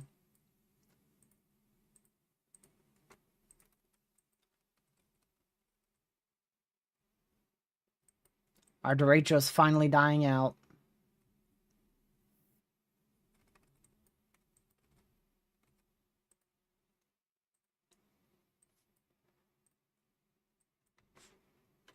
Still going to keep an eye on this little air rotation near Lake Pleasant. It's now back up in this area.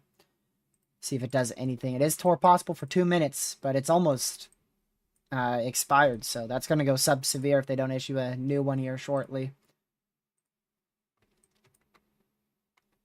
Any of these could be tornado warned at any second. Like, whenever they believe that it's rotating towards the surface and radar is not just keeping that rotation in the upper level, they'll issue a warning.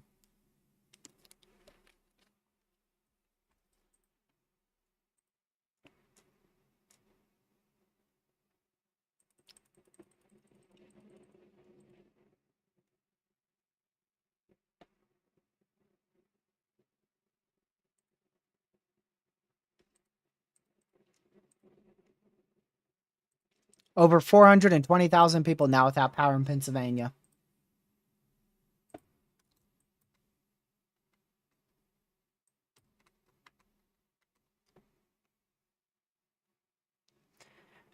He probably doesn't have power anymore, Kaylee. I mean, pretty much the whole, like, at least half the metro is without power. You can see, look at all those damage reports. All those damage reports. I mean, really, like, the whole metro sustained damage. And more.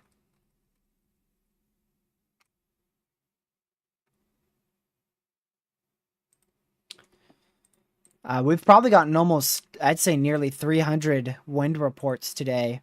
Has to be nearly 300. 289. Look at that. Yep.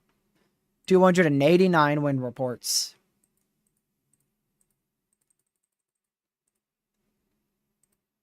Waiting for the new HRRR. I want to see if it gets rid of those prefrontal supercells, because nothing's firing. I don't see no 5-6 prefrontal supercells firing right now in north central Texas. Like, what?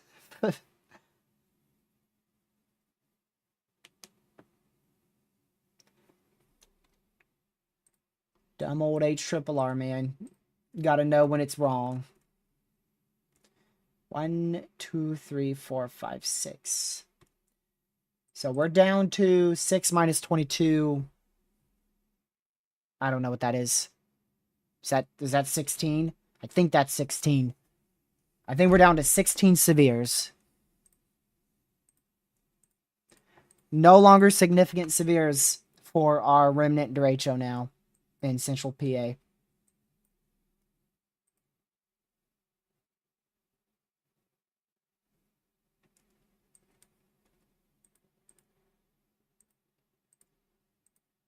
-22 minus 6. You know what I mean, Ben.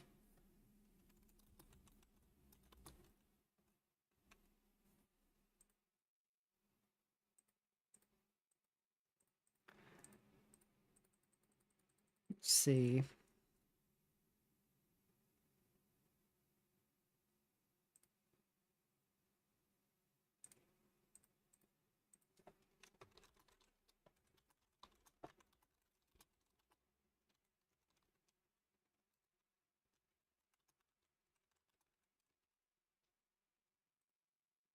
There we go.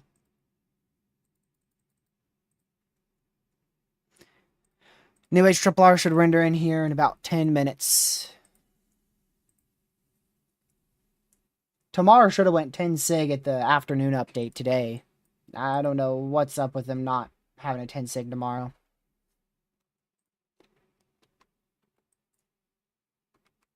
All right, sub-severe out here in upstate New York. No longer severe here for Stratford or surrounding areas. So that puts us down still right around 16, 17 severes. Yeah, these storms look to be dying off significantly. They look a lot weaker. I barely even see any blue DBZ with them now.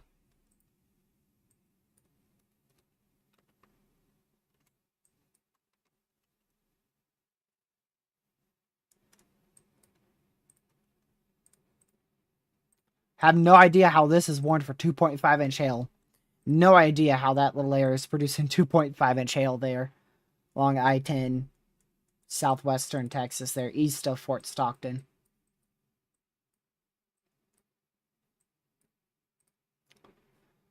Alright, I'm going to disable these severes. Yeah, 16 severes. Just wanted to check.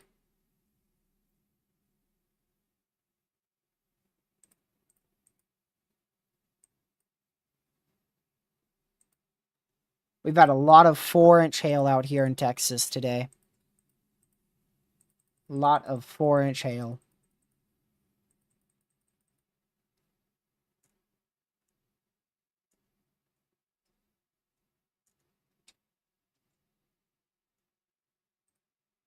Still at 4-inch hail for that severe as well. Oh. Warning for southeastern Seneca County in central New York, southwestern Cayuga County in central New York, north central Tompkins County in central New York, Cayuga, Seneca, and Tompkins County in New York. The area rotation just died out. It was there, but now it's died out, so... Yeah, you could see it was there. Right here, next frame here, next frame here, next frame gone. So definitely had an area of rotation, but looks like it died out now that they warned it. So be in your safe spot there if you are in Ledyard Covert in west central New York. Ben, did you forget we have a huge 5% up here? Have you looked at the SPC outlook? Look at this thing. It's a huge 5% tornado risk. I really don't know why they kept it at the new update at 4 o'clock Eastern. I really have no idea why they kept that.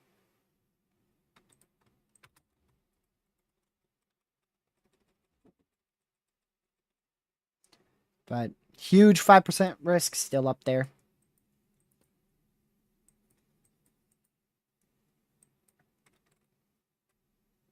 They're going to keep that until the cold front passes. Which that cold front is still out here in Ontario.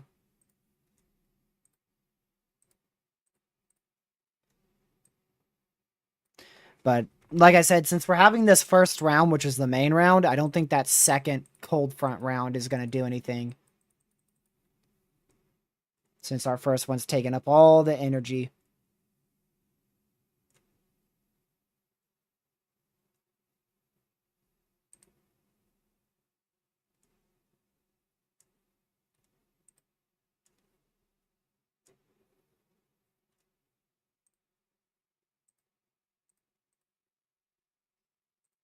Okay.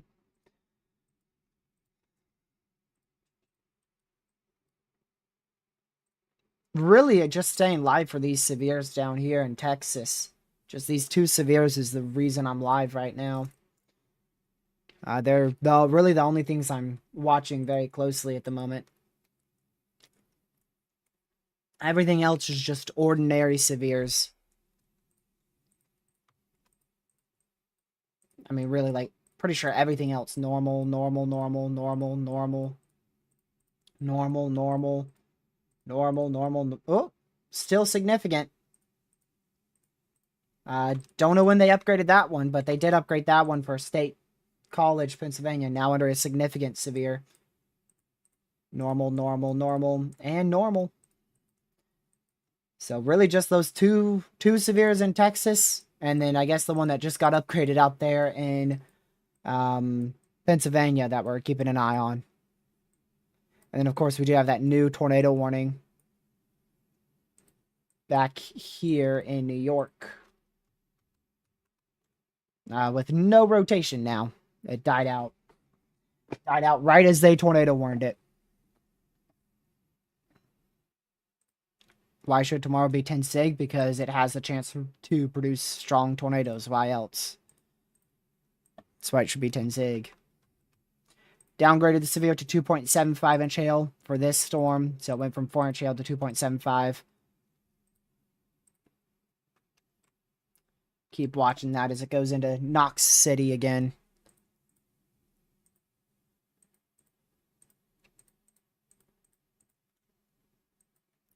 New HRRR is rendering in now.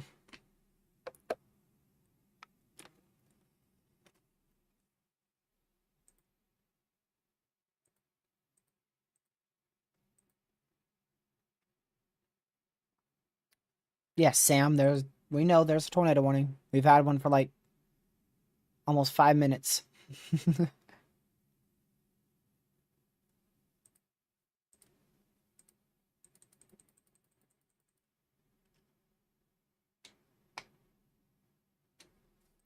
We go over here.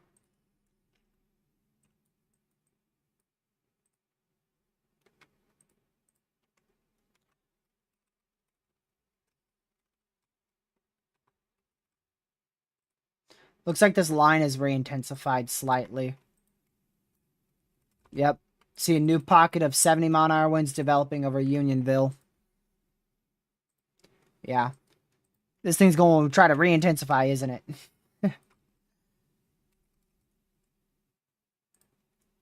Man.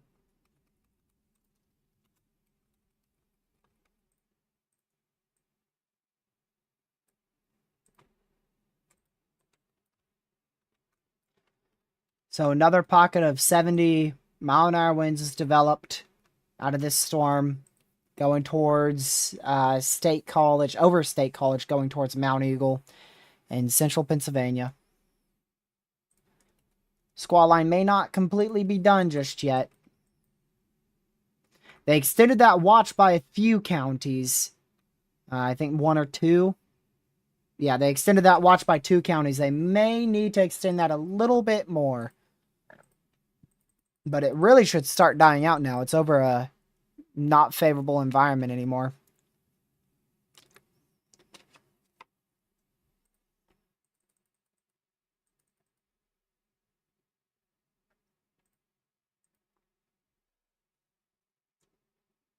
Let me see.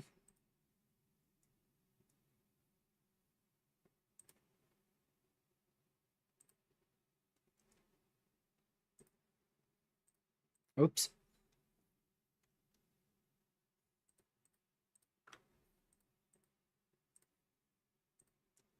Let's go back down to Texas again.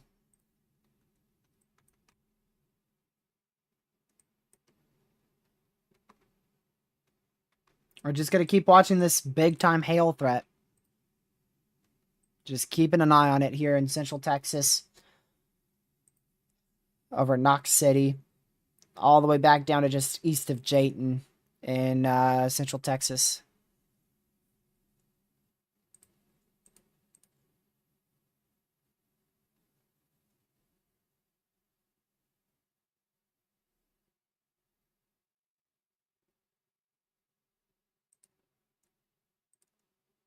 Okay. Now it's just really a waiting game to see if those storms in Texas do anything. That's really what I'm waiting for. I know right when I end, they're going to do something.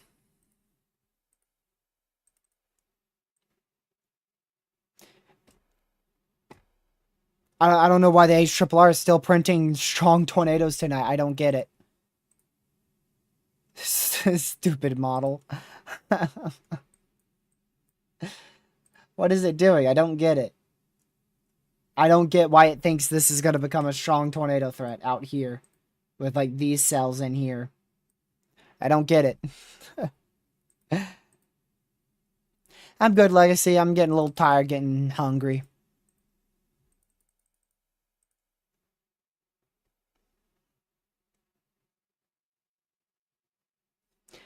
Are my eyes deceiving me?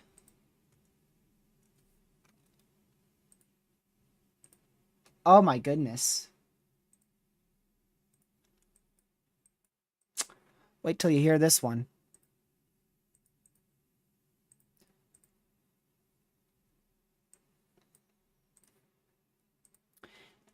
Parts of Severe Thunderstorm Watch 190 will likely be upgraded to a Tornado Watch within the next hour. Huh? We just got an MCD, a special MCD for a watch upgrade. When did that? What? Like, huh? Since when does that happen? That's crazy.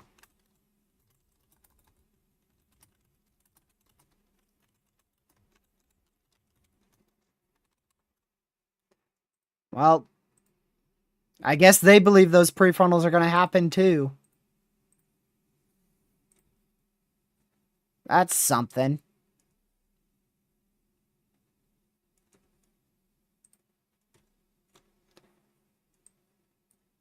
Waiting for that to appear up. That is in Texas, by the way. So as temperatures cool down, these storms should become more surface-based, and they believe because of that, we could see a couple tornadoes tonight, maybe even a isolated strong tornado.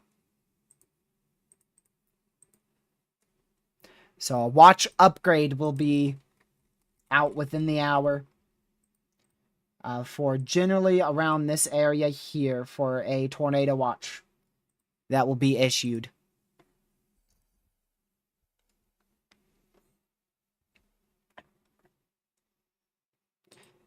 Kind of came out of nowhere there. We were just talking about it. We were just talking about it with the HRRR showing those prefrontal cells. It looks messy, but I mean, could get a few tornadoes. The good news is we're going to start getting close to the radar site.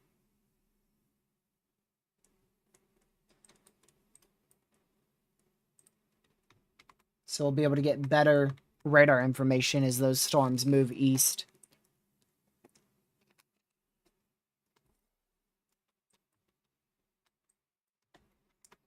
Going to keep an eye on that tornado warning. Still 15 minutes. I'm not really going to see much there, though. Honestly, just stay in your safe spot. I don't really see it producing a good area of rotation anymore. Looks like it died out to me. Okay, Connor, come on. His feed's cutting in and out so much.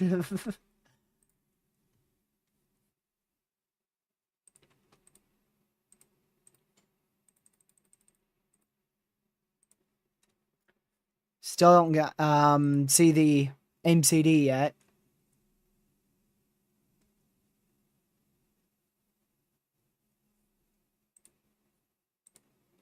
I don't see the graphic for it.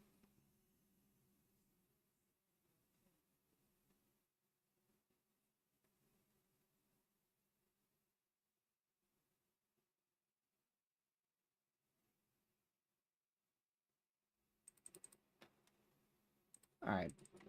Waiting for it to pop up in front of us.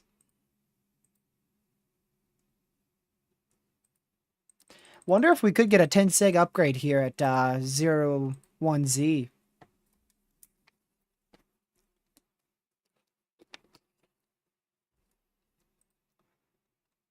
All right, there's the graphic.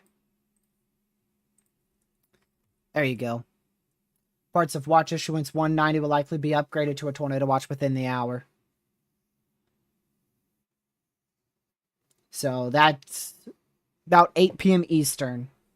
8 p.m. Eastern time, about 1 hour from now, we should see a watch upgrade.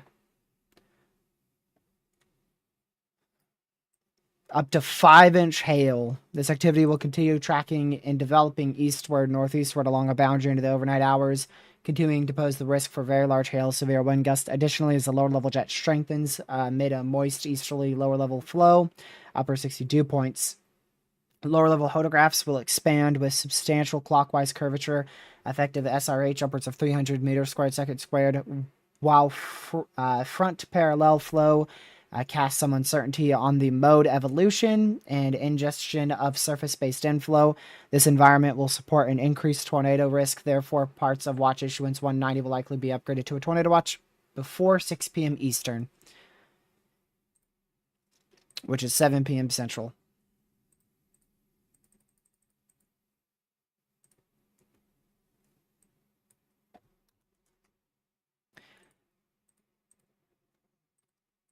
And that's right on the boundary.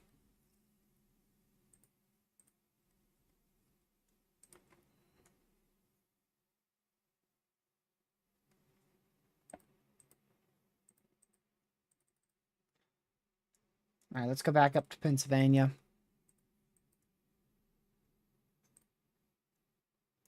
Still at 70 mile-an-hour winds there. This line, it's strengthening a bit.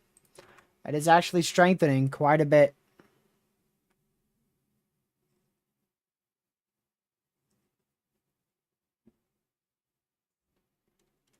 So they've upgraded 2 severes to 70 mile-an-hour winds now for this cell in central Pennsylvania.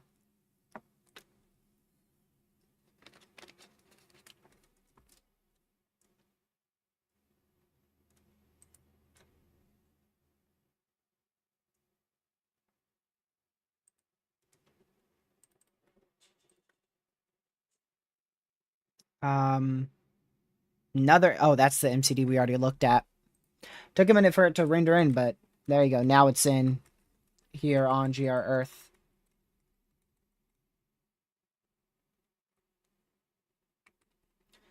We're getting down on warnings again. 1, 2, 3, 4, 5, 6. Actually, up on warnings, I mean. Tornado warning for East Central Knox That's County Texas. in northern Texas, northwestern Baylor County in northern Texas, Baylor, and Knox County in Texas. There you go. Tornado warning now in Texas. Just east of Benjamin. Radar indicated tornado warning for 2.75-inch hail as well.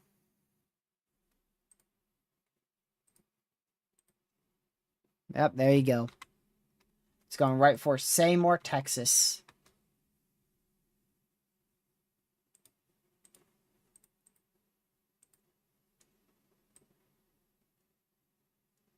Yeah, it's going to be a pretty rough night. We're going to continue to see severe storms and tornado warnings from here on out all the way till like midnight.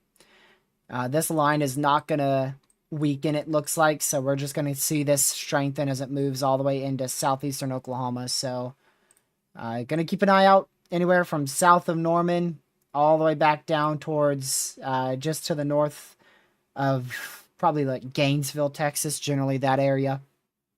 That's where we're going to keep an eye out for tornadoes, 80 mile-an-hour winds, and up to 4-inch hail over the next about 5 hours from now.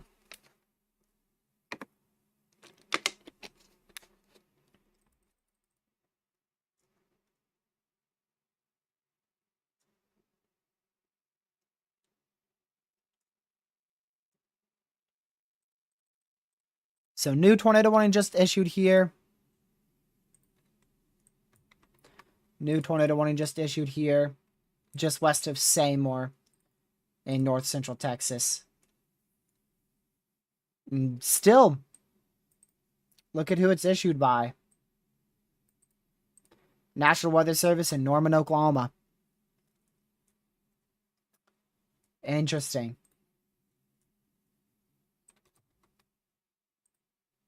Connor is on this tornado warning storm. We're going to go take our radar site here.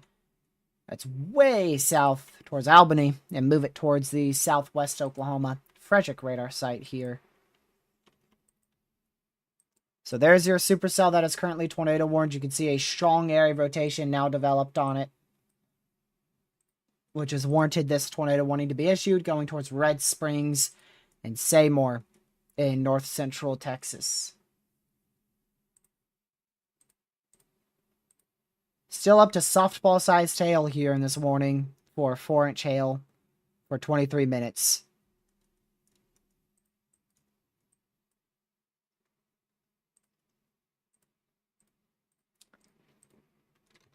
Keep watching this line here in Pennsylvania as well. Upgraded to 70 mile-an-hour winds there. No longer tornado warned in southwest New York. So only tornado warning is back out here in Texas for this strong area of rotation that is developed with a classic supercell east of Benjamin, Texas. Eventually going to head into Seymour here in about, give or take, 20 minutes.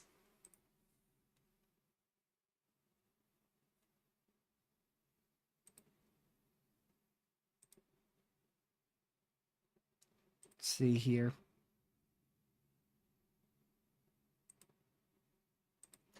I want to go to, yeah, okay, there.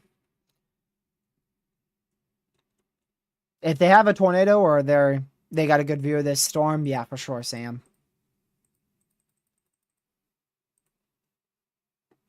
We don't allow channel names, but I mean, if they got a good view of a tornado warned storm, that can help me relay information for sure.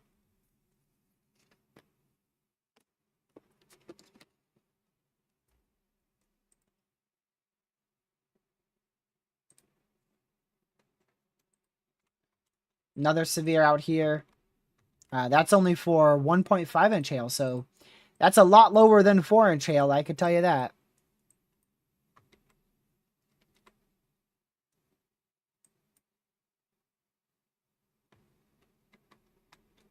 So there's their strong area of rotation still right here. Still present.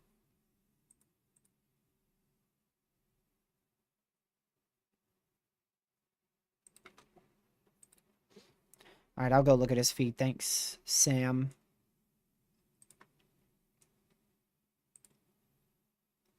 Go see. Yeah, he's running away now. Don't want to be overtaken by the storm. Oh, yeah. Yeah, he had a really good bowl. He had a really, really good bowl there. About 2 minutes ago, yeah. That definitely attempted to produce a tornado about 2 minutes ago.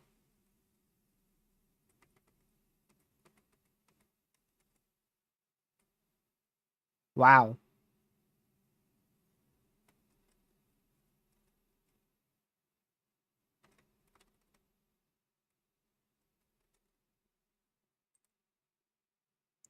He's about to turn around and see if he has anything.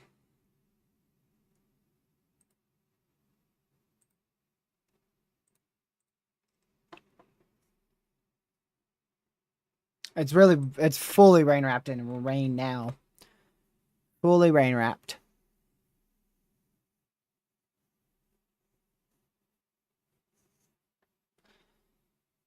So definitely could have a rain wrapped tornado on the ground at any point here. West of Seymour in Texas. Storms behind it have weakened significantly, so it's this lead cell that is the issue at the moment. This lead storm.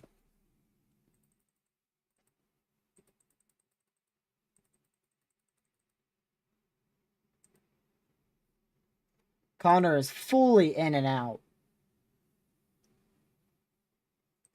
Barely can see anything on his stream. He's trying to get through a bunch of rain and some hail.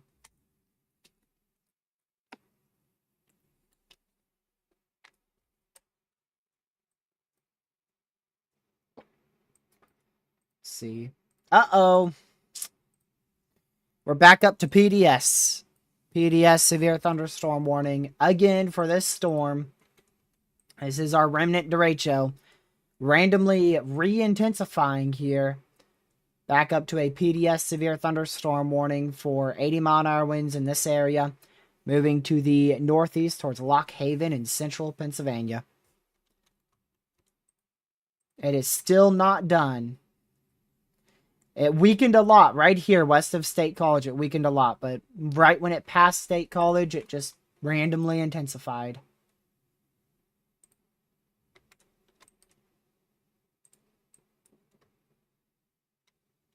If you're talking about the one in north central Ohio, you can't see that from a good radar. I can't tell. Just looks like an ordinary storm to me. Still broad but strong area of rotation here. East of Benjamin, barely west of Seymour in north central Texas.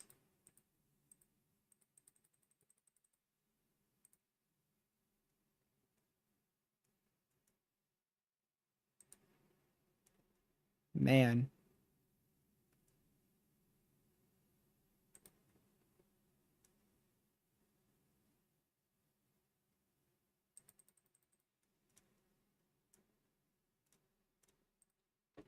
Yeah, so this storm, I believe, has crossed the boundary now. If we go back here. Yeah, you could see how earlier they were like on the boundary, which is why they really weren't producing much tornadic rotation. But now that they're moving east, they're moving right into a quite potent environment.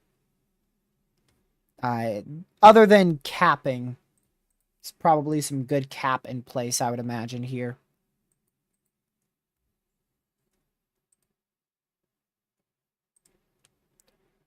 Let's see.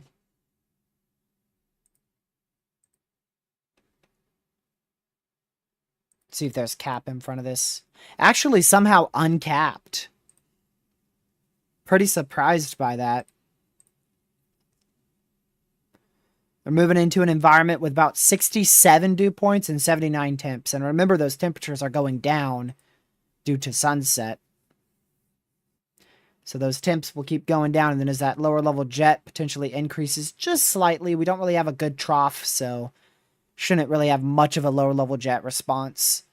We could get some uptick in lower level wind shear over the next 2 hours or so.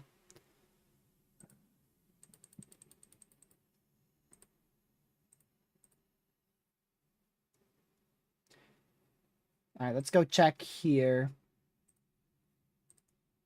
Again, I want to see. Okay, so that's still 3 PDS severes here. But the storm itself is weakening them. Mainly it's for these 2 severes here. So they actually upgraded this to PDS just recently here. So 2.75 inch hail, as well as 1.5 inch hail. Depends on where you are. So further to the south, there's like no hail with it. But then in the actual core over Knox City, there's 2.75 inch hail with it. Current tornado warning storm, there's about 2.5 to 2.75 inch hail with that.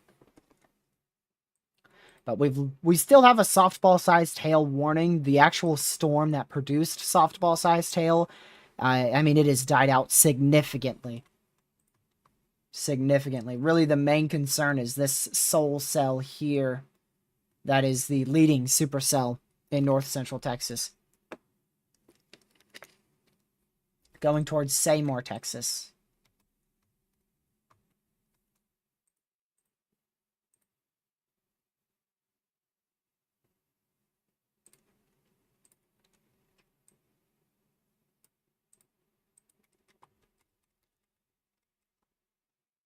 I want to see that tornado watch, see what probs they put on it whenever it comes out. It just got issued. A couple strong tornadoes possible, 90-mile-per-hour winds possible, and tennis ball-sized hail likely. So you're looking at 4-inch hail, 90-mile-an-hour winds, and a couple strong tornadoes, all possible. Out of that new tornado watch just issued.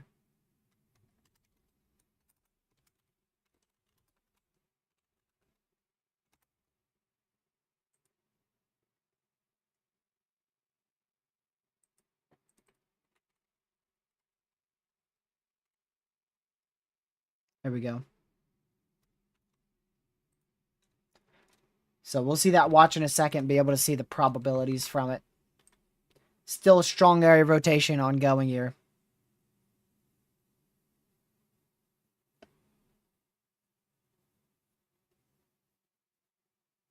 See here. Yeah, if a chaser has a wedge, say it by any means. Go right ahead. Like I said, when it comes to that, yeah, say it. For sure, because that could really, really help the relay information.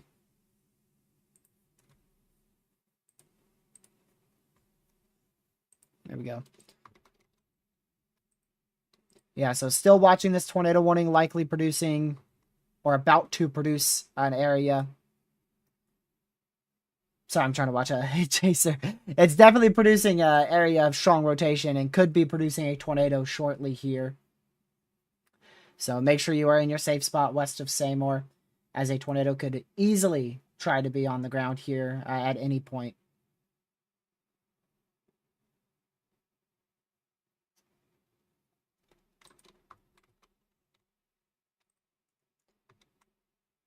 So we'll keep watching that.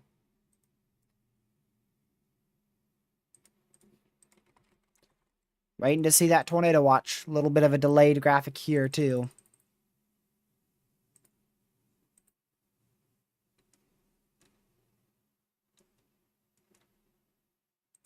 There we go.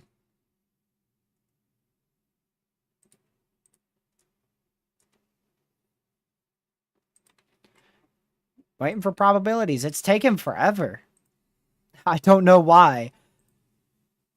I get them on one end and then takes 5 minutes or so to come in on the other end today. It's just slow.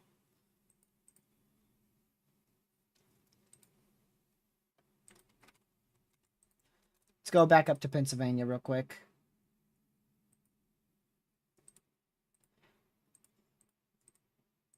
So still a PDS severe for 11 more minutes, but they just issued a big severe for 60. So in 11 minutes, this will be back down to a normal.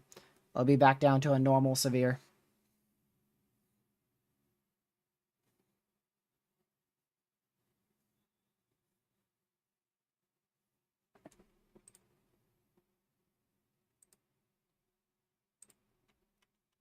So very close to a tornado.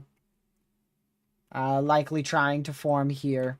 West of Red Springs, west of Seymour. North Central Texas. We'll continue to monitor it very, very closely. Classic supercell there. Still waiting on that tornado watch. My guess is the watch is going to be 40-30 probs for tornadoes. That's what I'm going to say for the watch probs. Haven't seen them because it's taken forever. It's taken forever for the probabilities here.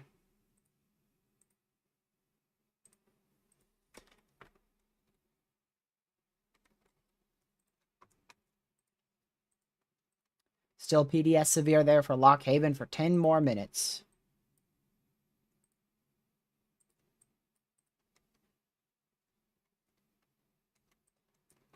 Of course, tornado warning still a good area of rotation there. It all comes down to storm mode here on if this is able to produce multiple tornadoes tonight. If we keep seeing a clustery, messy mode, we're probably not going to get many tornadoes. That watch goes till 2 a.m. I can guarantee I will not be up that late at all.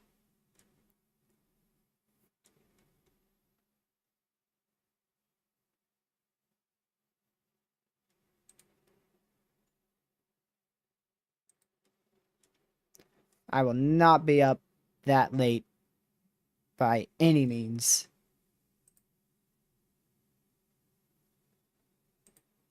The watch is already out. It's just not rendering in on any programs. The watch has been out. The watch has been out for over 5 minutes now. Which I know that's not a long time, but for a watch to be issued, normally the watch is issued and we get it in like a minute or two. Sometimes even before I even get the notification. I've gotten the watch on here before I get the notification on Twitter. but this time it's just slow.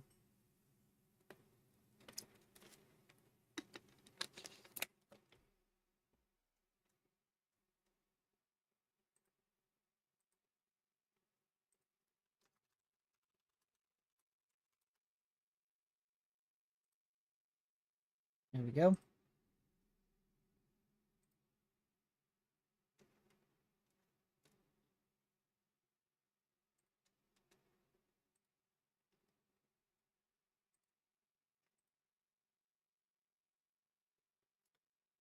All right, let's go back over to New York, Pennsylvania. Still PDS for 8 more minutes there.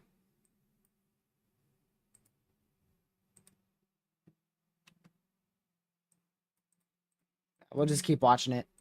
Keep watching those storms every now and then. Still PDS severe up there for Lock Haven. But that new severe is downgraded all the way to 60.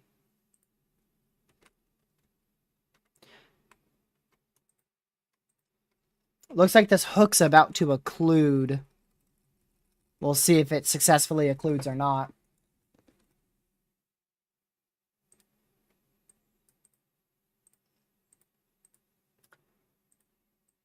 Man, plenty of PDS severes around this tornado warning storm. All for hail.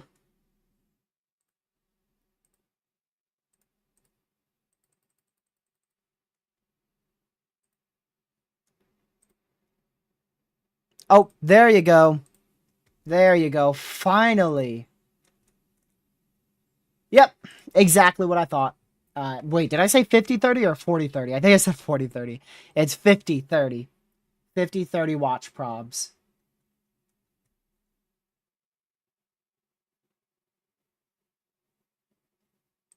A couple intense tornadoes possible is wild. That's wild.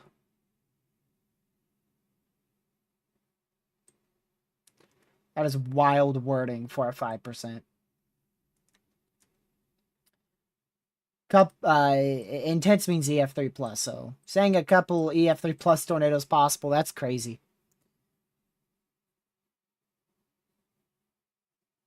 Jeez. So damaging winds will become a big issue tonight. They are expecting damaging winds to become a big issue, potentially up to 80.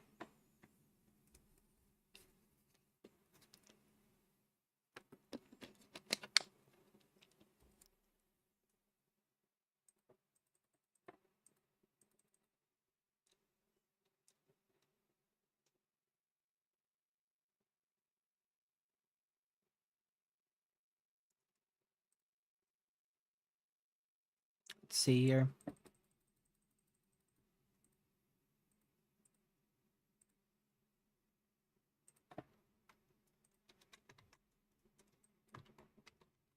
A very strong rotation.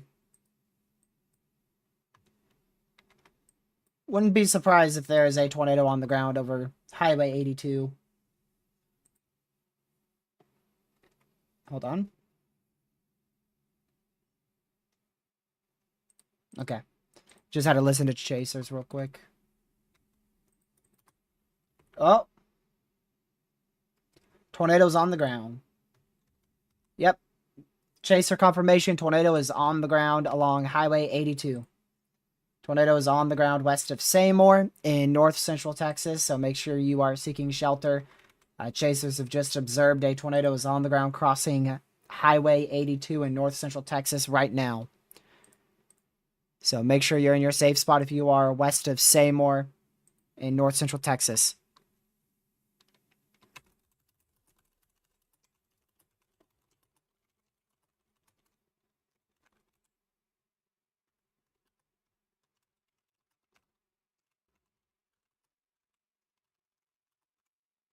Crossing Highway 82.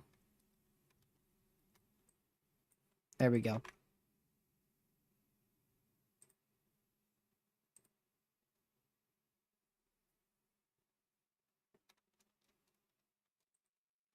How come that didn't screenshot? There we go. Didn't screenshot for some reason.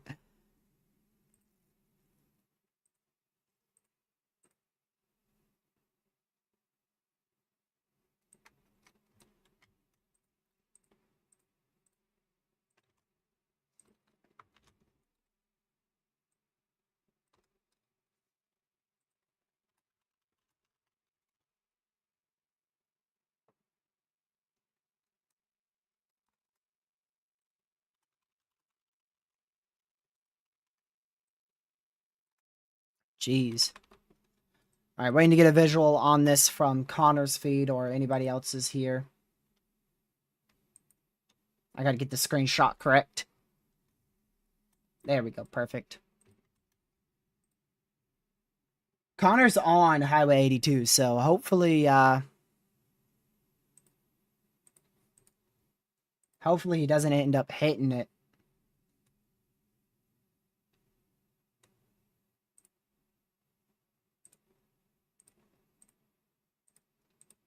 I don't know who confirmed it, but I heard it over the, over a radio feed from a chaser. I don't know which chaser.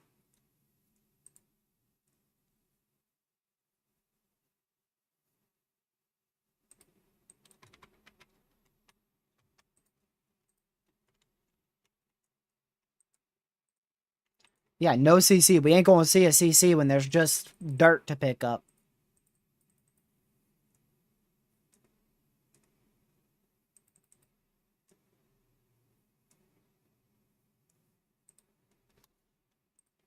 So we're going to continue to watch this storm. Tornado on the ground according to chasers. Chaser confirmed a tornado here, crossing Highway 82 here. Connor is like in the hook. He's pulled over now. He probably doesn't want to continue anymore.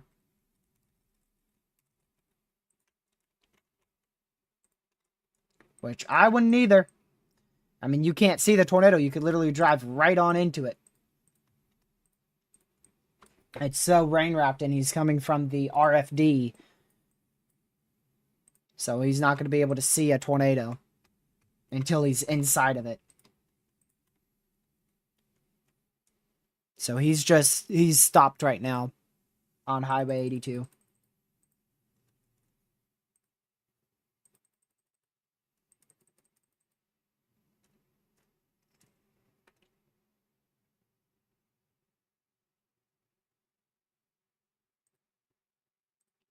What's the warning for here? Warning is for 70-mile-an-hour winds. Wanted to check the severe warning there.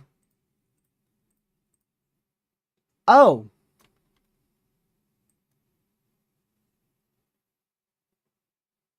You see that?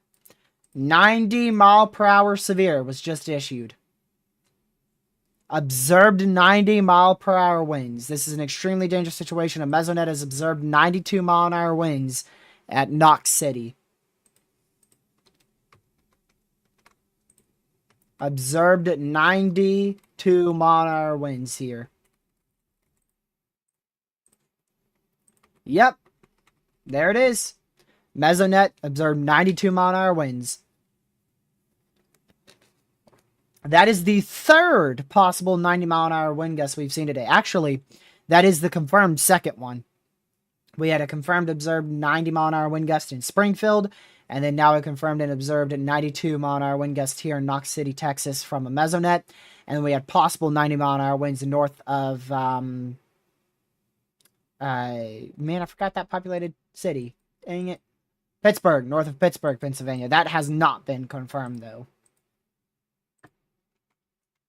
So at least 2 confirmed 90-plus mile-an-hour wind gusts today. Make that at least 3 confirmed 90-plus mile-an-hour wind gusts today. That is a 95-mile-an-hour wind gust over Benjamin in Texas.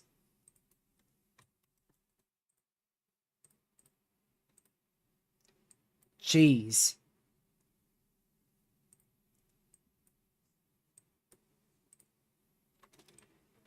I gotta line this up for a screenshot.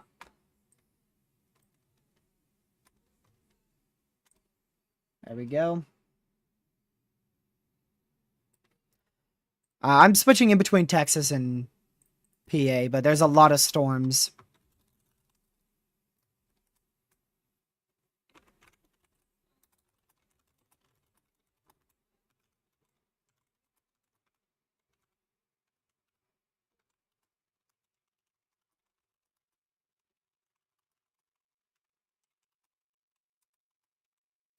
Give me just a moment.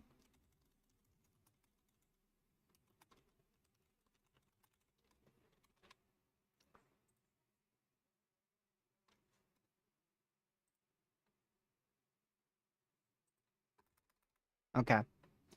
Have to spell it correctly. Make sure I get the town names correctly.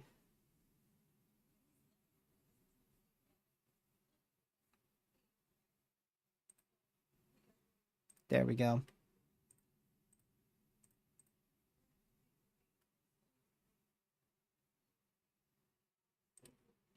Perfect. Big 90 mile per hour severe. Multiple wind gusts over 90 miles per hour have been measured. Jeez. Going back up to Pennsylvania, so now these warnings have been dropped down to 60 mile an hour winds, so no longer up to 80 anymore. But if you are in this line, it still looks, pretty severe. 60 mile per hour winds, but that's a pretty strong line, so could get gust up to 70 here in Williamsport, Pennsylvania. Tornado threat is very low. That really should die out. Surprised that line is still continuing. Watch was expanded quite far as well. They expanded that all the way down to Harrisburg, southeastern Pennsylvania. Yeah, those storms have really started to die out in Pennsylvania and New York. So that's why everybody's probably focused on the 90 mile per hour destructive severe out here in Texas.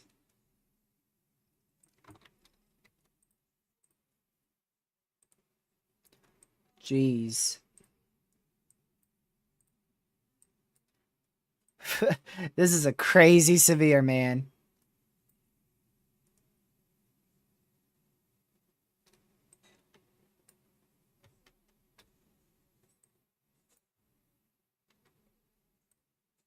There we go. That's crazy. Another 90 mile per hour severe.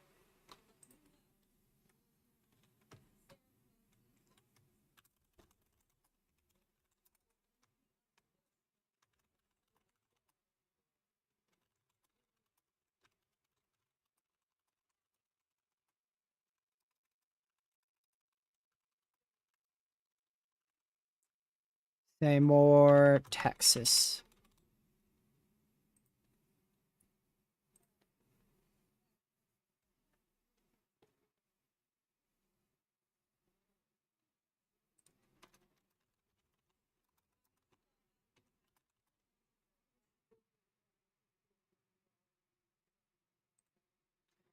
Multiple reports of 90 plus mile per hour winds. Normally we just get one, but it's pretty uncommon we actually see two in the same storm. Especially in such not really very close proximity, but still decently close. Benjamin and Knox City. Normally for a 90 mile per hour severe, what we end up seeing is like a velocity couplet of 90. And it's not normally two observed reports of 92 and 95 mile per hour winds. And now that rotation, yeah, Connor better be very careful. I think he's good to pass the highway now. But, I mean, the RFD winds here could still be 100 miles per hour. Your RFD winds here for your tornado, they can approach the actual strength of the mesocyclone / tornado itself. So you could still be getting up to 100 mile an hour winds along highway, what is it? I'm going to look at it, highway 82. Very, very intense thunderstorm here going towards Seymour, north central Texas.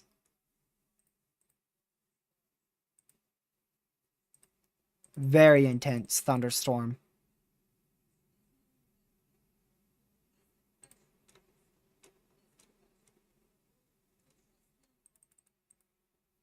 Let's see here.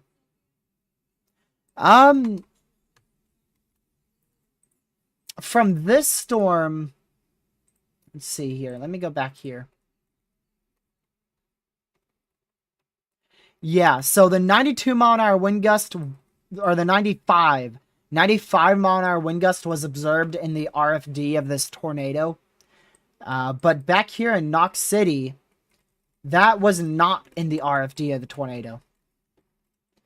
So one wind gust 95, yes, that was in the RFD. The one that was 92, no, that was actually quite well south of the main RFD of this. What did produce a tornado and may still be producing a tornado near Red Springs.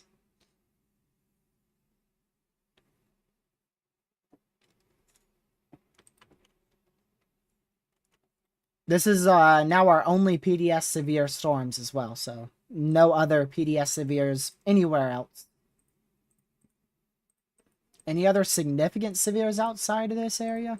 Let's see. Yep. 70-mile-an-hour winds out here in Kentucky, well east of Lexington, for Frenchburg, Mount Sterling, Sharpsburg. 70-mile-an-hour winds there. About up here. Nope, nope, nope. Oh, yep. That expires in 7 minutes, though. Tornado warning for East Central Knox County in northern Texas, northern Baylor County in northern Texas, Baylor, and Knox County in Texas. There's an extension warning there. That's into the city of Seymour, Texas. So that should be a pretty populated warning there. Let's see here. 3,000 people in that warning. 3,000.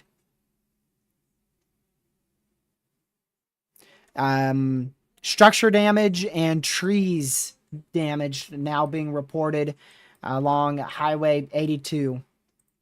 Right in this area. So tornado damage report being, or tornado damage being reported in that area. Not sure if the tornado's still on the ground or not. Haven't heard anything new from it. From chasers here in a little bit.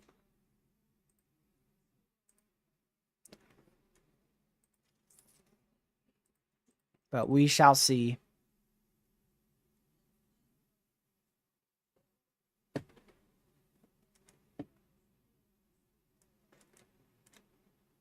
Man.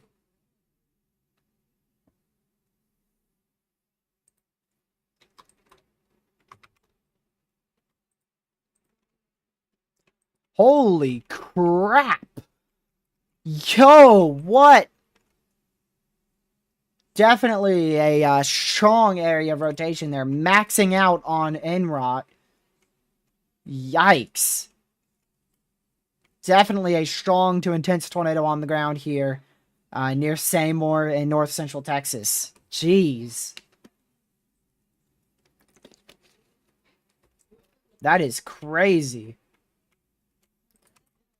That is the strongest couplet of the day by a milestone.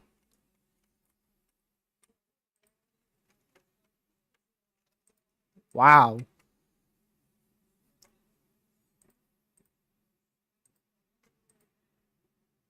Let's see here.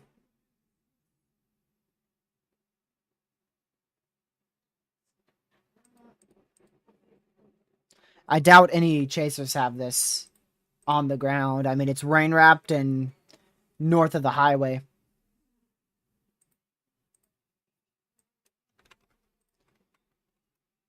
And go back over here.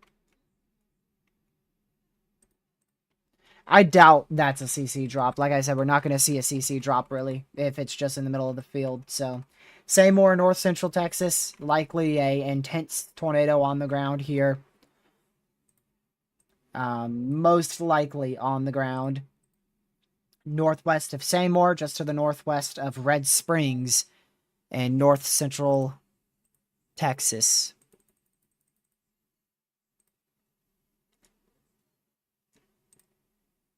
Let's see the spotters on this. I want to see.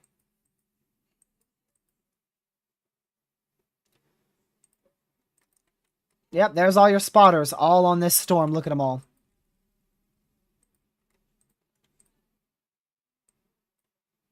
This is now a PDS tornado warning. However, it is a radar-indicated PDS tornado warning, which means they do not believe the tornado is on the ground at this point, but if it does drop, it will be a strong tornado. So that is a radar-indicated PDS tornado warning.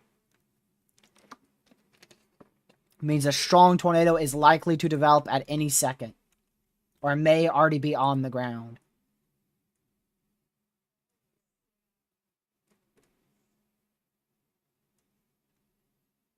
Let's see here.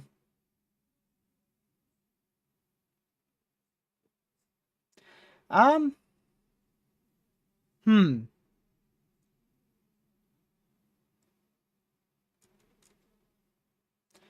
See, I'm still a bit confused for these warnings because it says a particularly dangerous situation. Obviously, that's PDS. Damaging tornado. Radar indicated rotation.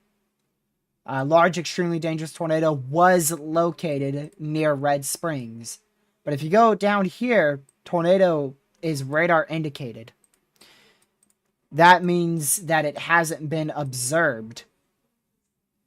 Which is weird, because if there is a CC drop or a tornado on the ground via radar, it's an observed tornado warning. So, still confused about this, but either way, there's likely a strong to intense tornado on the ground here.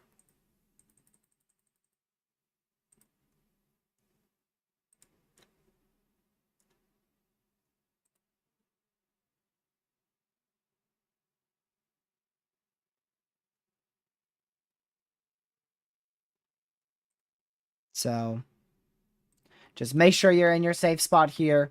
Now, that is a PDS tornado warning, which I'm still a bit confused on exactly what that means, to be honest with you. Either way, this is likely a strong tornado on the ground here. Very close to Red Springs, moving just to the north of Seymour in north central Texas. Actually, this has changed. This is a deviant tornado. It has changed direction to almost directly towards Seymour in north central Texas at the moment.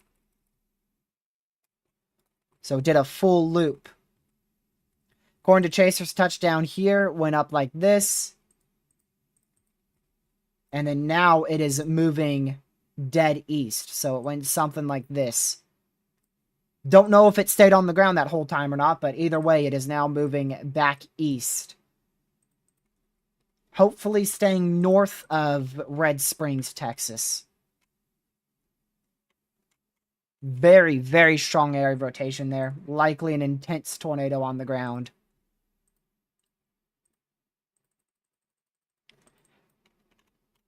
Oh my goodness. Might even be pushing a violent tornado here.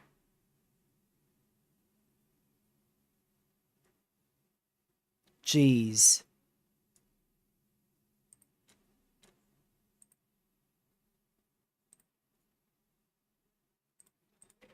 So, big issue here. Big issue.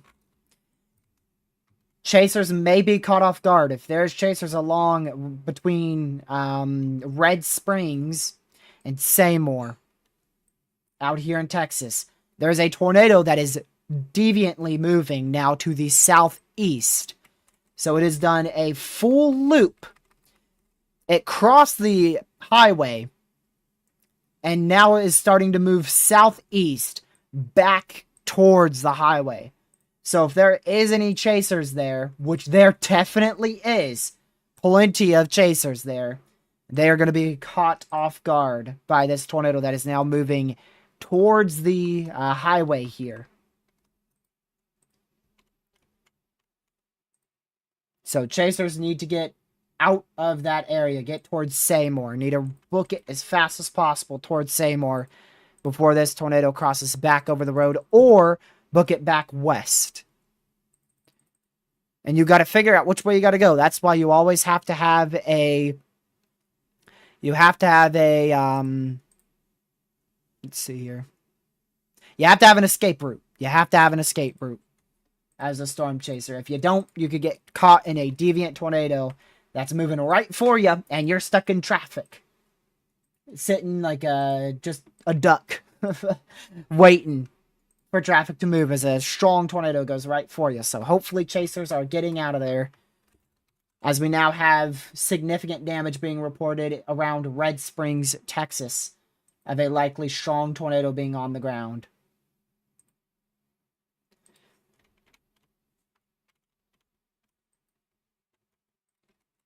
Still likely on the ground. You can see it is in about 5 minutes or so. It's going to be very, very close to crossing Highway 52 here between Red Springs and Seymour, Texas. Hopefully it lifts. Hopefully it lifts before then.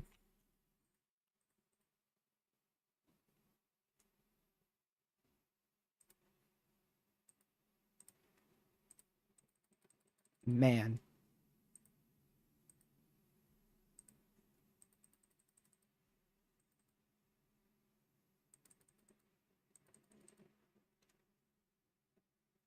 Give me a moment here. There we go. Keep an eye on the warning, just to see when it ever goes observed. I mean, I still don't understand what a radar indicated PDS means, because radar indicated in my mind means it's not on the ground, but could drop, whereas observed means it is on the ground. But this is like a radar indicated observed warning, because they say it was located. So they're saying it, it was. Possibly is past tense, is like it's lifted. I don't know. It's confused. I've always been confused for it. Excuse me. Nope, no such thing as a radar indicated Tory.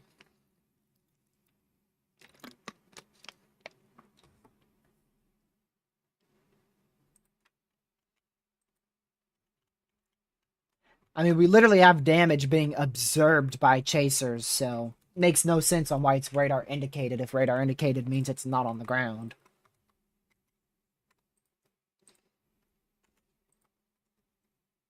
Next scan here in about 10 seconds or so.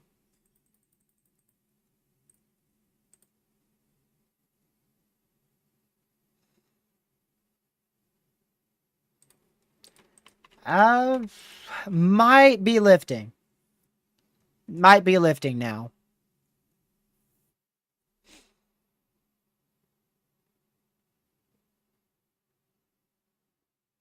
Let's see here.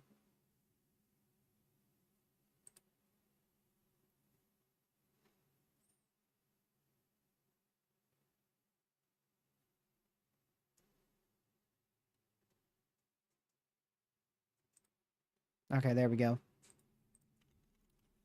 Yeah, that rotation definitely is weakened now, especially over the last 2 scans. Could still be on the ground. Could still be on the ground. So we're going to continue to keep an eye on this. So hopefully all the chasers get out of the way. Connor Croft's out of the way. Chasers I'm watching are out of the way. They're into downtown Seymour now. I believe it's pronounced Seymour, actually.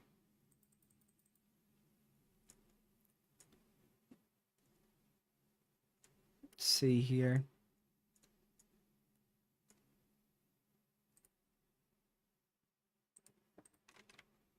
So we're going to keep watching this. If it is lifting, which it likely is, a new tornado will likely develop here and try to recycle in a couple minutes, as this storm's in a very volatile environment, a locally volatile environment.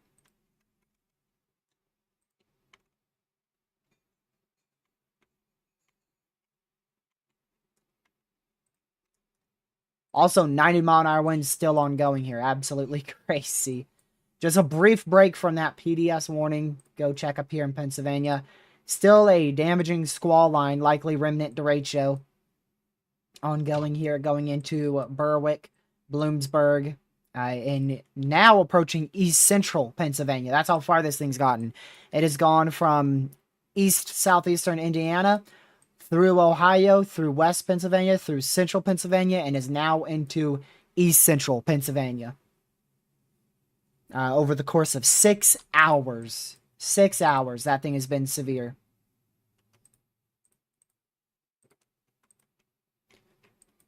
Yep, looks like a new area of rotation. A new tornado is probably going to attempt to develop northwest of the old tornado. So likely going to have a new tornado trying to drop here shortly north of Red Springs in north central Texas. It's what we call a meso handoff. A very, very common process in a supercell. Sometimes they fail, sometimes they succeed, and sometimes they rapidly intensify as they succeed.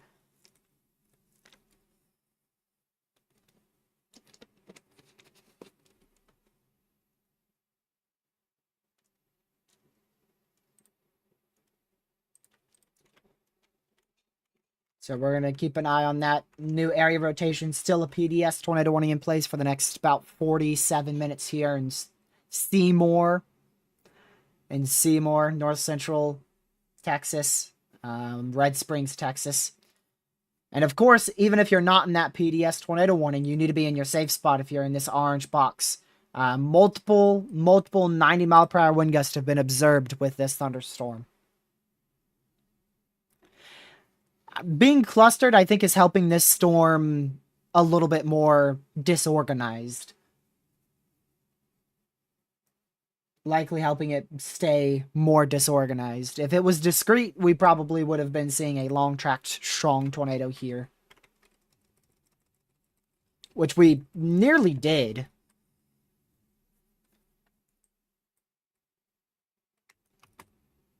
Look at that.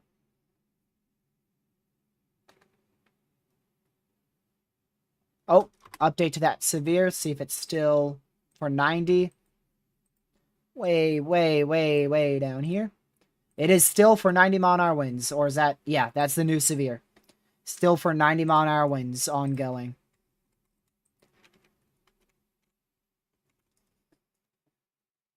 That PDS severe for 90-mile-an-hour winds goes till 8:15 Eastern Time. PDS tornado warning goes till 8:30 Eastern Time.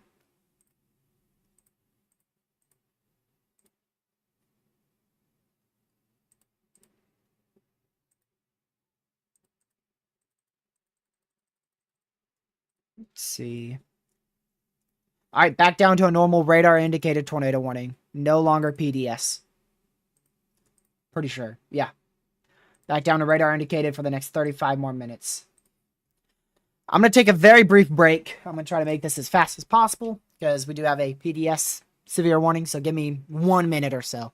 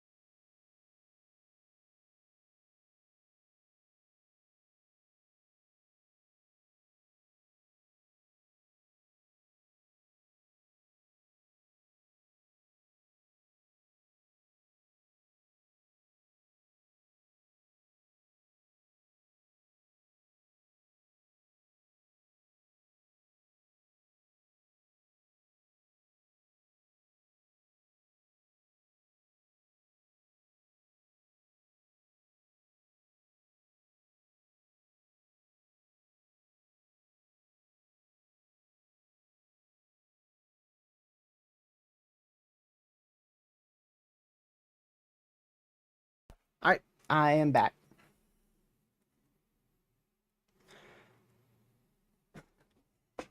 So still a now radar indicated tornado warning for, let's see here, Seymour, North Central Texas.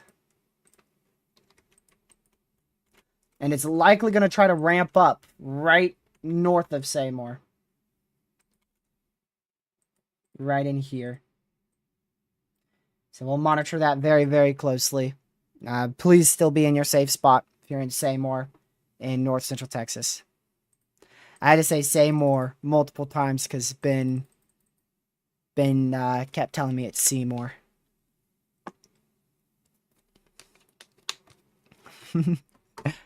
Almost out of water bottles. Only got one left.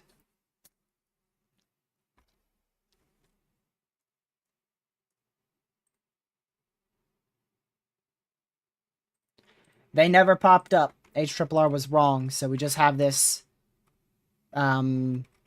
big cell. I guess it's kind of like an MCS with an embedded supercell. That's what we'll call it for now. Crazy thing is the HRRR still thinks prefrontals are going to fire. Which, I mean, we do have a few storms popping up to the south of this cell. So we'll keep an eye on that.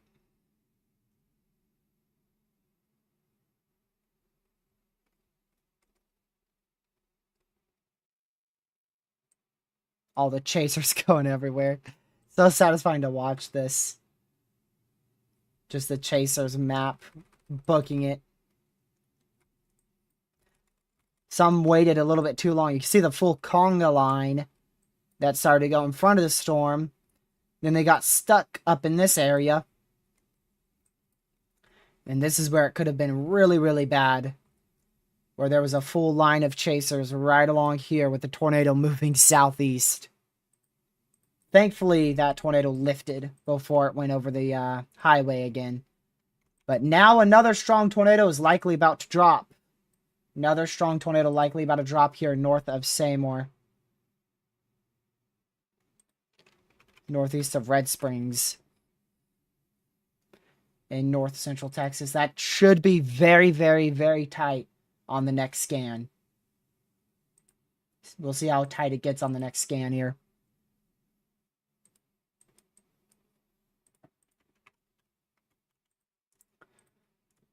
Let's see. Should get a new scan in about, give or take, a minute.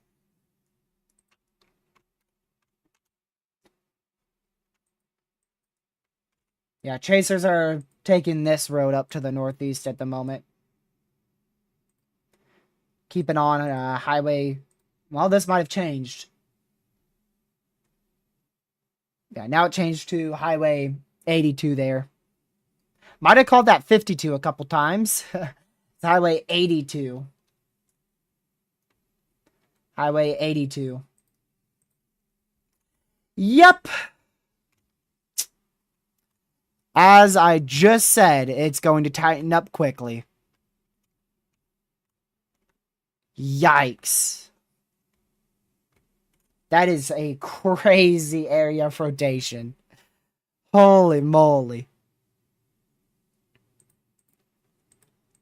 That is a wild area of rotation.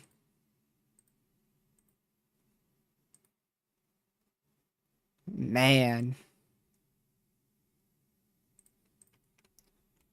Very, very absurd supercell here.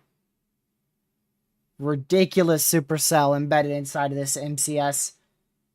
It's produced 5-inch hail. It's produced 95 mile-an-hour winds. It's produced one strong tornado, and it's trying to produce another strong tornado here north of Seymour in north central Texas. So we're going to keep watching that as it moves likely up to the northeast now. It should start moving northeast.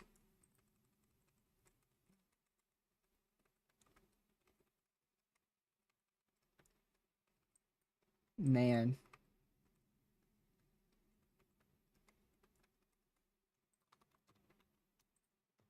Still radar indicated warning. Wouldn't be shocked if that goes PDS here shortly.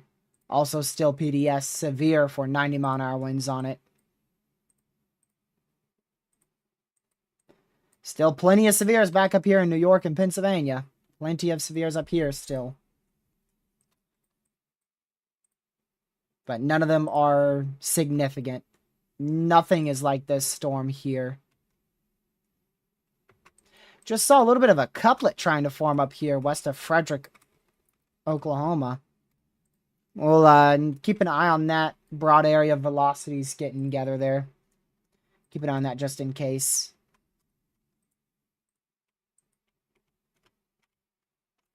Man. There's a very high chance that is a big tornado fully embedded in rain and hail. It's both rain and hail wrapped here. Trying to, and most likely succeeding at producing a tornado here. Just to the northeast of Seymour.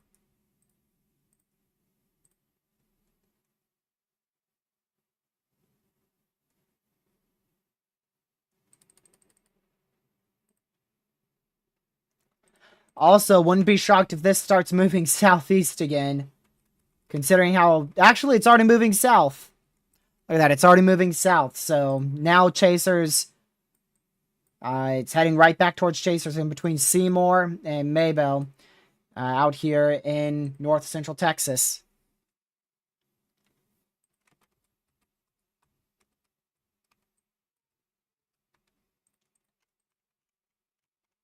Man. This thing's probably going to continue for the rest of the evening and into the night hours. It's probably not going to die down anytime soon.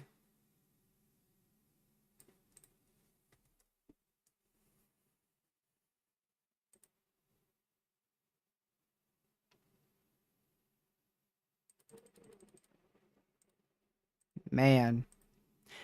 Definitely safe to say it was a good idea to issue that tornado watch. SPC made a good call there.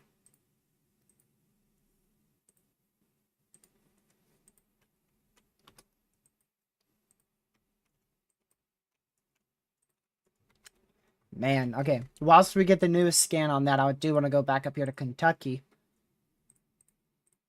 Just check. Yep, all these are still normal severes. Yeah, we're good. All these are normal severes.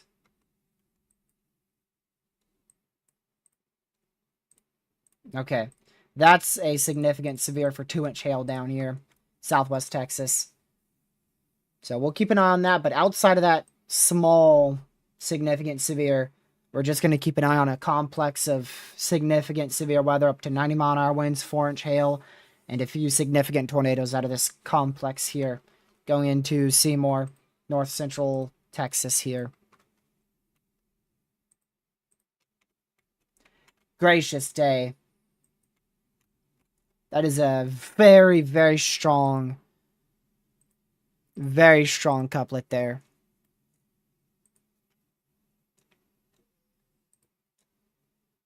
Man.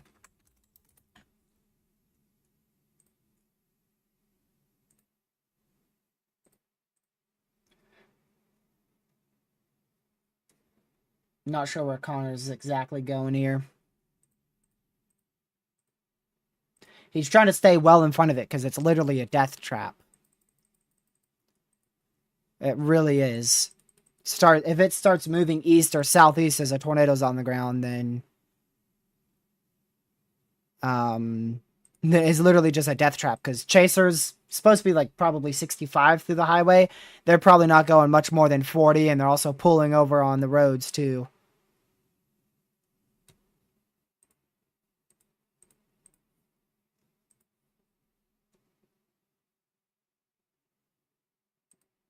Let's see here.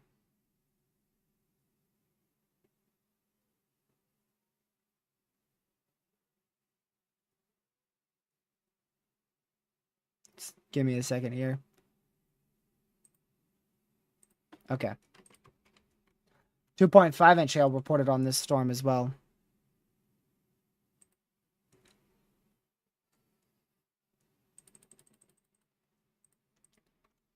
Gracious.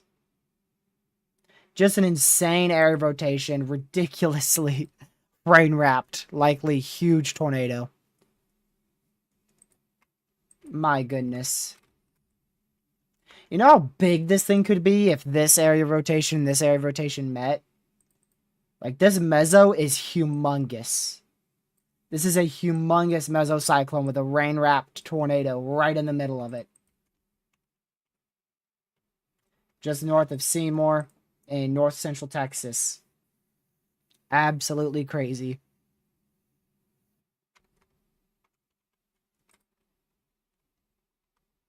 Already had one PDS tornado warning on this. We'll likely get another one. Just ridiculous interactions here with this storm. Absolutely crazy. See what that wind gust report was. 59-mile-an-hour winds.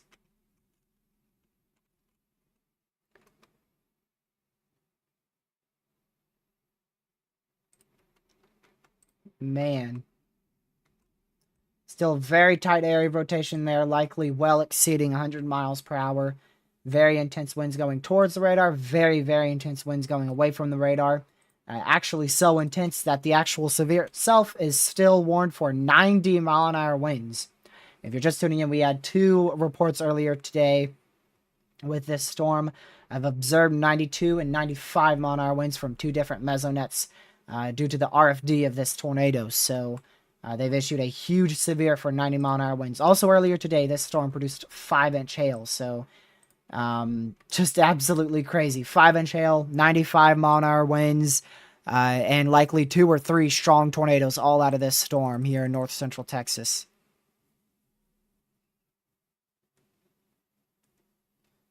Just wild.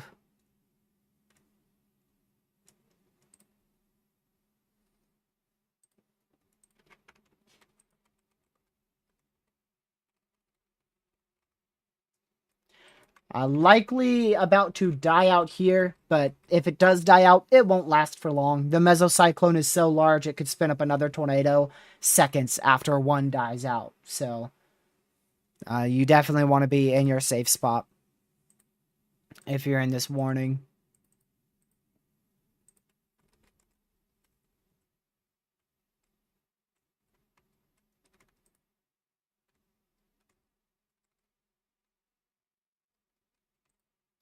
We're also going to see another MCS form tonight in western Texas.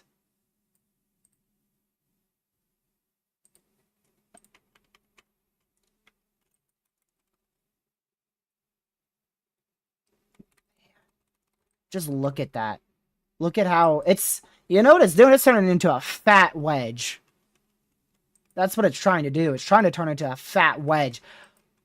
And it just might succeed. And it just might succeed. See, that couplet just got a lot larger. Not stronger, larger, wider. It's trying to turn into a fat wedge. We'll see if it can. If it does, it's going to be a big rain-wrapped wedge tornado.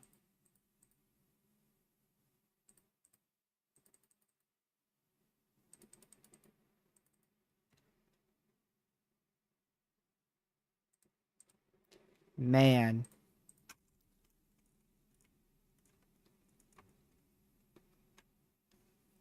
Absolutely insane. Today easily should have went moderate for wind. We likely had a derecho. Moderate for tornadoes? Nah. Probably should have had a 10 sig Tor though, which is what I was expecting the whole time. I really thought they would put a 10 sig Tor, but it didn't really verify how I was thinking. It took quite a while for these storms to go tornadic, but once they did, man, it went tornadic fast. That little area they highlighted like freaking like 6 hours ago. Remember that MCD where they highlighted a little corridor south of Wichita Falls and right around Wichita Falls? Yeah, that's where this storm is, and they nailed it. Downgraded that to 80-mile-an-hour wind severe, but for the next 4 minutes, it's still at 90.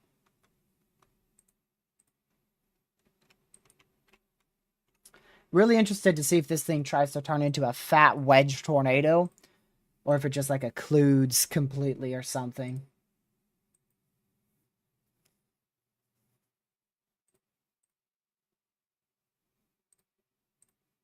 Keep watching it.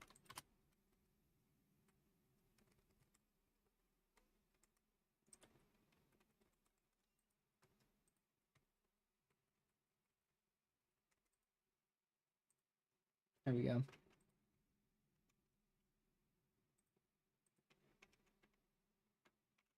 We'll keep watching it. Keep a very, very close eye on it. It's going towards Maybell, north central Texas. Eventually, downstream, it's going to go up towards Mankins. But it's going to take a while. It is going to take a while before it gets up there.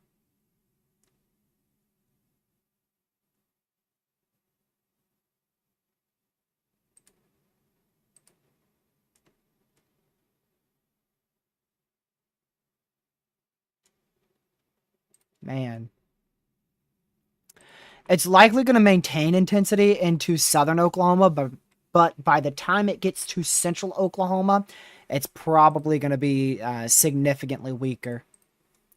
And then we should get another line that forms in west central Texas, way back out here, very late tonight. Actually, it looks like that's already kicking off right now. And that should eventually form into a huge line and go towards Sweetwater, Big Springs, probably Abilene, Texas as well, in the overnight hours tonight.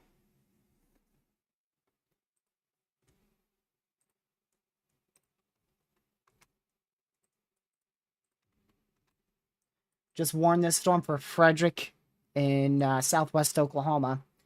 Broad area of red and greens, not tight enough for a tornado warning, but they did put a severe warning, 60-mile-an-hour winds, 1-inch hail on that.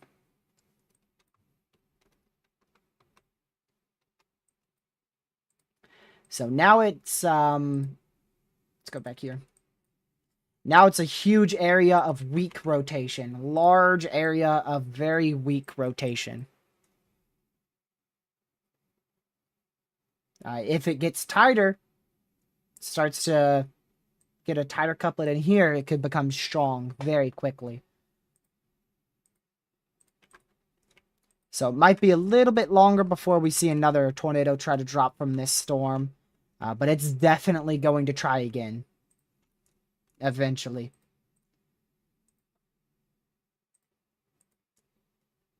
Wanted to switch over to Pennsylvania here.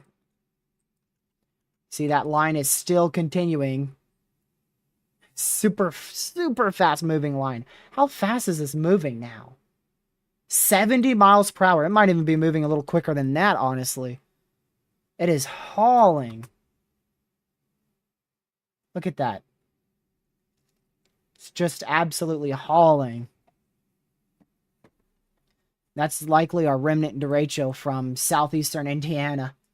And it's all the way here in east central Pennsylvania now. Still tornado warned here for Seymour, north central Texas. Storm's really just sitting right around this area. A very slow moving storm.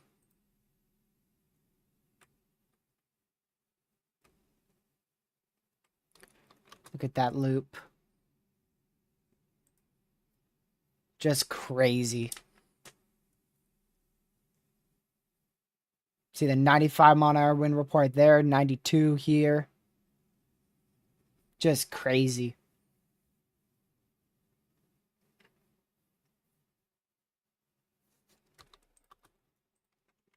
Alright, I believe we are down to 80 mile per hour severe here. Yep, no longer at 90 anymore.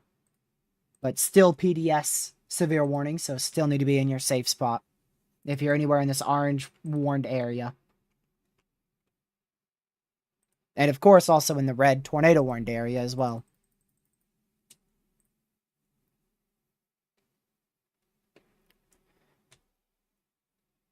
Yep, it's going to try to tighten back up here. We'll see if it can really tighten up or not in this area.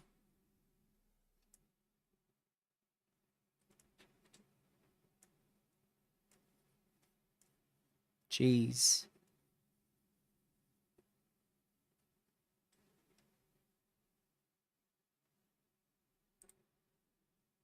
Well, what have a tornado threat? This storm, yeah, it's going to have a tornado threat. If you mean the storms tonight, like overnight, yeah. We're going to keep having tornado threats. Really for the next 24 plus hours. We'll have the chance for tornadoes somewhere over the next 24 hours. And then, of course, all day tomorrow, too. There really won't be much of a break in the overnight hours. There may be a period tomorrow morning towards like 10 a.m. to 1 p.m. where we don't have much severe weather. But then it's going to kick right back up again.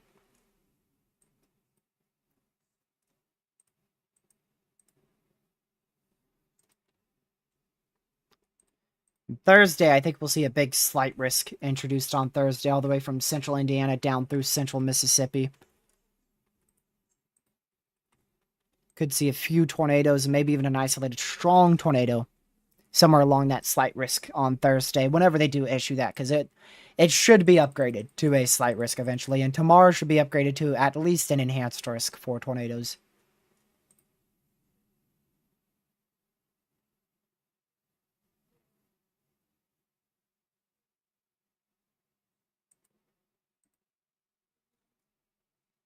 Let's see here.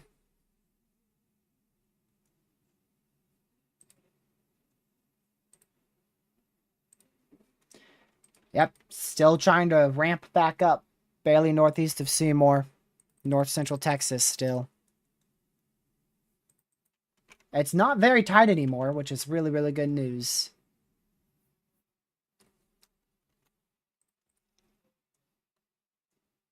Let's see our lower level wind shear out here. It's probably increased a lot.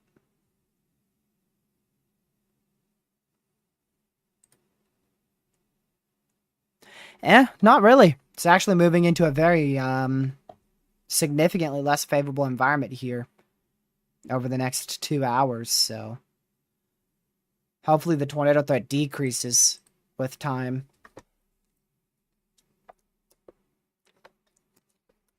Tomorrow might have the opportunity for a moderate risk if we keep seeing uptrends with it.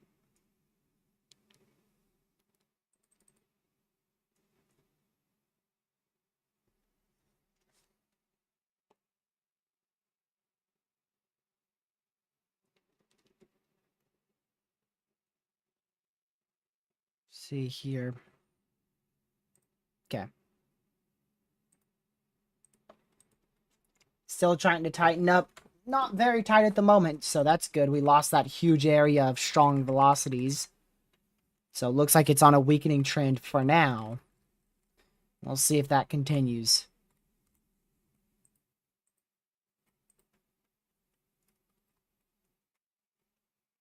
Very quickly could ramp right back up.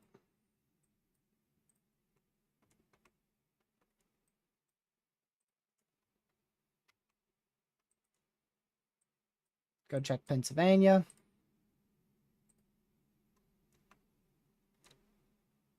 Yeah, I don't really see anything tornadic anywhere else other than those storms. Other than that storm that's tornado warned right now in Texas.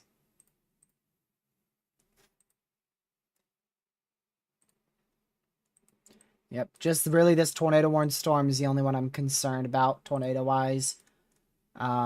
Still going to keep an eye up here towards Frederick because those velocities, they're close to each other. So we're going to keep an eye on that. That's going towards Tipton, Snyder, in southwestern Oklahoma.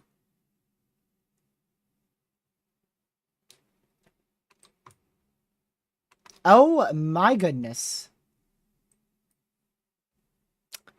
Well, I'll be.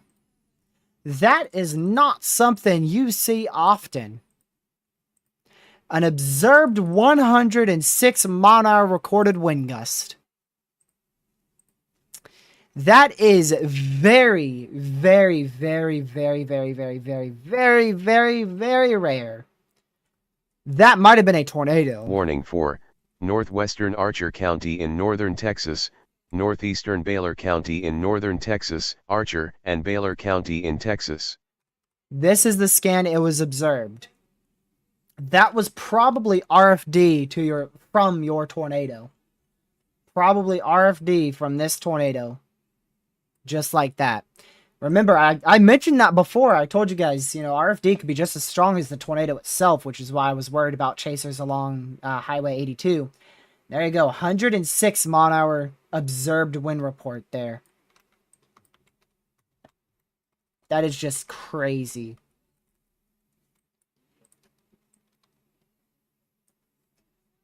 Wow.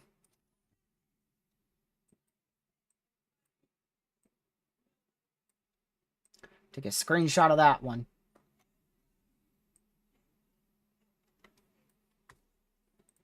Man.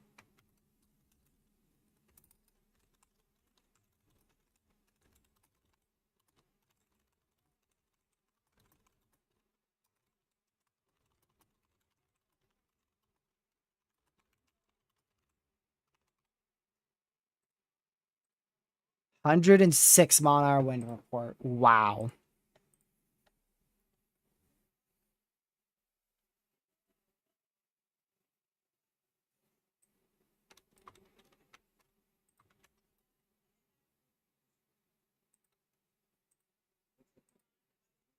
Oh, another tornado warning.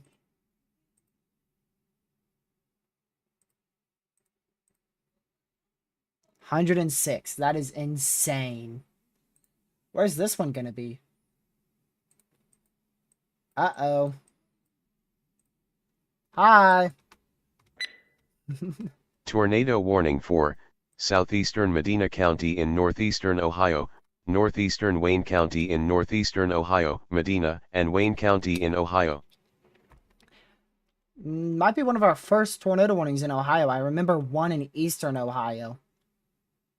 So this is one of our few tornado warnings in Ohio today.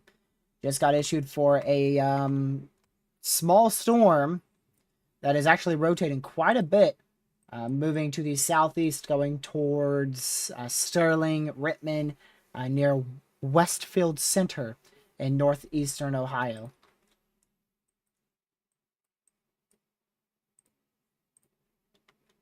$100-mile-an-hour wind report. That's just insane. 106. Yikes, dude. That's just insanity.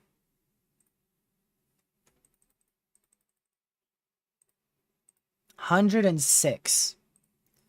I mean, that's almost a Category 3 hurricane in terms of wind speeds. Just absolutely insane.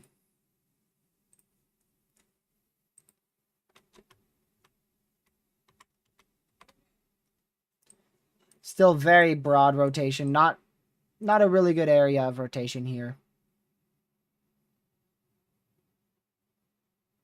Not a really good area of rotation.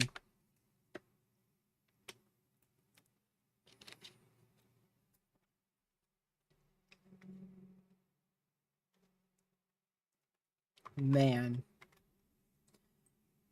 Yeah, if this might, if this gets any closer, this might try to spin up a tornado here west of Frederick, or around Frederick, southwest Oklahoma. We'll keep an eye on that, of course. And our other tornado warning back up in Ohio. Moving off into Burbank. I would wait here for the velocity scan, but it's not like GR2. That might take another, like, hour or something. You never know with Radar Omega. Our line looks the weakest it's ever looked before here in northeastern Pennsylvania. Looks very, very, very weak.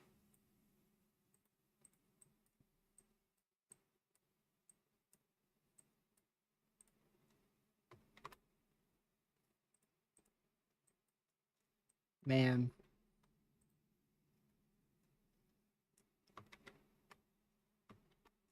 Let's go back up to that storm in Ohio, waiting for that velocity scan. Still not in. Oh, there it is, actually. So, broad rotation, but still worth a tornado warning right along the I-71 corridor here. Northeastern Ohio towards Rittman and Wadsworth. Or Wadesworth. One or the other. It's one of them. It's one of them. That's still just, that's insane. 106-mile-an-hour winds, 5-inch hail, and likely 2 to 3 strong tornadoes, all from one storm. That's just crazy to think about. And that doesn't even include our likely derecho. Back up there in Indiana, all the way into eastern Pennsylvania. Southeast Indiana to eastern Pennsylvania. And then that doesn't even include the 90-mile-an-hour winds we saw this morning with tornadoes in southwestern Missouri. I mean, what a ridiculous enhanced risk for severe weather. Felt more like a high risk. It really did. It felt more like a high risk for severe weather. With how much damaging winds we have seen today, it really did.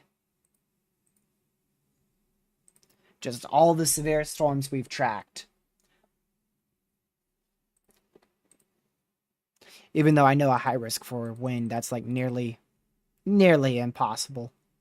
I've never seen it before. The thing was, confidence was just so low in today's event that they just issued 2 broad, large, enhanced risks. There wasn't enough confidence to introduce moderate risks anywhere. Or even a 10 sig tour.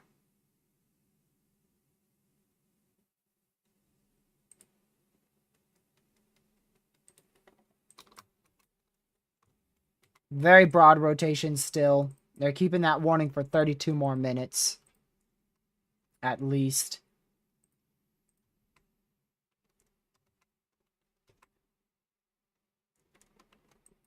Let's go back up to that tornado warning in Ohio. Yep, still the same velocity scan there, just broad rotation.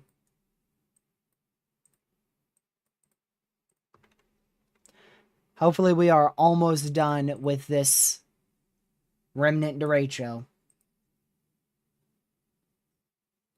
Like I said, it re-intensified out of nowhere east of State College, Pennsylvania.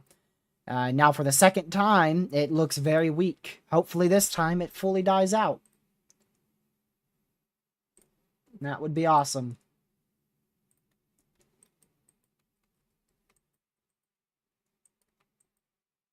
Just look at that train of spotters. Connor was right. Connor was right with this storm being the storm of the day. He was dead right. Because you can see here, it dropped 5-inch hail. Just proof, by the way. 5-inch hail there. Continue on. 95 mile-an-hour wind gust there. 92 there. Continue on. 106 mile-an-hour wind gust here. And then we did see tornado reports in this area and in this area from chasers. They just haven't been confirmed and received by the National Weather Service just yet. And then we probably saw at least another tornado somewhere out in here. Somewhere out in here.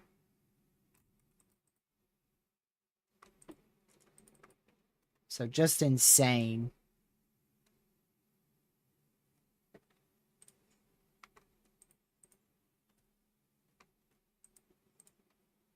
Can't get the velocity scan on that, but I see what you mean there, Grumpy. That might be producing around or even greater than 60 mile-an-hour winds here. Moving off to the east, southeast, really dead east.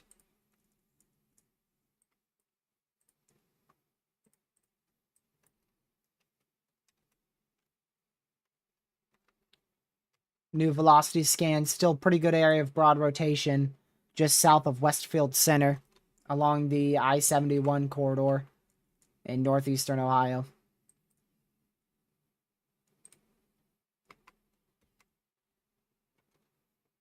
Still watching that broad area there.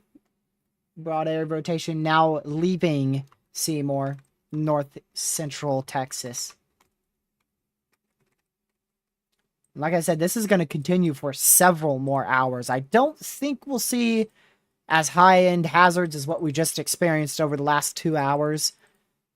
But definitely going to continue for the next few hours here, going into north central Texas and south central Oklahoma.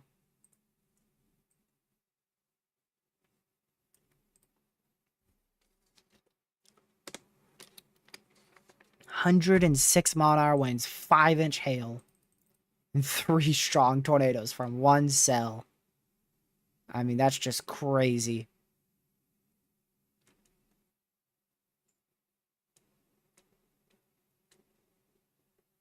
I'm just not going to get over that one.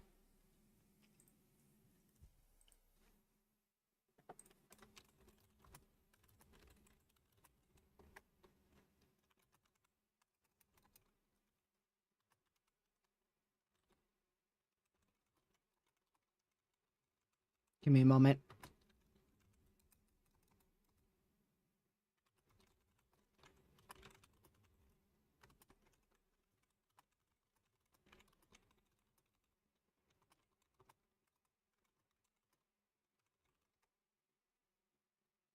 Okay.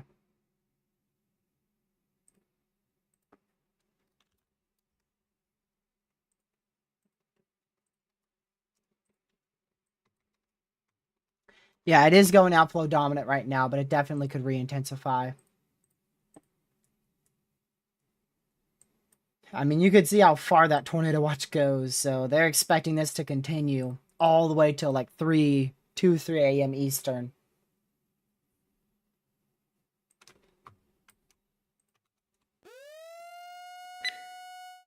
Tornado warning Oh, for they warned it. West Central Tillman County in southwestern Oklahoma, Tillman County in Oklahoma. If you're in that area, you need to be in your safe spot. If you're out here, you're in a tornado warning for 2.5-inch hail, a potential tornado, as well as at least 80-mile-per-hour winds there. But they just tornado warned the storm over Frederick in southwestern Oklahoma. We've been talking about this storm for like the last 30 minutes or so. Ever since it started those broad velocities way back here. So when we first talked about it along the Highway 283 corridor. And that was at 7:57. So yeah, that was over 30 minutes ago. Almost 40 minutes ago we first talked about that. And now it's starting to rotate right in here, attempting to produce a tornado just to the west of Frederick in southwest Oklahoma.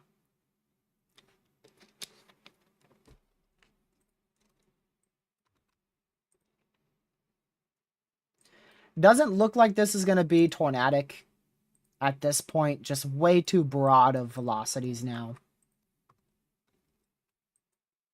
Way too broad. So 25 minutes we'll lose that tornado warning and that severe, but at least one of those will be extended. At least one will be extended.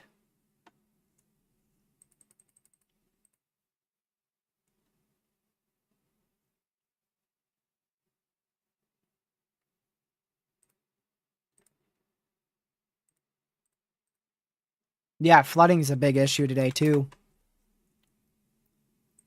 They almost upgraded today to a high risk for flooding 4 out of 4, but they decided not to.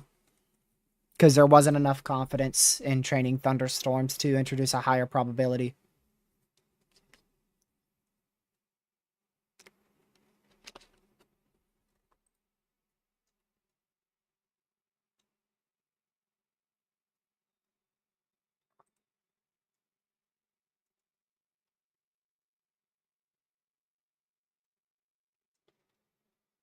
Very random from earlier, but right around like noon today, the National Weather Service in Wichita, Kansas issued a severe thunderstorm warning for Indianapolis, Indiana. Or just to the southeast of Indianapolis, Indiana. So that's crazy. So this NWS over here issued a severe warning in this area at noon for the National Weather Service that normally issues them, which is literally right there, just county or two to the northwest. And then earlier today, we also saw that tornado warning in these severes. Actually, are these still being issued by Norman? I can't tell. Okay, well, we'll go to GR2 to see it then. Yep. Still being issued by Norman. Still being issued by Norman. Now, I believe this one is in Norman's jurisdiction here. The one in Frederick, Oklahoma. I believe this is in Norman's jurisdiction. Still have a radar site open in southwest Indiana from those storms that are now in south central Ohio. I guess I'll move this up to the Cincinnati radar site. Or rather, Cleveland. At least for the time being. Still very weak rotation over Sterling, northeastern Ohio.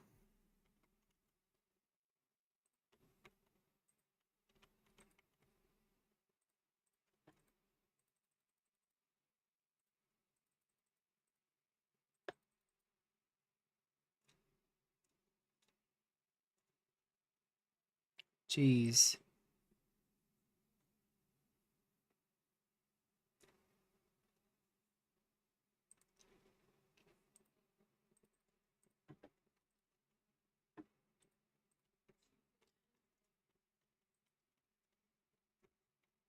Keep an eye on that.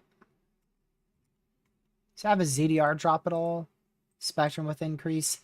Definitely could have a quick spin up tornado happening here on the southwest side of this current tornado warning.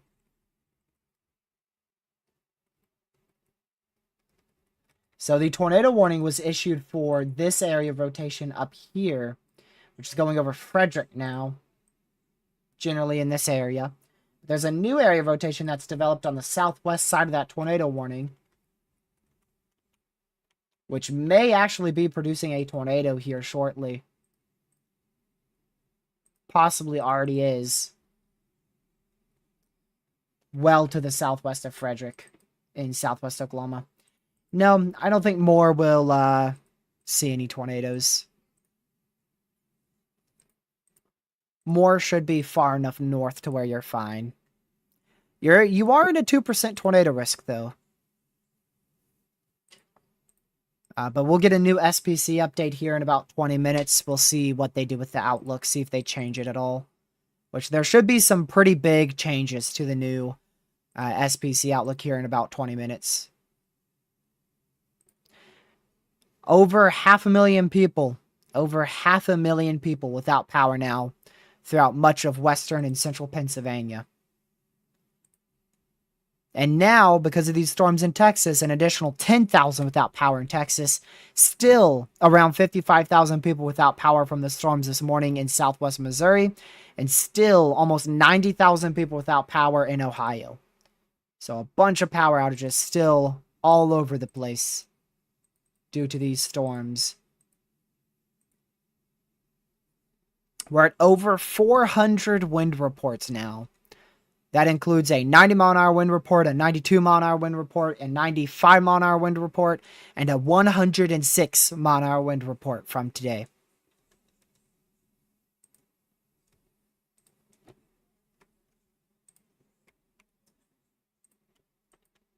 Little rotations still there, starting to die out though southwest of Doylestown or Doylestown in northeastern Ohio. Still a long list of severe thunderstorm warnings in place across the U.S. Very long list still, with only that one in Texas being the only PDS one. Also another significant one. I think that's in south central Texas there. We can go check on that real quick.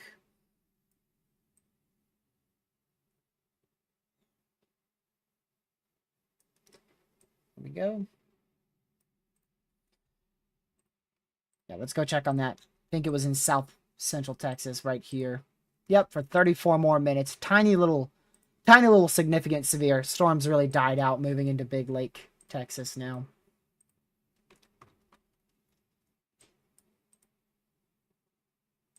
.65-mile-an-hour severe out here in north central Texas. I have no idea how to pronounce that. No idea. North central Texas there. Well south of Wichita Falls, Texas.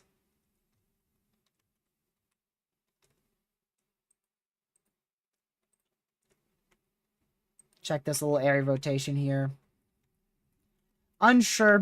Could have been a brief spin up on the southwest side of this tornado warning. Well southwest of Frederick, Oklahoma. Good news is that was still inside the tornado warning, so if it did hit anybody, they should have been seeking shelter.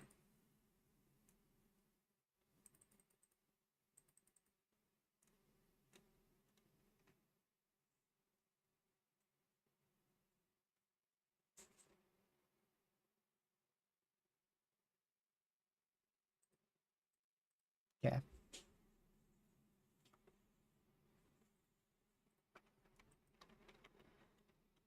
Let's see here.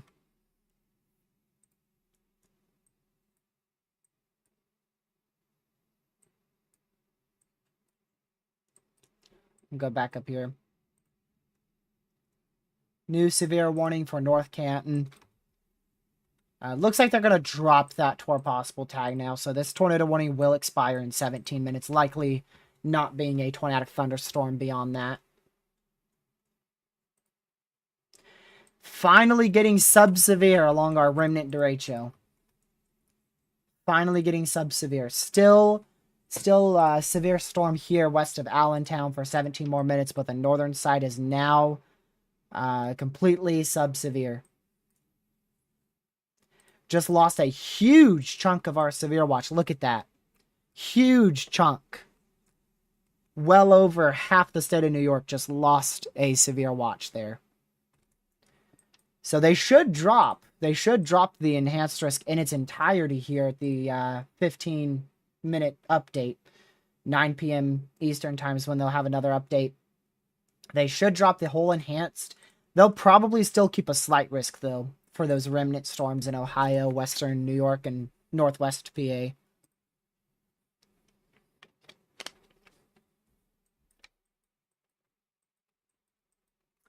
And then I have a feeling they will keep the enhanced risk out here in Texas in most of its entirety. Why? Because we should see additional significant severe weather development around midnight Eastern time tonight.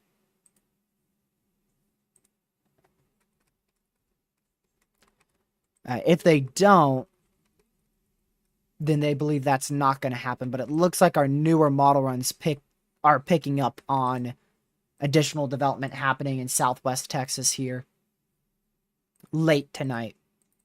We'll see what the SBC thinks about that in about 15 minutes.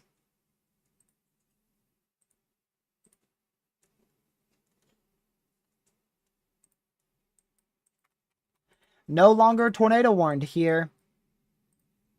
No longer tornado warned here east of Seymour in north central Texas. Still a PDS severe for 80-mile-an-hour winds, as well as a significant severe for 2.5-inch hail. And they just dropped that hail threat to 1.75-inch hail, but still PDS for 80-mile-an-hour winds, and as well as a Tor possible tag. So we should get a new severe in about 5 to 10 minutes for Wichita Falls, Texas as well. Tornado warning still in place for 14 minutes in southwestern Oklahoma for Frederick. If we can make it 14 minutes, we may be tornado warning list in 14 minutes. We'll see if we can make it that long without a new warning being issued.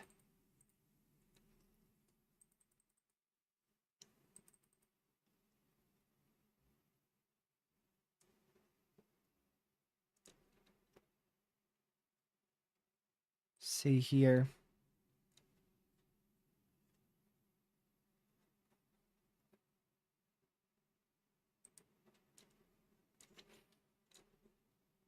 Connor is going into Wichita Falls, Texas right now.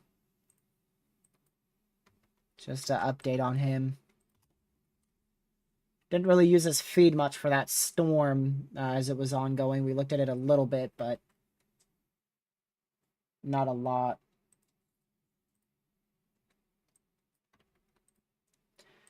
We'll see if they continue that PDS severe or not.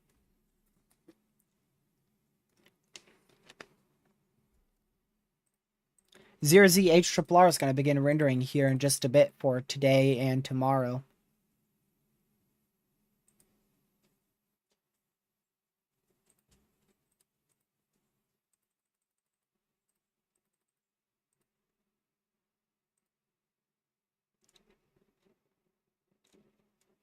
Let's see here.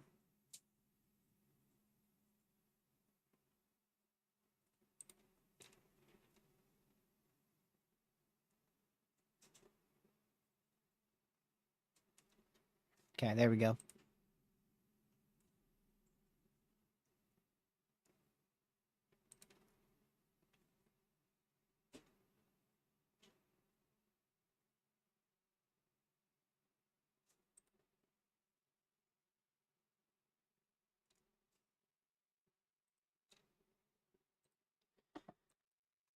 All right, now it's the waiting game. Waiting for these storms to see if they recycle, waiting for that new warning, and waiting for the SPC outlook here in 12 minutes. Waiting for the new HRRR for tomorrow as well. A lot of waiting.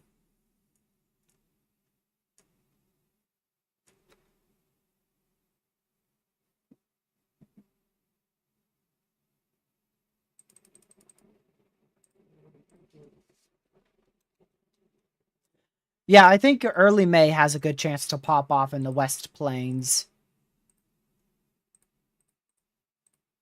But I don't know about mid or late May. Right now, mid-May looks extremely inactive with little to no severe weather anywhere in the U.S. Actually, very minimal. What in the tropical system? Okay, we probably shouldn't listen to that. The GFS has a stalling out tropical storm over New Orleans in early May. Your guess is as good as mine. Yo, that's almost a hurricane. It almost has a hurricane stalling out over New Orleans. What? Yo, I do not miss the GFS Fantasyland for hurricane season. Legit has nearly a hurricane stalling out over New Orleans. Look at this. I gotta show you this because that's insane. A 993 millibar tropical storm to potential hurricane stalling out over New Orleans. Look at that. It literally sits there. So it hits New Orleans early on the 11th.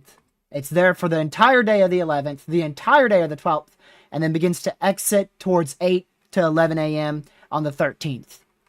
A full 24 to 36 hour stall. Like, what? Look at that. So stupid. It's so stupid, it's actually hilarious. Look at that.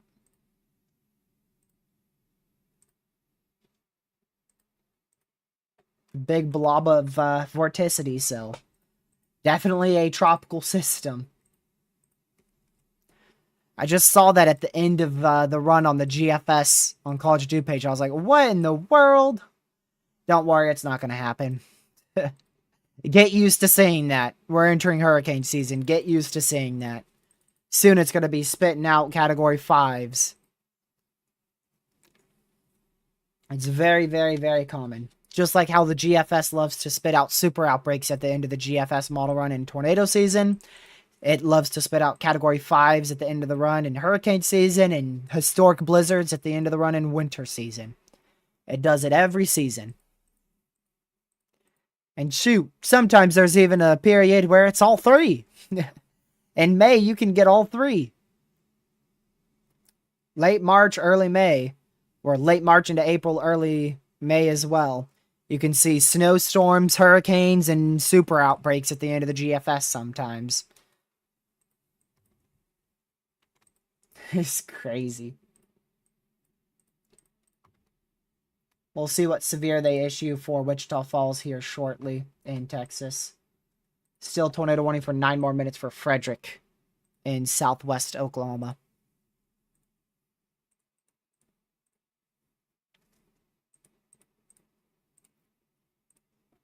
Today easily performed as a moderate for wind and a 10 sig tour. Today performed almost like the probabilities yesterday. I don't think today could have performed as a 15 sig tour, though.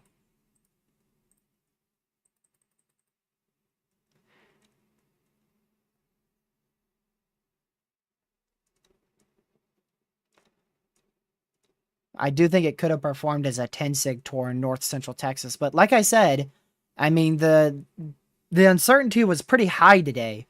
We had quite high uncertainty on what was going to happen, so they just issued 2 big enhanced risks. So for a risk that had a lot of uncertainty, I think the SBC did perfectly fine. I think they did pretty good.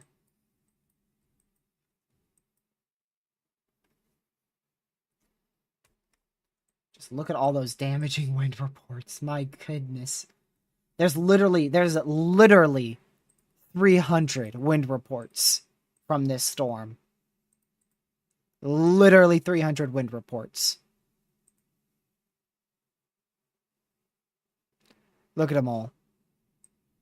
This is from one single line of storms, which is, I believe, considered a derecho. Started here in southeastern Indiana, through Ohio, through East Ohio, through West Pennsylvania, through Central Pennsylvania, and it is currently dying out in Eastern Pennsylvania. Looks like we are not going tornado warningless here in 7 minutes, as we just got a new warning. Tornado warning for Central Tillman County in southwestern Oklahoma, Tillman County in Oklahoma. So they're continuing that for another 36 minutes into Hollister and Loveland in southwestern Oklahoma.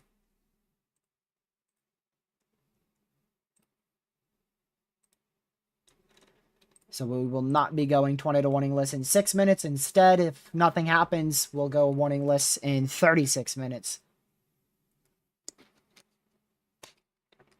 By the time 36 minutes is up, we'll probably start seeing another storm here. Alright, so what they've done here is they've issued a big severe for 70-mile-an-hour winds in this whole area. And they've issued a special severe thunderstorm warning for Wichita Falls for 80-mile-an-hour winds. So there's this little pocket area right in here that may be producing up to 80-mile-per-hour winds. And so they've issued a special severe warning inside of a severe warning for up to 80-mile-an-hour winds for the next 50 minutes. So still a PDS severe thunderstorm warning. Now this time for Holiday, Wichita Falls, and Henrietta in north central Texas.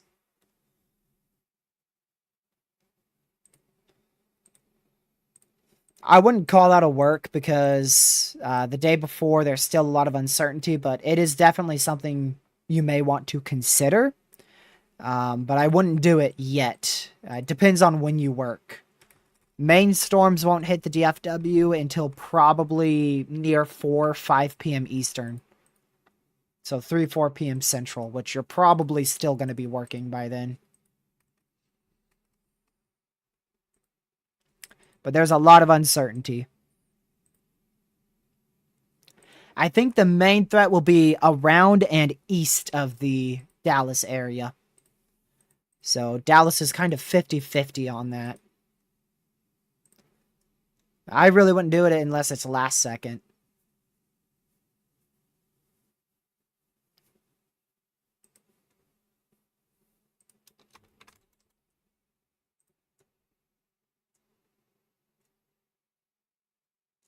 Let's see here.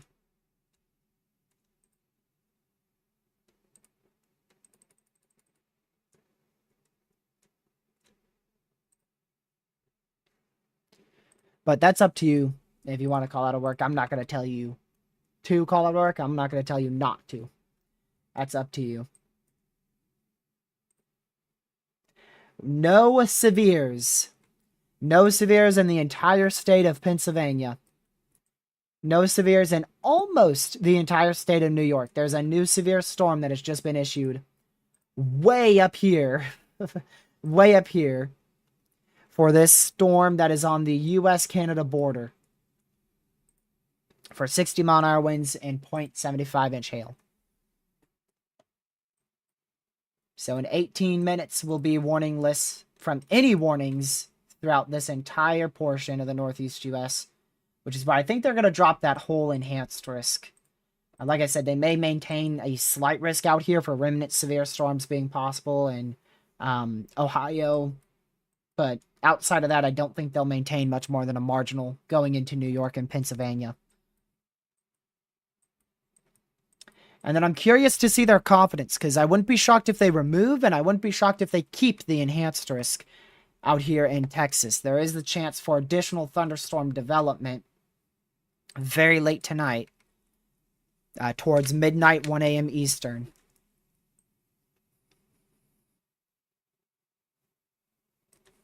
It would not shock me if they keep the enhanced risk there.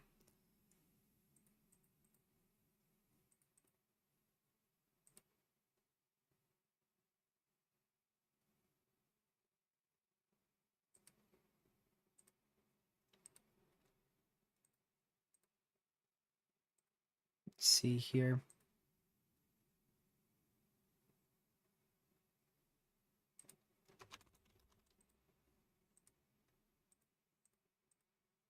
Okay. So that new update should be out within the next 5 minutes. We should get a new SPC update. But they have been late today, so I wouldn't fully count on that.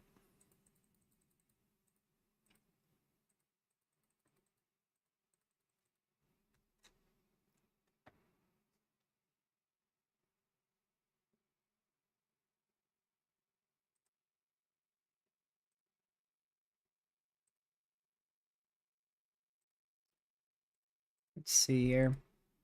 Power outage update up to over 500,000 people without power there in Pennsylvania. A little bit down in Ohio. We're down to about 84,000 people without power in Ohio. A little bit lower in Missouri, down to 54,000 people without power in Missouri, and about the same in Texas at 10,000.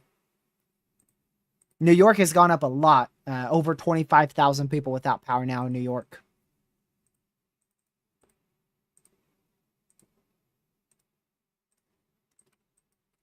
Waiting to see that new SPC outlook whenever it's issued here.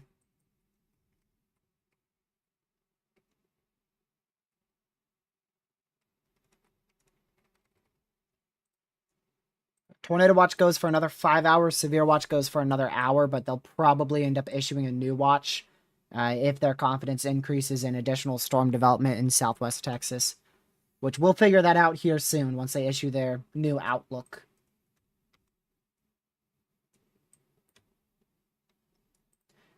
Only one tornado warning remains for 30 minutes, one destructive severe for 45 minutes. And we are down to, let's see, we're still pretty far up there on severes. 15.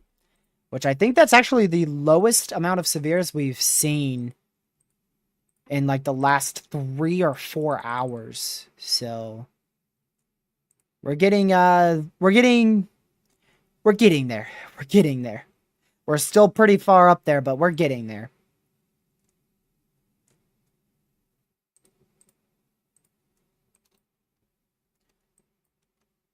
It's taking forever, but we are getting there.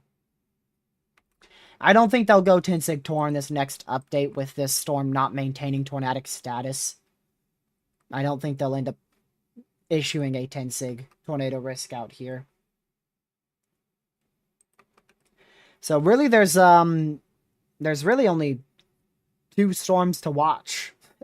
It's just this storm in Texas and then this tornado warning in Oklahoma. That's really the 2 main storms to watch. There's a bunch of other severes all over the place, but none of them are notable. None of them are significant. They're very normal, basic severe warnings. So really, we're just watching this little corridor right here for the moment. Just watching this corridor right in here as those storms move eastward.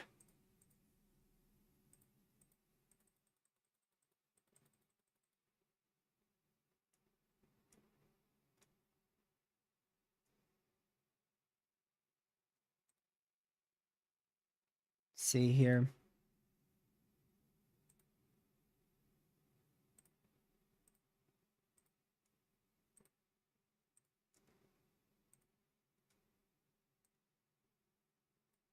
Okay.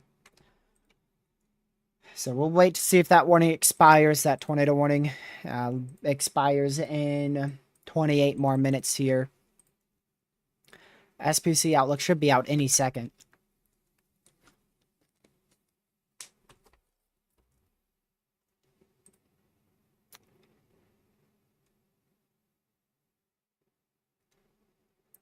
All right, new warning. It's going to be for Wichita Falls. Wichita Falls, Texas, now in a tornado warning, as well as Holiday and Lakeside City for this little area of rotation, moving into Wichita Falls and Lakeside City. Tornado warning for West Central Clay County in northern Texas, northeastern Archer County in northern Texas, southeastern Wichita County in northern Texas, Archer, Clay, and Wichita County in Texas. That goes for 27 minutes as well, so we still have a chance at 9:30 Eastern to be tornado warningless.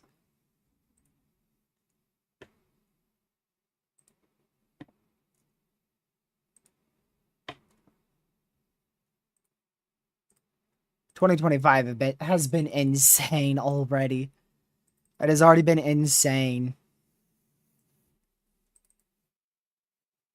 Such a crazy year for tornadoes and severe weather already.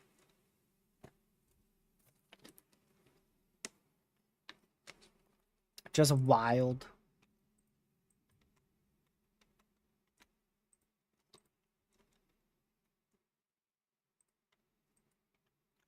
Yeah, not very strong rotation, but enough to warrant a warning.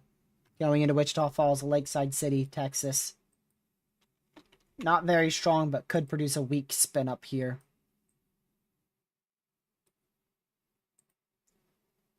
Connor is on top of this area of rotation. Like he is literally right in this area. I think he is on this highway. Pretty sure he is in Holiday.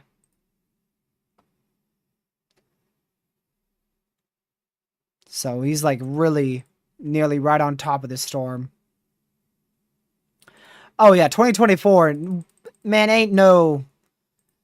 there ain't gonna be no year that beats that. Only 2 years are somewhat close to that, and that's 2011 and 2004. 2024, I think, is superior over both of those years.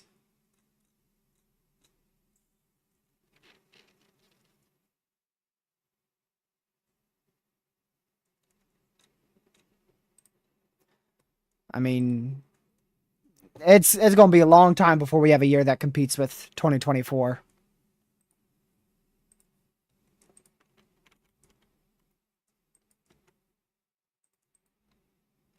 But I mean, 2025, it's still been a wild year.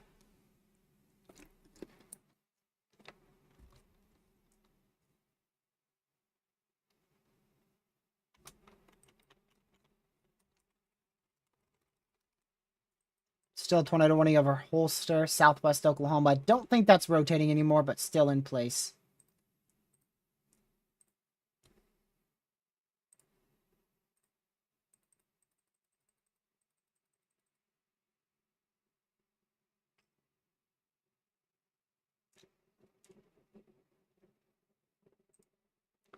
Let me see here.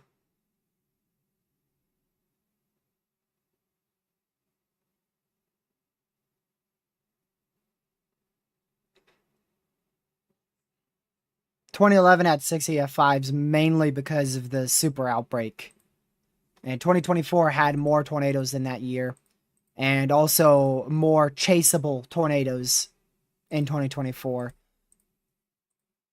And also more ridiculous structures and just overall how the tornadoes formed. Just 2024 was crazier.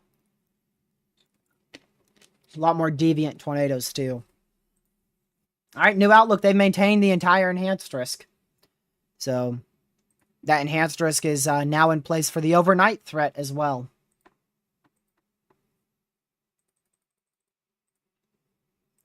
So, there you go. We've got an overnight enhanced risk for severe weather.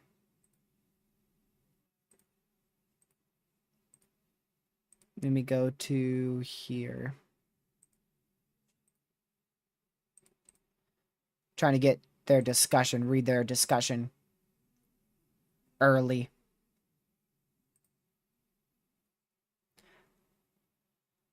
All right, that's the 9 p.m. discussion. Yep. A couple tornadoes remain possible. See if there's anything else here. Yeah, main tornado threat will be focused over Texas as renewed strong to severe storm development is expected late tonight.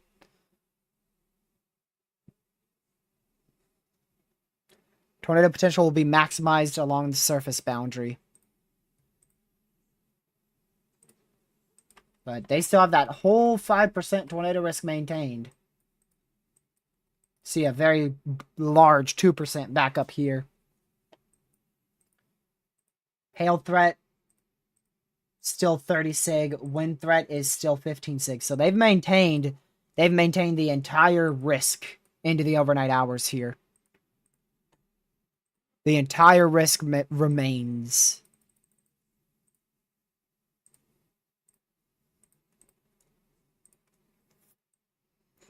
And that is a very overnight risk.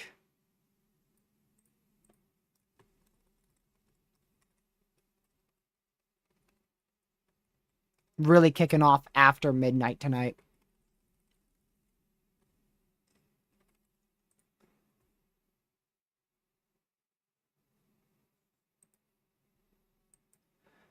Sulphur, Oklahoma. Where is that? I know that's somewhere in here. Excuse me. Yes. I wouldn't say concerned, because concerned is like, you know, you're panicking and really, really worried. I would be hyper weather aware in Sulphur, Oklahoma. I think tonight towards 11 p.m. your time, about two hours or so from now, maybe 10 p.m. your time, about 2 hours from now, you could end up with 70-mile-an-hour winds, 1-inch hail, and possibly a tornado.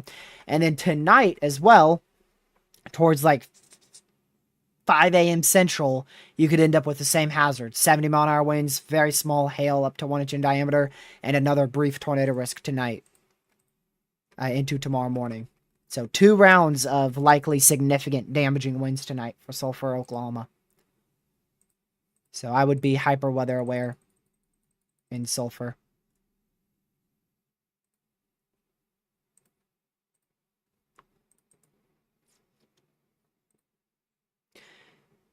If you guys haven't already, make sure you hit that subscribe button with a notification bell set to all. Share this channel with family, friends, social media. If I want to be honest with you, which I try my best to be, I'm probably going to end here soon. There is a chance I might end up coming back on tonight, but the issue is we have another long day ahead of us tomorrow as well. So we'll still stay live for a bit longer here, as we do have a PDS severe warning for 35 more minutes and 2 tornado warnings. And it's still a pretty good area of rotation in Wichita Falls, Texas.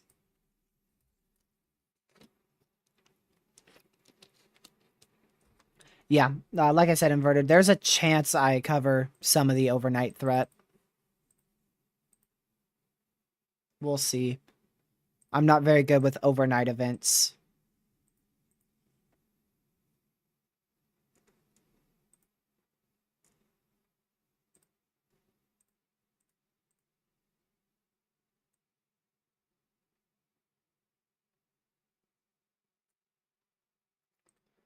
Let's see here.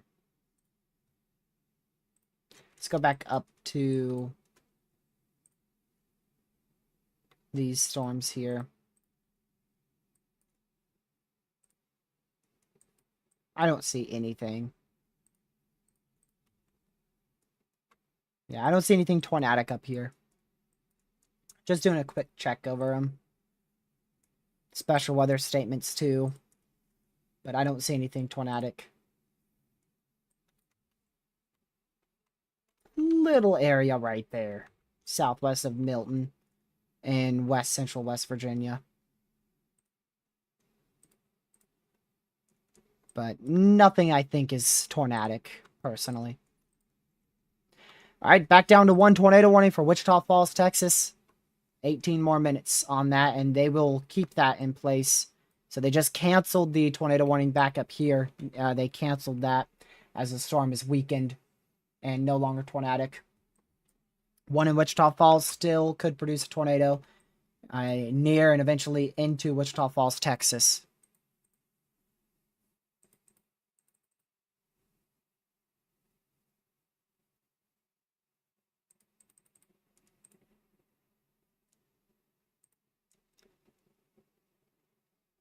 Man, new SPC outlook still isn't even out on their site. We already finished looking at it. It was issued. It was issued about 8 minutes ago. We got it about 6 minutes ago. The actual SPC site hasn't even updated it yet.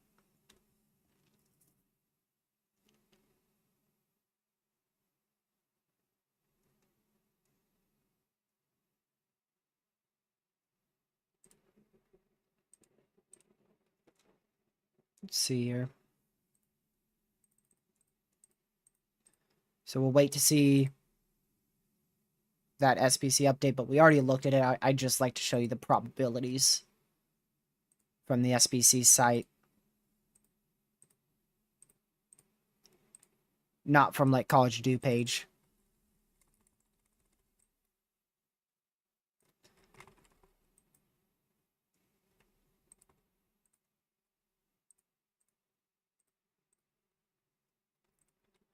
All right, let's see here.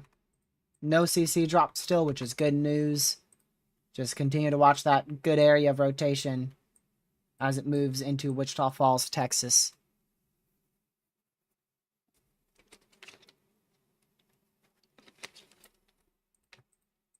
How long does that go for again?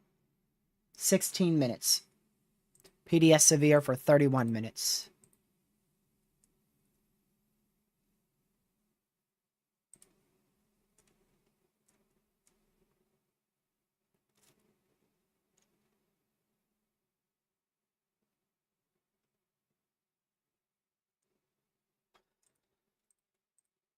Waiting for the rest of the HRRR to render in. It's starting to render in for tomorrow.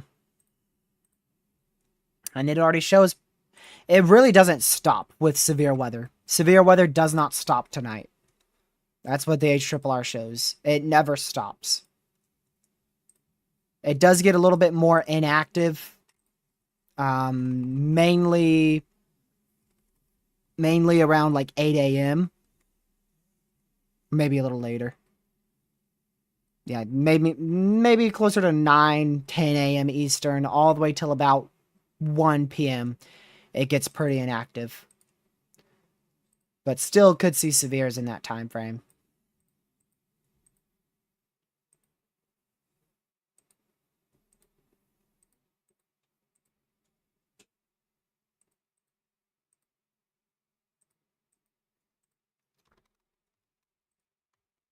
Still PDS severe there. Also could see a spin-up tornado threat up here, too. Definitely could see a spin-up tornado threat going up the I-44 corridor, southern Oklahoma, towards Walters, Temple. And definitely trying to increase in rotation there. Especially this one right in here. I have to keep an eye on that, see if it strengthens on the next scan or not. See, NROD has 2 green areas, so definitely 2 areas of rotation to watch there. This is all outflow dominant, so the main tornado threat is really going to stay on the northern side of these severe storms. In the short term, it's definitely with that tornado warning for the next couple minutes, about the next 14 minutes. And then also with these storms here, I wouldn't be shocked if we got a warning here somewhere in that area for these few areas of rotation moving up towards Cookietown in southwestern Oklahoma.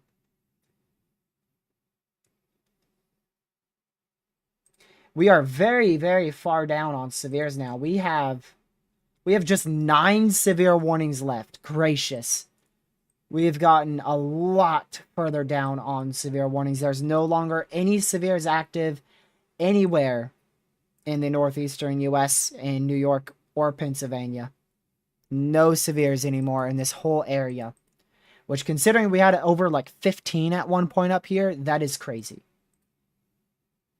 We had at one point almost 15 severes in this area. Still a severe storm, too, out here in Ohio. 1 severe in Kentucky. But our main batch of severe storms is with this cluster down here in southern Oklahoma, north central Texas. Like I said, that's going to continue till like 3 a.m. tonight. Till about 3 a.m. tonight, Eastern time. Then we'll see additional development back out here where we will probably end up with a new severe watch over much of these same areas all the way through the entire night tonight into tomorrow morning. So here's your SPC outlook for the remainder of today, valid until 8 a.m. Eastern time tomorrow morning. That's 7 a.m. Central time this outlook is valid for. You can see we're still expecting the chance for a brief spin-up tornado or two as that cold front pushes through in the northeast U.S. and the eastern Midwest. But the main risk will be focused out here across the southern plains where we have that main 5% tornado risk. We'll see thunderstorms develop out here very late tonight near midnight Eastern, and then push all the way into southern Oklahoma until they eventually weaken towards about 7, 8 a.m. Eastern time very late tonight. Damaging winds up to 80 miles per hour still going to remain possible in that hatched risk area out in Texas and Oklahoma. Could get damaging winds around 60, 65 still in portions of Ohio back down into Kentucky. And then very large hail still up to about 3 to 4 inch in diameter possible with those thunderstorms tonight as well as we go into the overnight hours. So still a very notable hail threat. Hail threat back up here in Ohio, Kentucky. Really not looking at much more than 1 inch in diameter up there. New tornado warning, and I'm pretty sure that's going to be for your storms in southern Oklahoma, north central Texas. Those spin-ups I was talking about. Yep.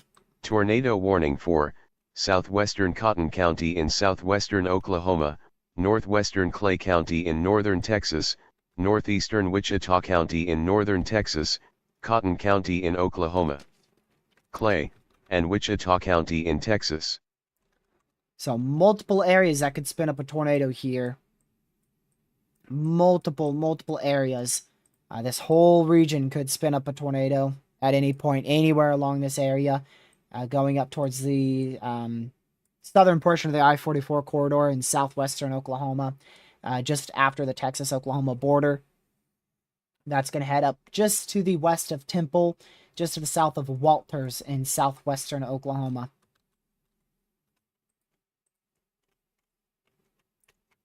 Wouldn't be shocked if that is a possible tornado. We'll have to see what that shows on next scan, but that would not shock me if that may be a debris signature there. Potentially starting up southwest of Randlet in southwestern Oklahoma. Tornado warning in Wichita Falls still goes for the next 10 minutes, but the area that prompted that tornado warning is dying out currently. Rotation dying out here west of Lakeside City. Wait for the CC scan. Hopefully now? Maybe? Yep.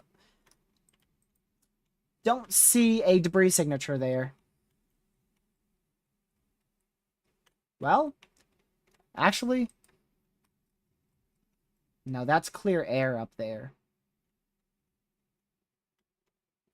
Wait for that velocity scan in 10 seconds. See if that shows anything.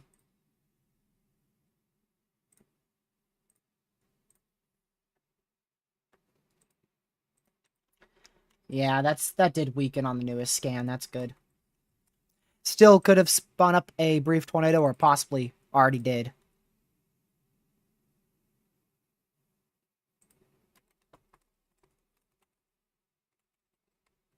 Good news is HRRR downtrended on prefrontal thunderstorms tomorrow. Bad news is it uptrended on the potential for 80-mile-an-hour winds in the Dallas area. Tornado warning for Where's this central be? Clay County in northern Texas, Clay County in Texas. Oh, down here. 3 warnings now. 3 warnings now along this line. Like I said, this is going to continue throughout the entire night. Literally the whole entire night. We're going to continue to see the chance for these spin-up tornadoes along this line, and then a new line that forms in western Texas late tonight, around midnight Eastern.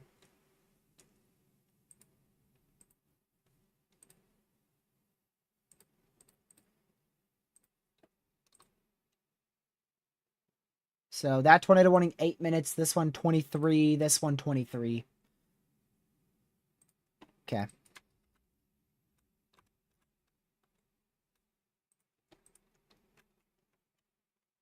Still good areas of rotation. Wouldn't be shocked if this produced a tornado either. Definitely a couple areas that easily could have produced a tornado in between radar scans here. The newest warning I'm a little bit about. Like, I don't really see a good tornado potential with that. See an area starting, but it really looks outflow dominant. I mean, you really have a very good bow echo here, so I really don't think you're going to see much tornado activity there, but they did end up tornado warning it for a little area of rotation right in here. right on the edge of that, but I don't think it's really rotating that much. It's going towards Henrietta, and Bellevue, probably butchered that, in north central Texas. That is likely on the ground. I would be pretty shocked if that is not on the ground, and that might be what that new warning's for. Where? Tornado warning for southwestern Cotton County in southwestern Oklahoma, Cotton County in Oklahoma. Yep, that's what that new warning's for. Because it's about to go outside the warned area. I agree with that. That could easily be on the ground. Easily could be on the ground. Going just to the west of Cookietown, southwest Oklahoma. We went from almost getting down to 0 tornado warnings to 4 tornado warnings in the matter of about 10 minutes.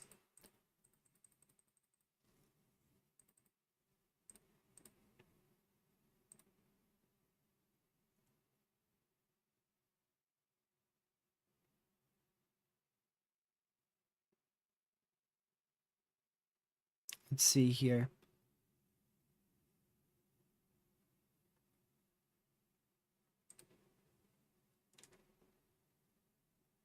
Man.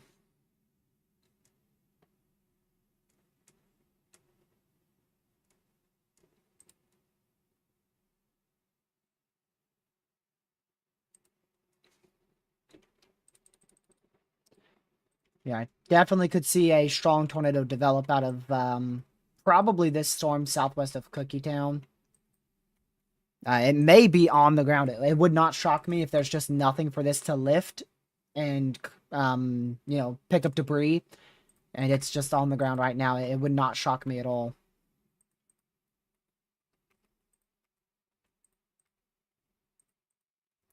Especially with a well-defined spectrum width increase like that.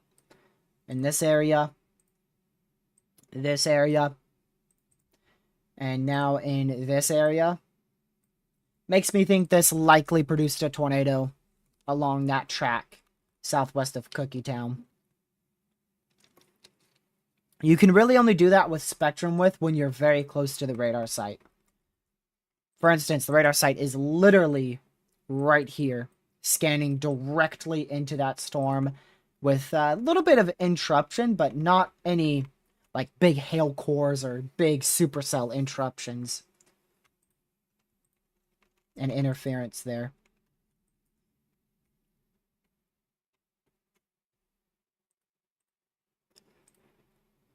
Power outage update, up to 570,000 people without power in Pennsylvania. Now up to 77,000 people without power in Ohio. I believe that's gone... Actually, I think that's gone down by about 5,000, if I remember correctly. Still around 25,000 in New York, and then still around 10,000 in Texas, with around 53,000 in Missouri. So Missouri, few people have gotten power back there.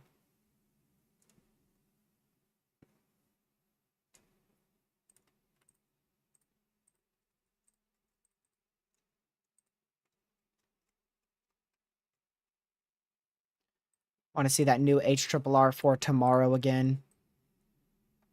Yeah, it downtrended on significant tornado potential tomorrow, but it significantly uptrended in damaging wind potential for tomorrow's threat.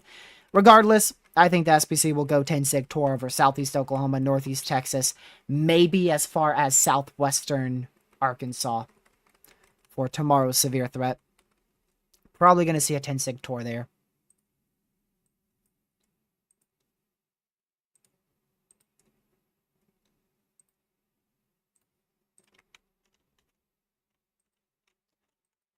Looks like we're trying to get a strong tornado to drop here as well in southwest Oklahoma, just east of Cookietown. Tornado warning for 5 southeastern Cotton County in southwestern Oklahoma, northwestern Clay County in northern Texas, east central Wichita County in northern Texas, Cotton County in Oklahoma.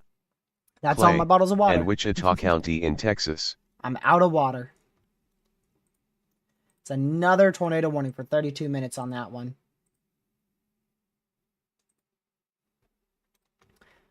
This is the most tornado warnings we've had today. We're up to 5.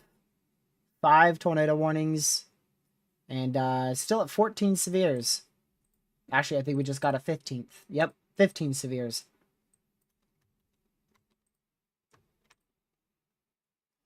In 17 minutes, we're going to lose a lot of warnings, so we'll see what we're down to then.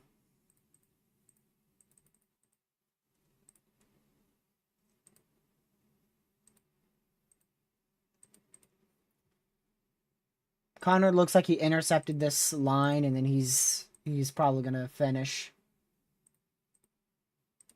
It's getting too dark to keep chasing.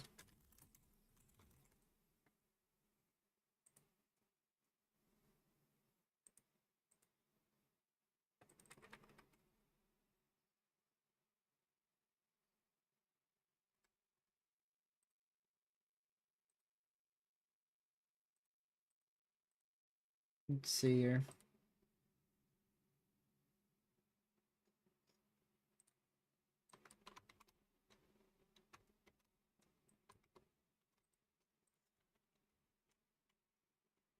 I'm to just continue to watch these 2 areas here. Main 2 areas to watch is that hook echo, which is probably producing a tornado right now. And then that dying out area of rotation southwest of Cookie Town. Would not be shocked at all if we've got a tornado about to be or even on the ground out here with this hook echo southeast of Cookie Town. Would not shock me whatsoever. Embedded supercell there. Very weak area of rotation. Not really too sure if that was worth the tornado warning, but they did it anyways. Into Dean, northeast of Wichita Falls, Texas. And then still very weak towards Henrietta, Texas as well. So mainly just watching these 2 areas of rotation up here, southwest Oklahoma. The dying out one here, southwest of Cookie Town, and then the good area of rotation to the southeast of Cookie Town.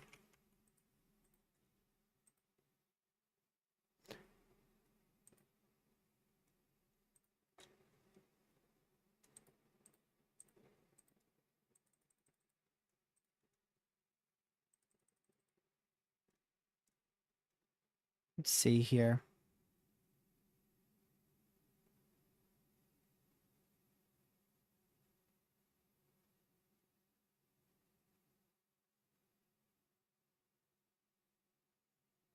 There we go.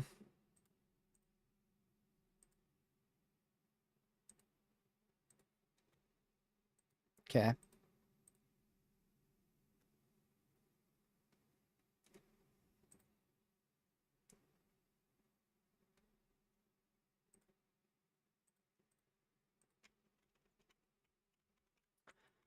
Yeah.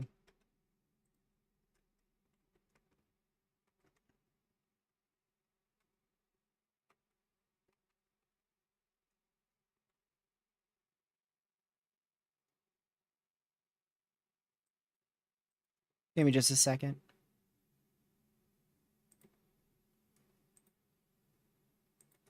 Where's Dayton, Ohio? I think that's in West Ohio, right? Yeah, okay, just wanted to check.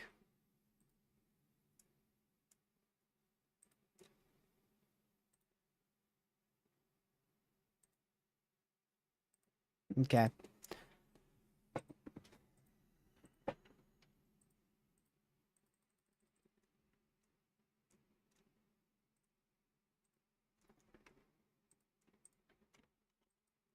Full line of tornado warnings here. The only one I really think could produce a tornado at any second is this one here. That's what I'm most concerned about at the moment.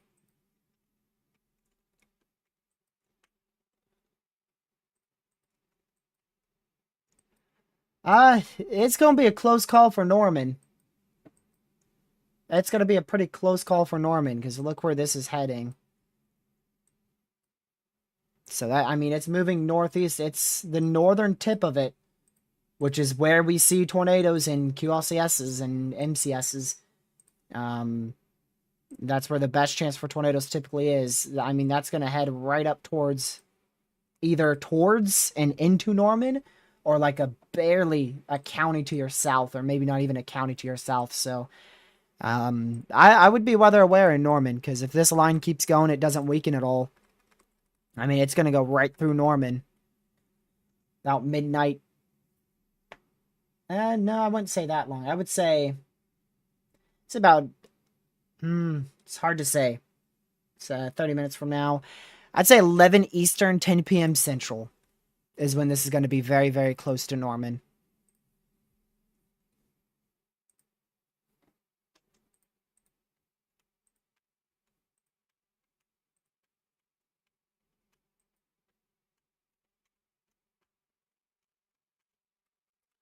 Little area rotation starting to get going in this tornado warning near Dean, north central Texas there. Also another little area near Henrietta. So these areas are getting a little bit more obvious of rotation now.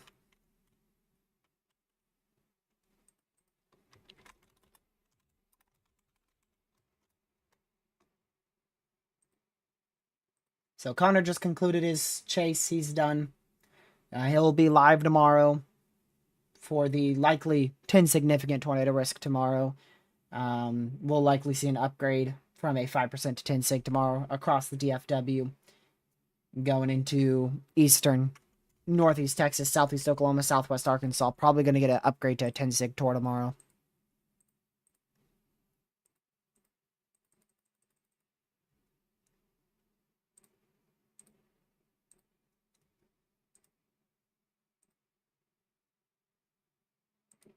Close out Connor's feed.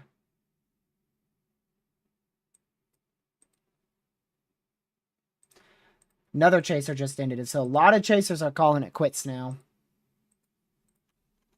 Wouldn't be shocked if we get a new warning extension here into... Tornado warning for northwestern Jefferson County in southern Oklahoma, If it's into southwestern Temple, that's Stevens what I was County saying. in southern Oklahoma, eastern Cotton County in southwestern Oklahoma, north central Clay County in northern Texas, Cotton, Jefferson, and Stevens County in Oklahoma. If that new warning is Clay for County Temple, in Texas. that's the storm I was just talking about for a new extension may be needed here.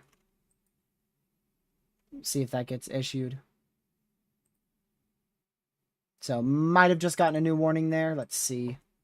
Yep. That's literally the storm I was just calling out for a new extension probably being needed there. Walters, Temple, Hastings, Empire City, Addington. You guys all inside that tornado warning. Definitely could see a tornado spin up out of this for sure. 10% tornado risk tomorrow. 10 significant tornado risk tomorrow.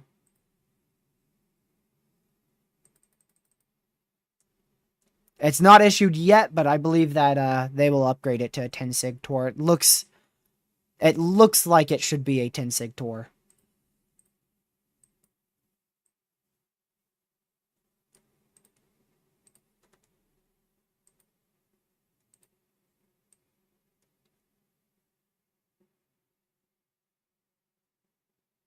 Let's see here.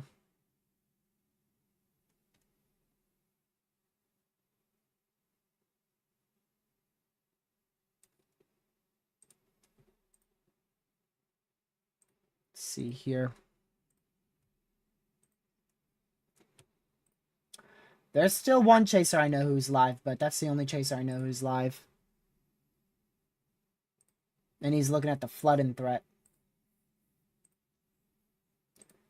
So most chasers are concluding it. I mean, it's very difficult to chase at night.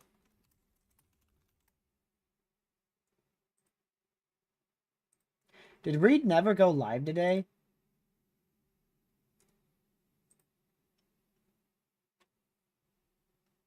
He never went live today.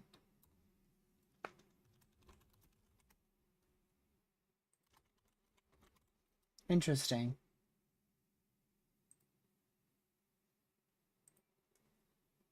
Pretty surprised about that, considering he was chasing.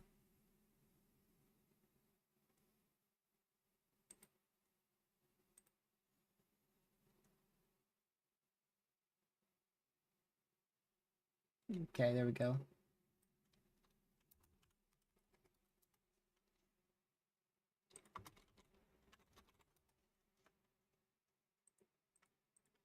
I'll put this back to the satellite imagery since there's no chasers who are chasing this storm.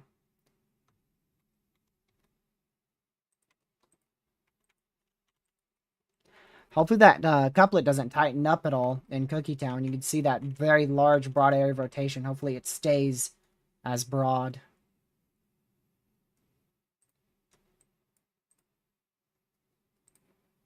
Six minutes before we lose 3 tornado warnings and a PDS severe. I believe we will lose all those. I don't think any of them will be extended. That one over Henrietta has actually gotten very strong.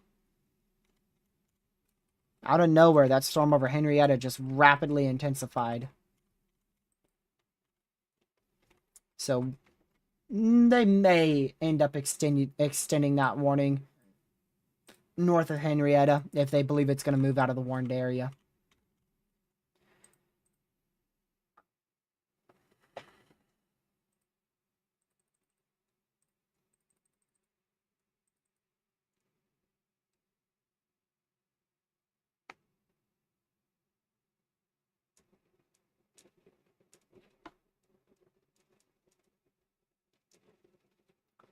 See here.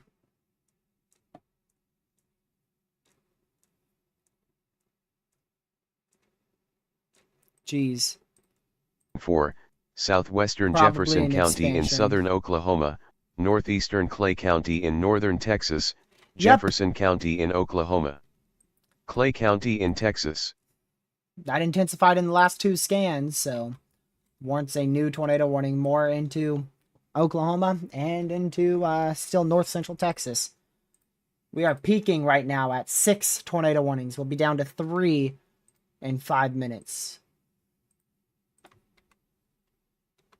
Just a bunch of little areas of rotation.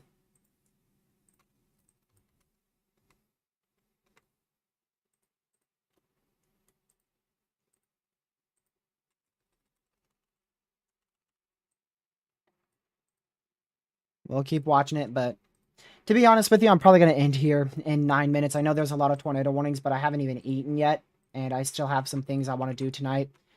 There is a chance I come back on tonight.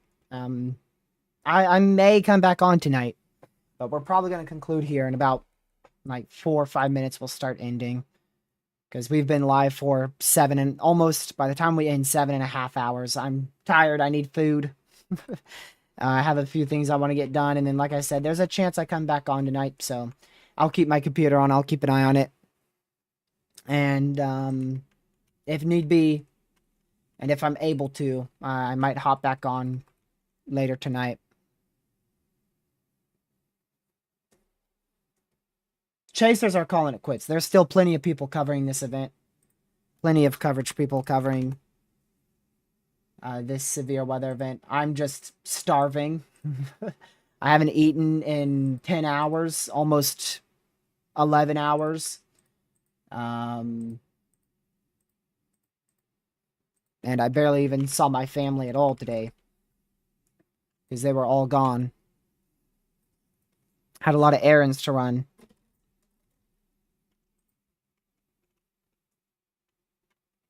So still going to keep an eye on it. I think the most preceding storm that could produce a tornado is this one south of Temple, moving northeast. But if I don't see y'all tonight, I will see you tomorrow. I will see you tomorrow, probably around, I'm guessing, this is just an estimate, 4 p.m. Eastern, as an estimate of when I may see you guys tomorrow. For that likely will be upgraded to an enhanced risk for tornadoes.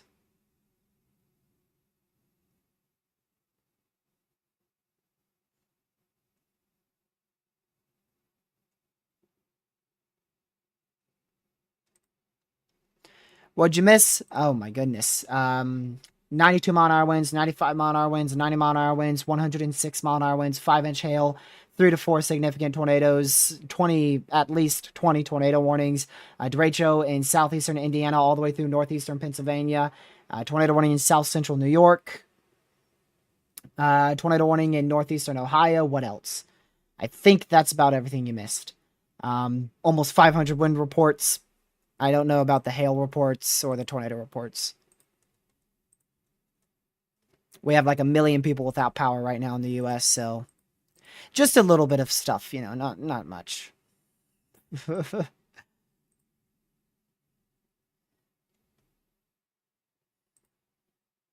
New MCD was just issued out here in portions of Texas. There you go, that yellow highlighted area, not the boxes, the kind of circular shape there. Severe thunderstorm watch will be expired shortly. However, severe potential should increase into the overnight hours. If we go read their discussion here, a need for a new additional watch will be monitored. So we will probably see a new severe watch in this area later tonight. Like I said, after midnight Eastern, we're going to start seeing more storms pop up. That severe watch expires in 16 minutes. Did we watch that severe watch get issued? We did. No longer any PDS severes.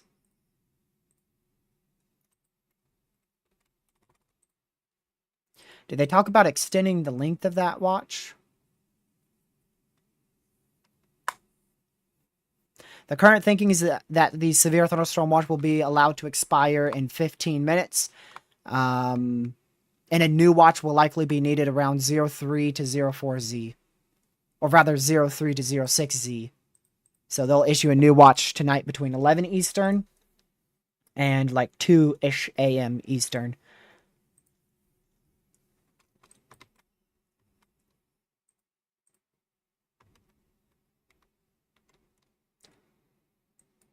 So we'll keep an eye on that.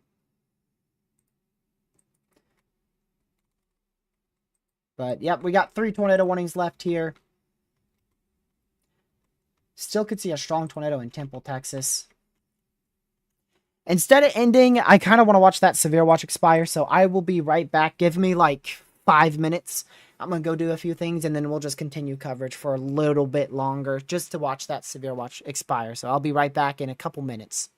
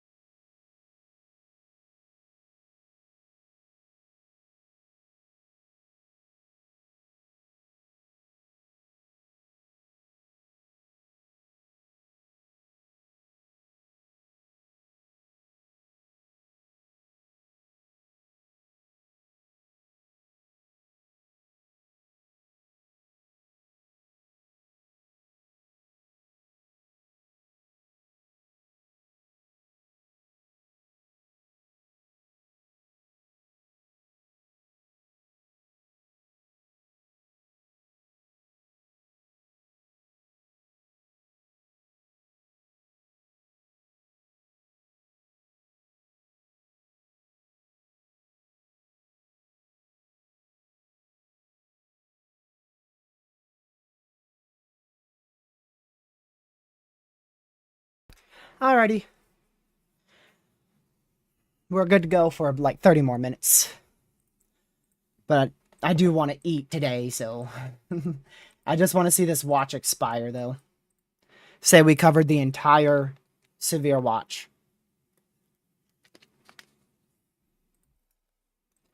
Tornado watch goes for another 4 hours and 12 minutes as well. Because we started... Yeah, we started well before that watch in Texas was issued. And we're going to watch it expire.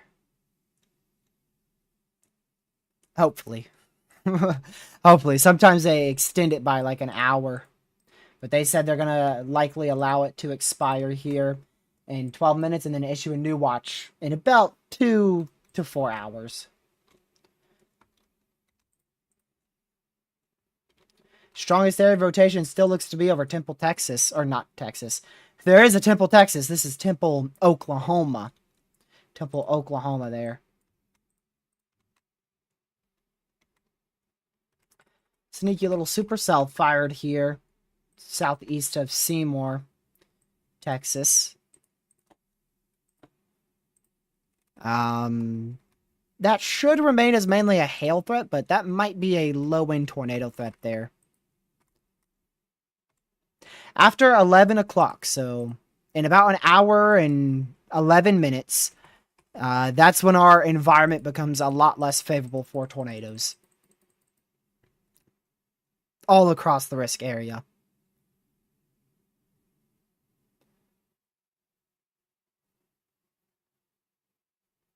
But we could still see a few tornadoes even in the overnight hours.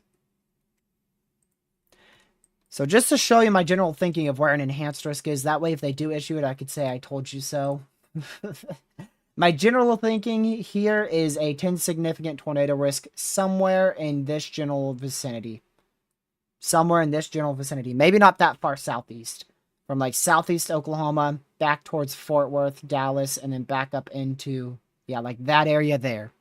That's my thinking for a 10 sig tornado risk tomorrow.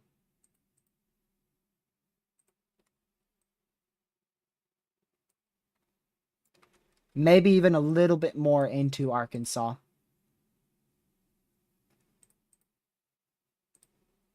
And I think they will issue a risk similar to that if these trends keep going.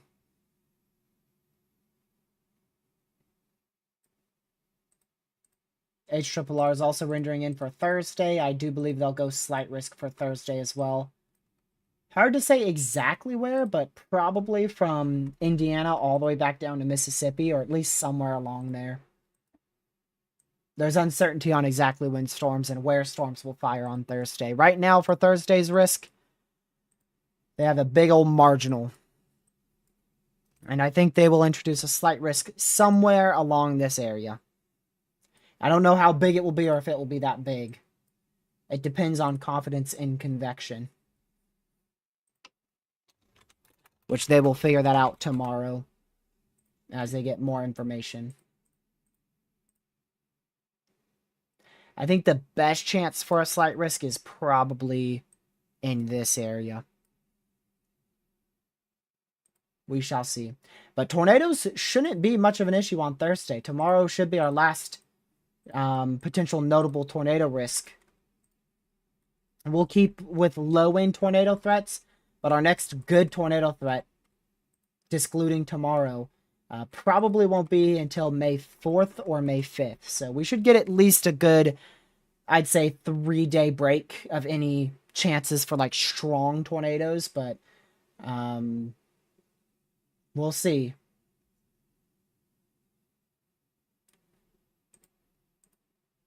I really don't see a way tomorrow doesn't go 10 sig because the trough looks actually quite nice. It's a good mid-tier trough. I'd be pretty surprised if we don't see a 10 sig tomorrow.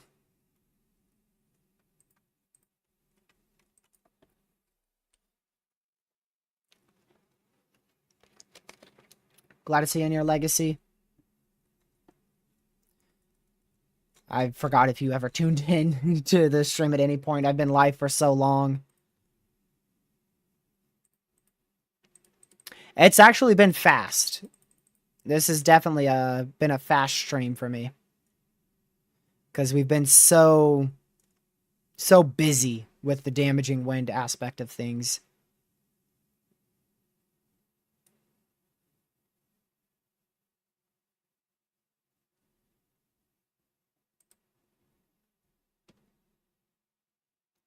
Thoughts on yesterday's bust? It's a bust and the forecast didn't perform, so try again.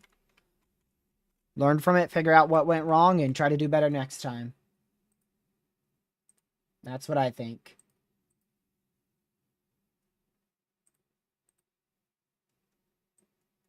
Let's see here.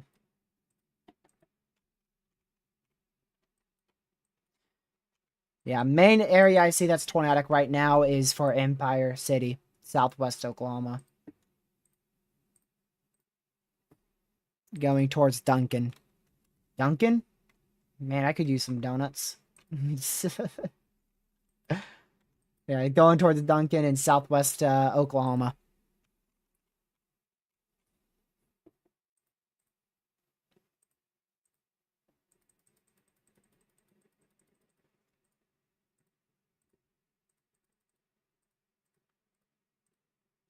Let's see here. You're good, Legacy. You don't gotta apologize for skipping an ad. Shoot, I skip my own ads too. I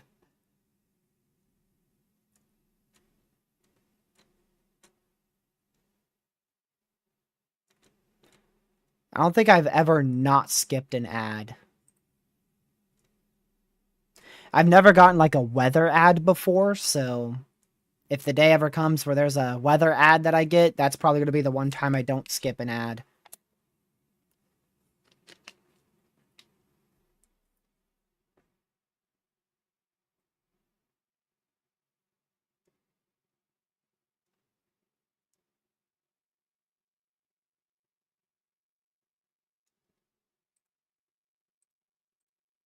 Let's see here.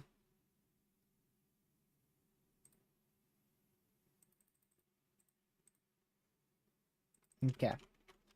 Yeah, still just going to keep watching this one here. Going towards Empire City. It's the main one we're watching. We can't miss that watch expiring. That's the whole reason why I extended the stream. Of course. I told you. I told you they do it. They do it. They extend them an hour. Almost always. This was supposed to end in 5 minutes. Oh well.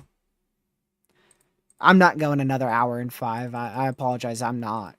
I'm gonna go get me some food.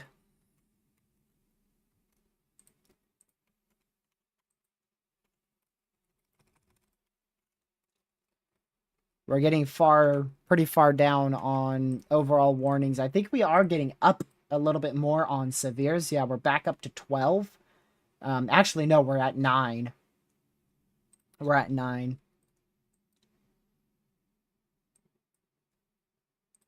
Charleston, West Virginia inside a severe for 60 mile-an-hour winds, but there actually may be gusts upwards of 70 along these little portions of the line, little tiny downdrafts along the line. Could produce up to 70.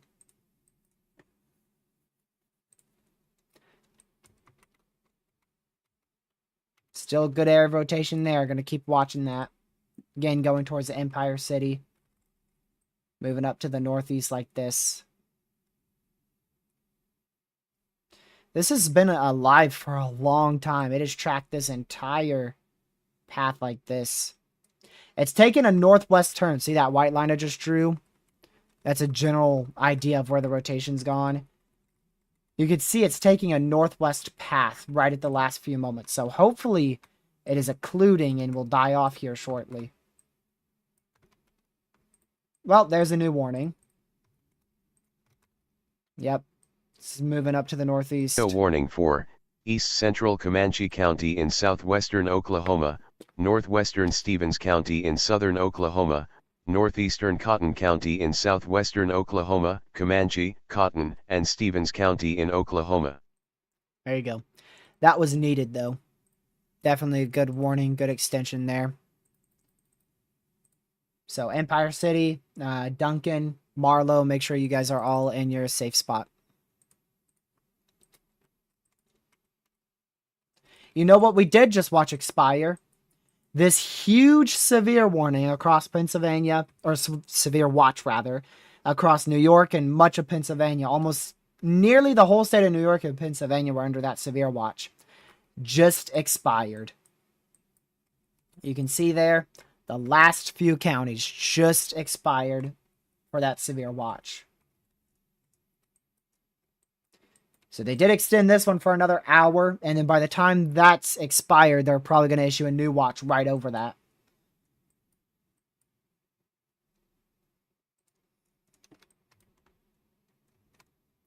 A little surprised they don't have an MCD for an additional. Well, there you go. Never mind. They just they just extended that watch into Oklahoma City there, Shawnee, Oklahoma. So they just issued a extension severe watch here for the next, I believe, hour.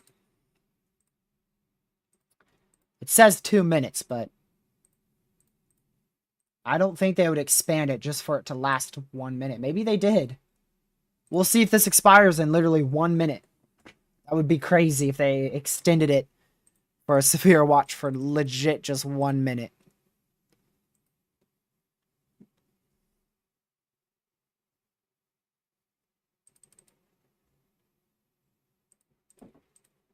Is this watch issuance 109? Or rather 101? Or 191? My goodness. 191. No, that was the one in New York and Pennsylvania. They just canceled that one. This is the watch we're looking at right here. This severe watch is 190.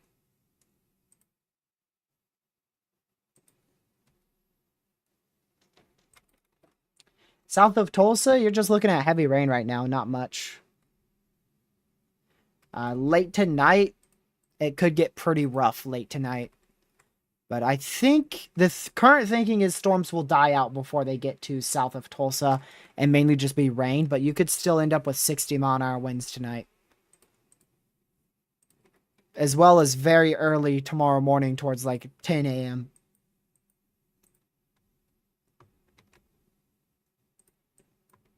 Down to 2 tornado warnings. We should be down to 1 here shortly. In 15 minutes or less. Should get down to just 1 tornado warning for this cell up here towards Duncan and Marlow.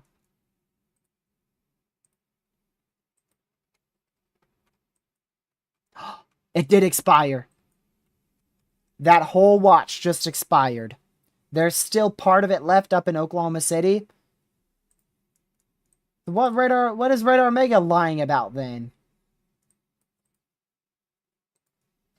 Just showed that it all expired there.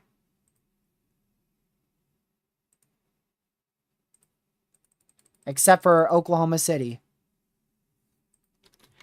When in doubt, weather-wise. Let's go see.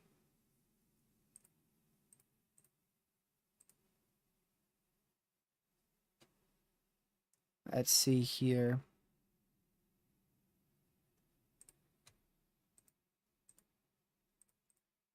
Yeah, weather-wise still says it's going to be in effect here. It's been extended.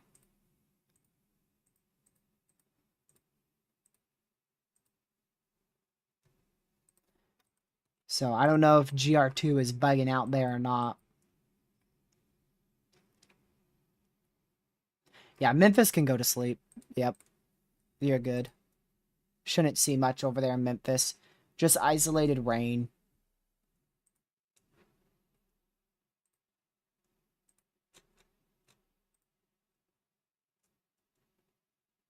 Alright, the official SPC's site says the severe watch is no longer in effect. So Radar Omega is bugging. The official site says the severe watch is no longer in effect, and it's only in place over Oklahoma City and surrounding areas up here. So the official site says that this watch has not been extended back out here in Texas. So that's what we'll go off of. Apparently Radar Omega and weather-wise, they both have it being for longer there. And apparently, according to the SPC, that's wrong.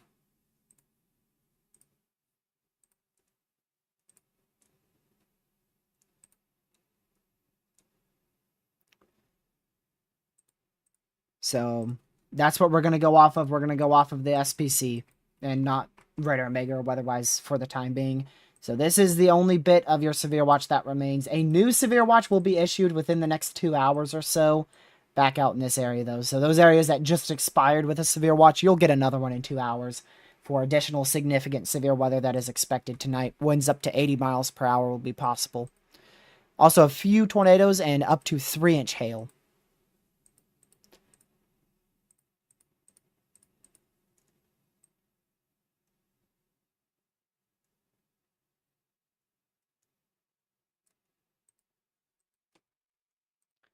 Let's go back up to the Frederick, Oklahoma radar site. Looks like that area of rotation is finally starting to die out.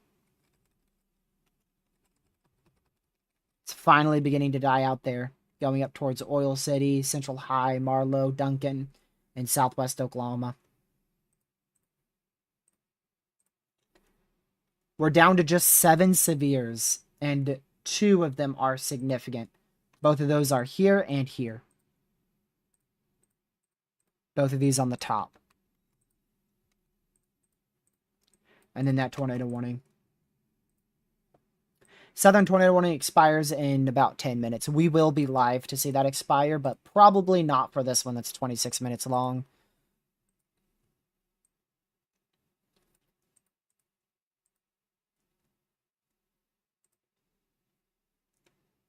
How long until that watch expires? 2 hours? Yeah. No. Won't be live for that.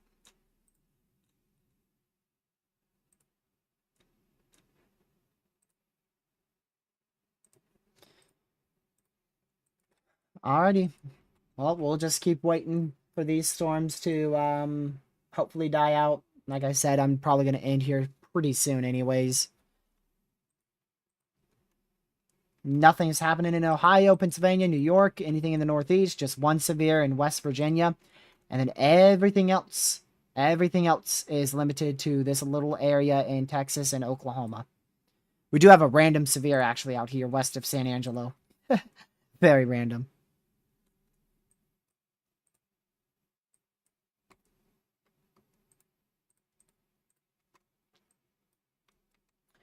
So, probably about an hour left of peak activity, and then this stuff's going to all start dying out. Quickly. Speaking of quickly, I got to quickly check this.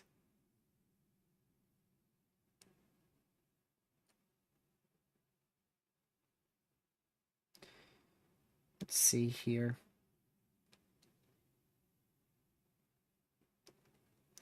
Too late.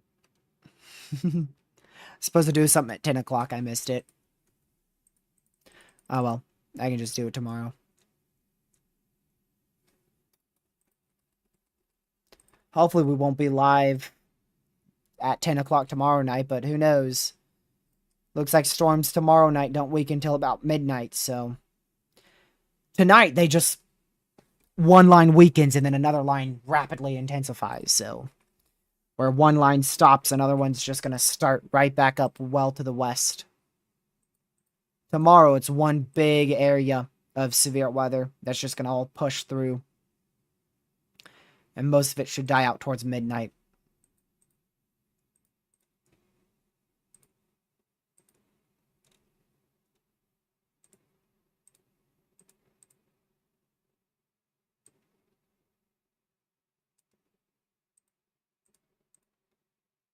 Let's see here.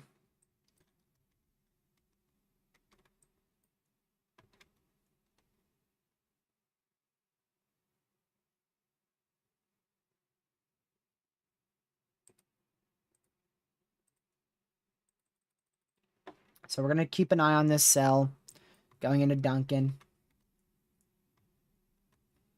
That is our only tornado warning. We're down to 1 tornado warning. Let's go. 1 tornado warning, 7 severes. And a sneeze.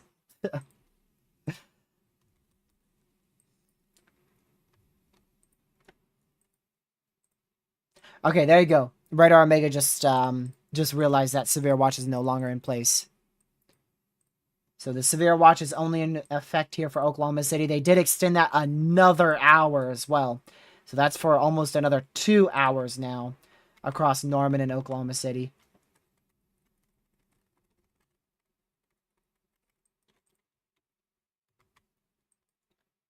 So we'll keep watching that for a little longer. But man, what a crazy day. What a crazy day. I'm going to pull up my my radar loop here since we're getting pretty close. I want to be able to loop all of the event we've covered today. I think 96 frames is going to fit most of it in. Yep. 96 frames is going to fit most of it in. It goes back till 2:05 p.m. We started stream at 2:20 p.m.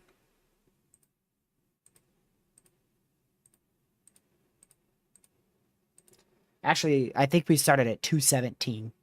I think it was exactly 217.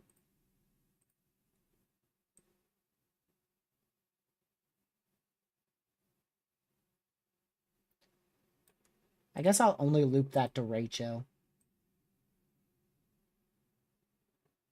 I don't see a way how they don't confirm that as a derecho in Pennsylvania and Ohio.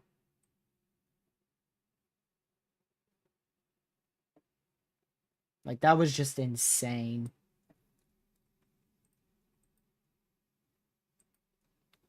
We had 106 mile-an-hour winds. Not going to get over that. 106 observed mile-an-hour winds today.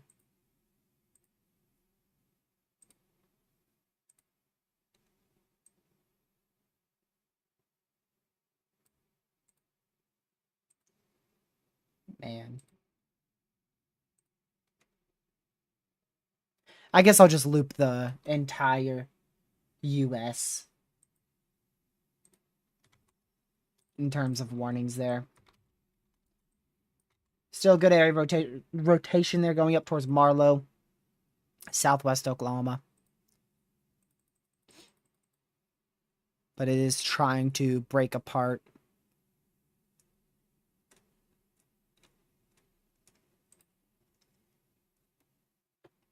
Biggest bust factor tomorrow in the DFW is storm mode. But the thing is, for tornadoes, if we see like discrete storms, then okay, we're going to get a bunch of tornadoes. That's really bad. But if we do see the bust factor of a linear line, a very, very linear line from all the way in northeast Oklahoma, western Arkansas, all the way down to the DFW, you're still going to get damaging winds. So there's no primary bust factor tomorrow that completely stops all severe weather from hitting the DFW.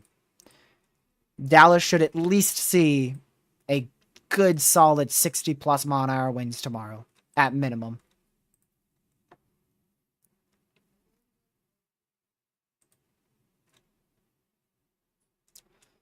Let's see here. Wind gusts and tornadoes will continue to pose a risk across portions of north central Texas and southern Oklahoma. And watch issuance 194. New MCD there in the red area. So continuation of that severe threat and tornado threat.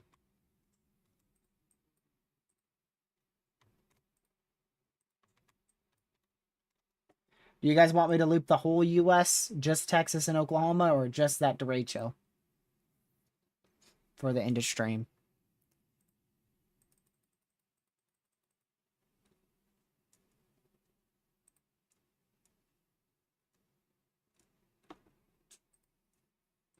See here. One last power outage update. Still over 500,000 without power in Pennsylvania. Still 70,000 people without power in Ohio. Way up now to almost, actually over 27,000 people without power in New York. 27,000 people without power in West Virginia. Still going down very slowly, but still 52,000 people without power in Missouri. And Texas went significantly down. 8,000 people without power there in Texas. So they've restored a lot of power there in the state of Texas.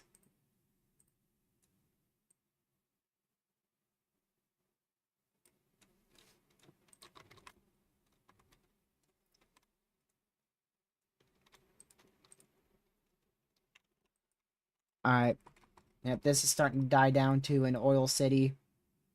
Central High. Going towards Marlow. Still staying in your safe spot, but that's dying down. So I'm definitely glad we continued 30 more minutes, because we lost a lot of tornado warnings and severe warnings in those 30 minutes.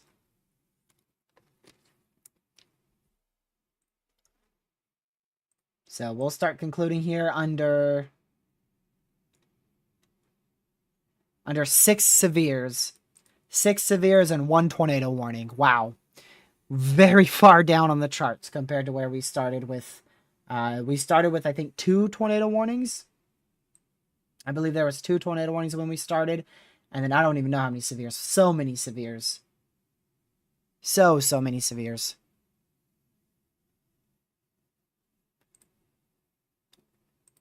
Like I said, we'll be back here tomorrow, probably around 4 p.m. Eastern time. I don't think I'm gonna live stream overnight at all. There's still a small chance, but I don't want to use a bunch of energy tonight and then not be able to stream at all tomorrow.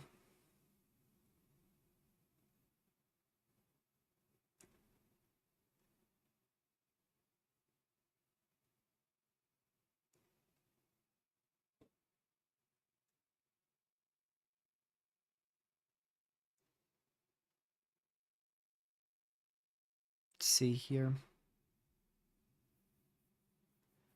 Yeah, I'm surprised they didn't go 10 sig tour for tomorrow at the afternoon update today, but they'll probably do it in the morning. They'll probably issue it in the morning. All right, well, we're going to get ready to conclude here. Just one last overview of everything. We're going to continue to see tornado threat with this cluster of storms as it goes up into Norman and around the Norman area, maybe south of Norman. We'll continue to monitor that. Also could see a tornado threat out of that discrete cell back there. Redevelopment of severe storms is expected later on tonight out here in Texas. Show you a quick model run of that. So you see those storms fire up midnight, 1 a.m. Eastern time, about 2.5 hours. Big time hail, 3-inch in diameter, a few tornadoes, and up to 80 mile an hour winds possible with those. 5 a.m. they continue to congeal up into a line. 9 a.m. they continue. And then tomorrow morning, just quickly go into the other HRRR1. Tomorrow morning, that continues to weaken. We get a little inactive period between like 7 a.m. and 11 a.m. Then we see those supercells fire up towards 3 p.m. Eastern time in Texas. Depending on when those get going and how strong they are, we may or may not be live as early as 2 p.m. Planning for 4 p.m. Eastern time at the moment for tomorrow. But that depends on how things trend in the overnight hours. But all right, that's going to be it in this live stream. I appreciate mods from Mon Chat, everybody for tuning in, helping me reach over 3,300 people with the word of severe weather today. Thank you guys for hitting that like button. We hit our like goal of 100 likes. Also appreciate the $2 donation from $2 donation there from BRXDY, as well as can't say your last name for becoming an EF1 member. Yeah, I appreciate everybody else for just simply tuning in. I'm terrible at pronouncing names. I apologize. And we'll go ahead and switch on over to our ending scene here. And I will see you guys tomorrow, likely around 4 p.m. Eastern time, but it could be a little bit earlier than that. You can see the Derecho looping in the background track from Southeast Indiana all the way to Eastern Pennsylvania. We were live for this entire loop in the background, which is absolutely insane. Again, I appreciate everyone for tuning in. Stay safe out there. I'll see you guys tomorrow, 4 p.m. Eastern time. I don't think I'll be live tonight. We'll just see, but I highly doubt it. So have a great rest of your night. Thank you so much for tuning into this very long 8-hour live stream. I'll catch you guys sometime tomorrow, likely around 4 p.m. Eastern time. Stay safe and have a great rest of your Tuesday night. Goodbye.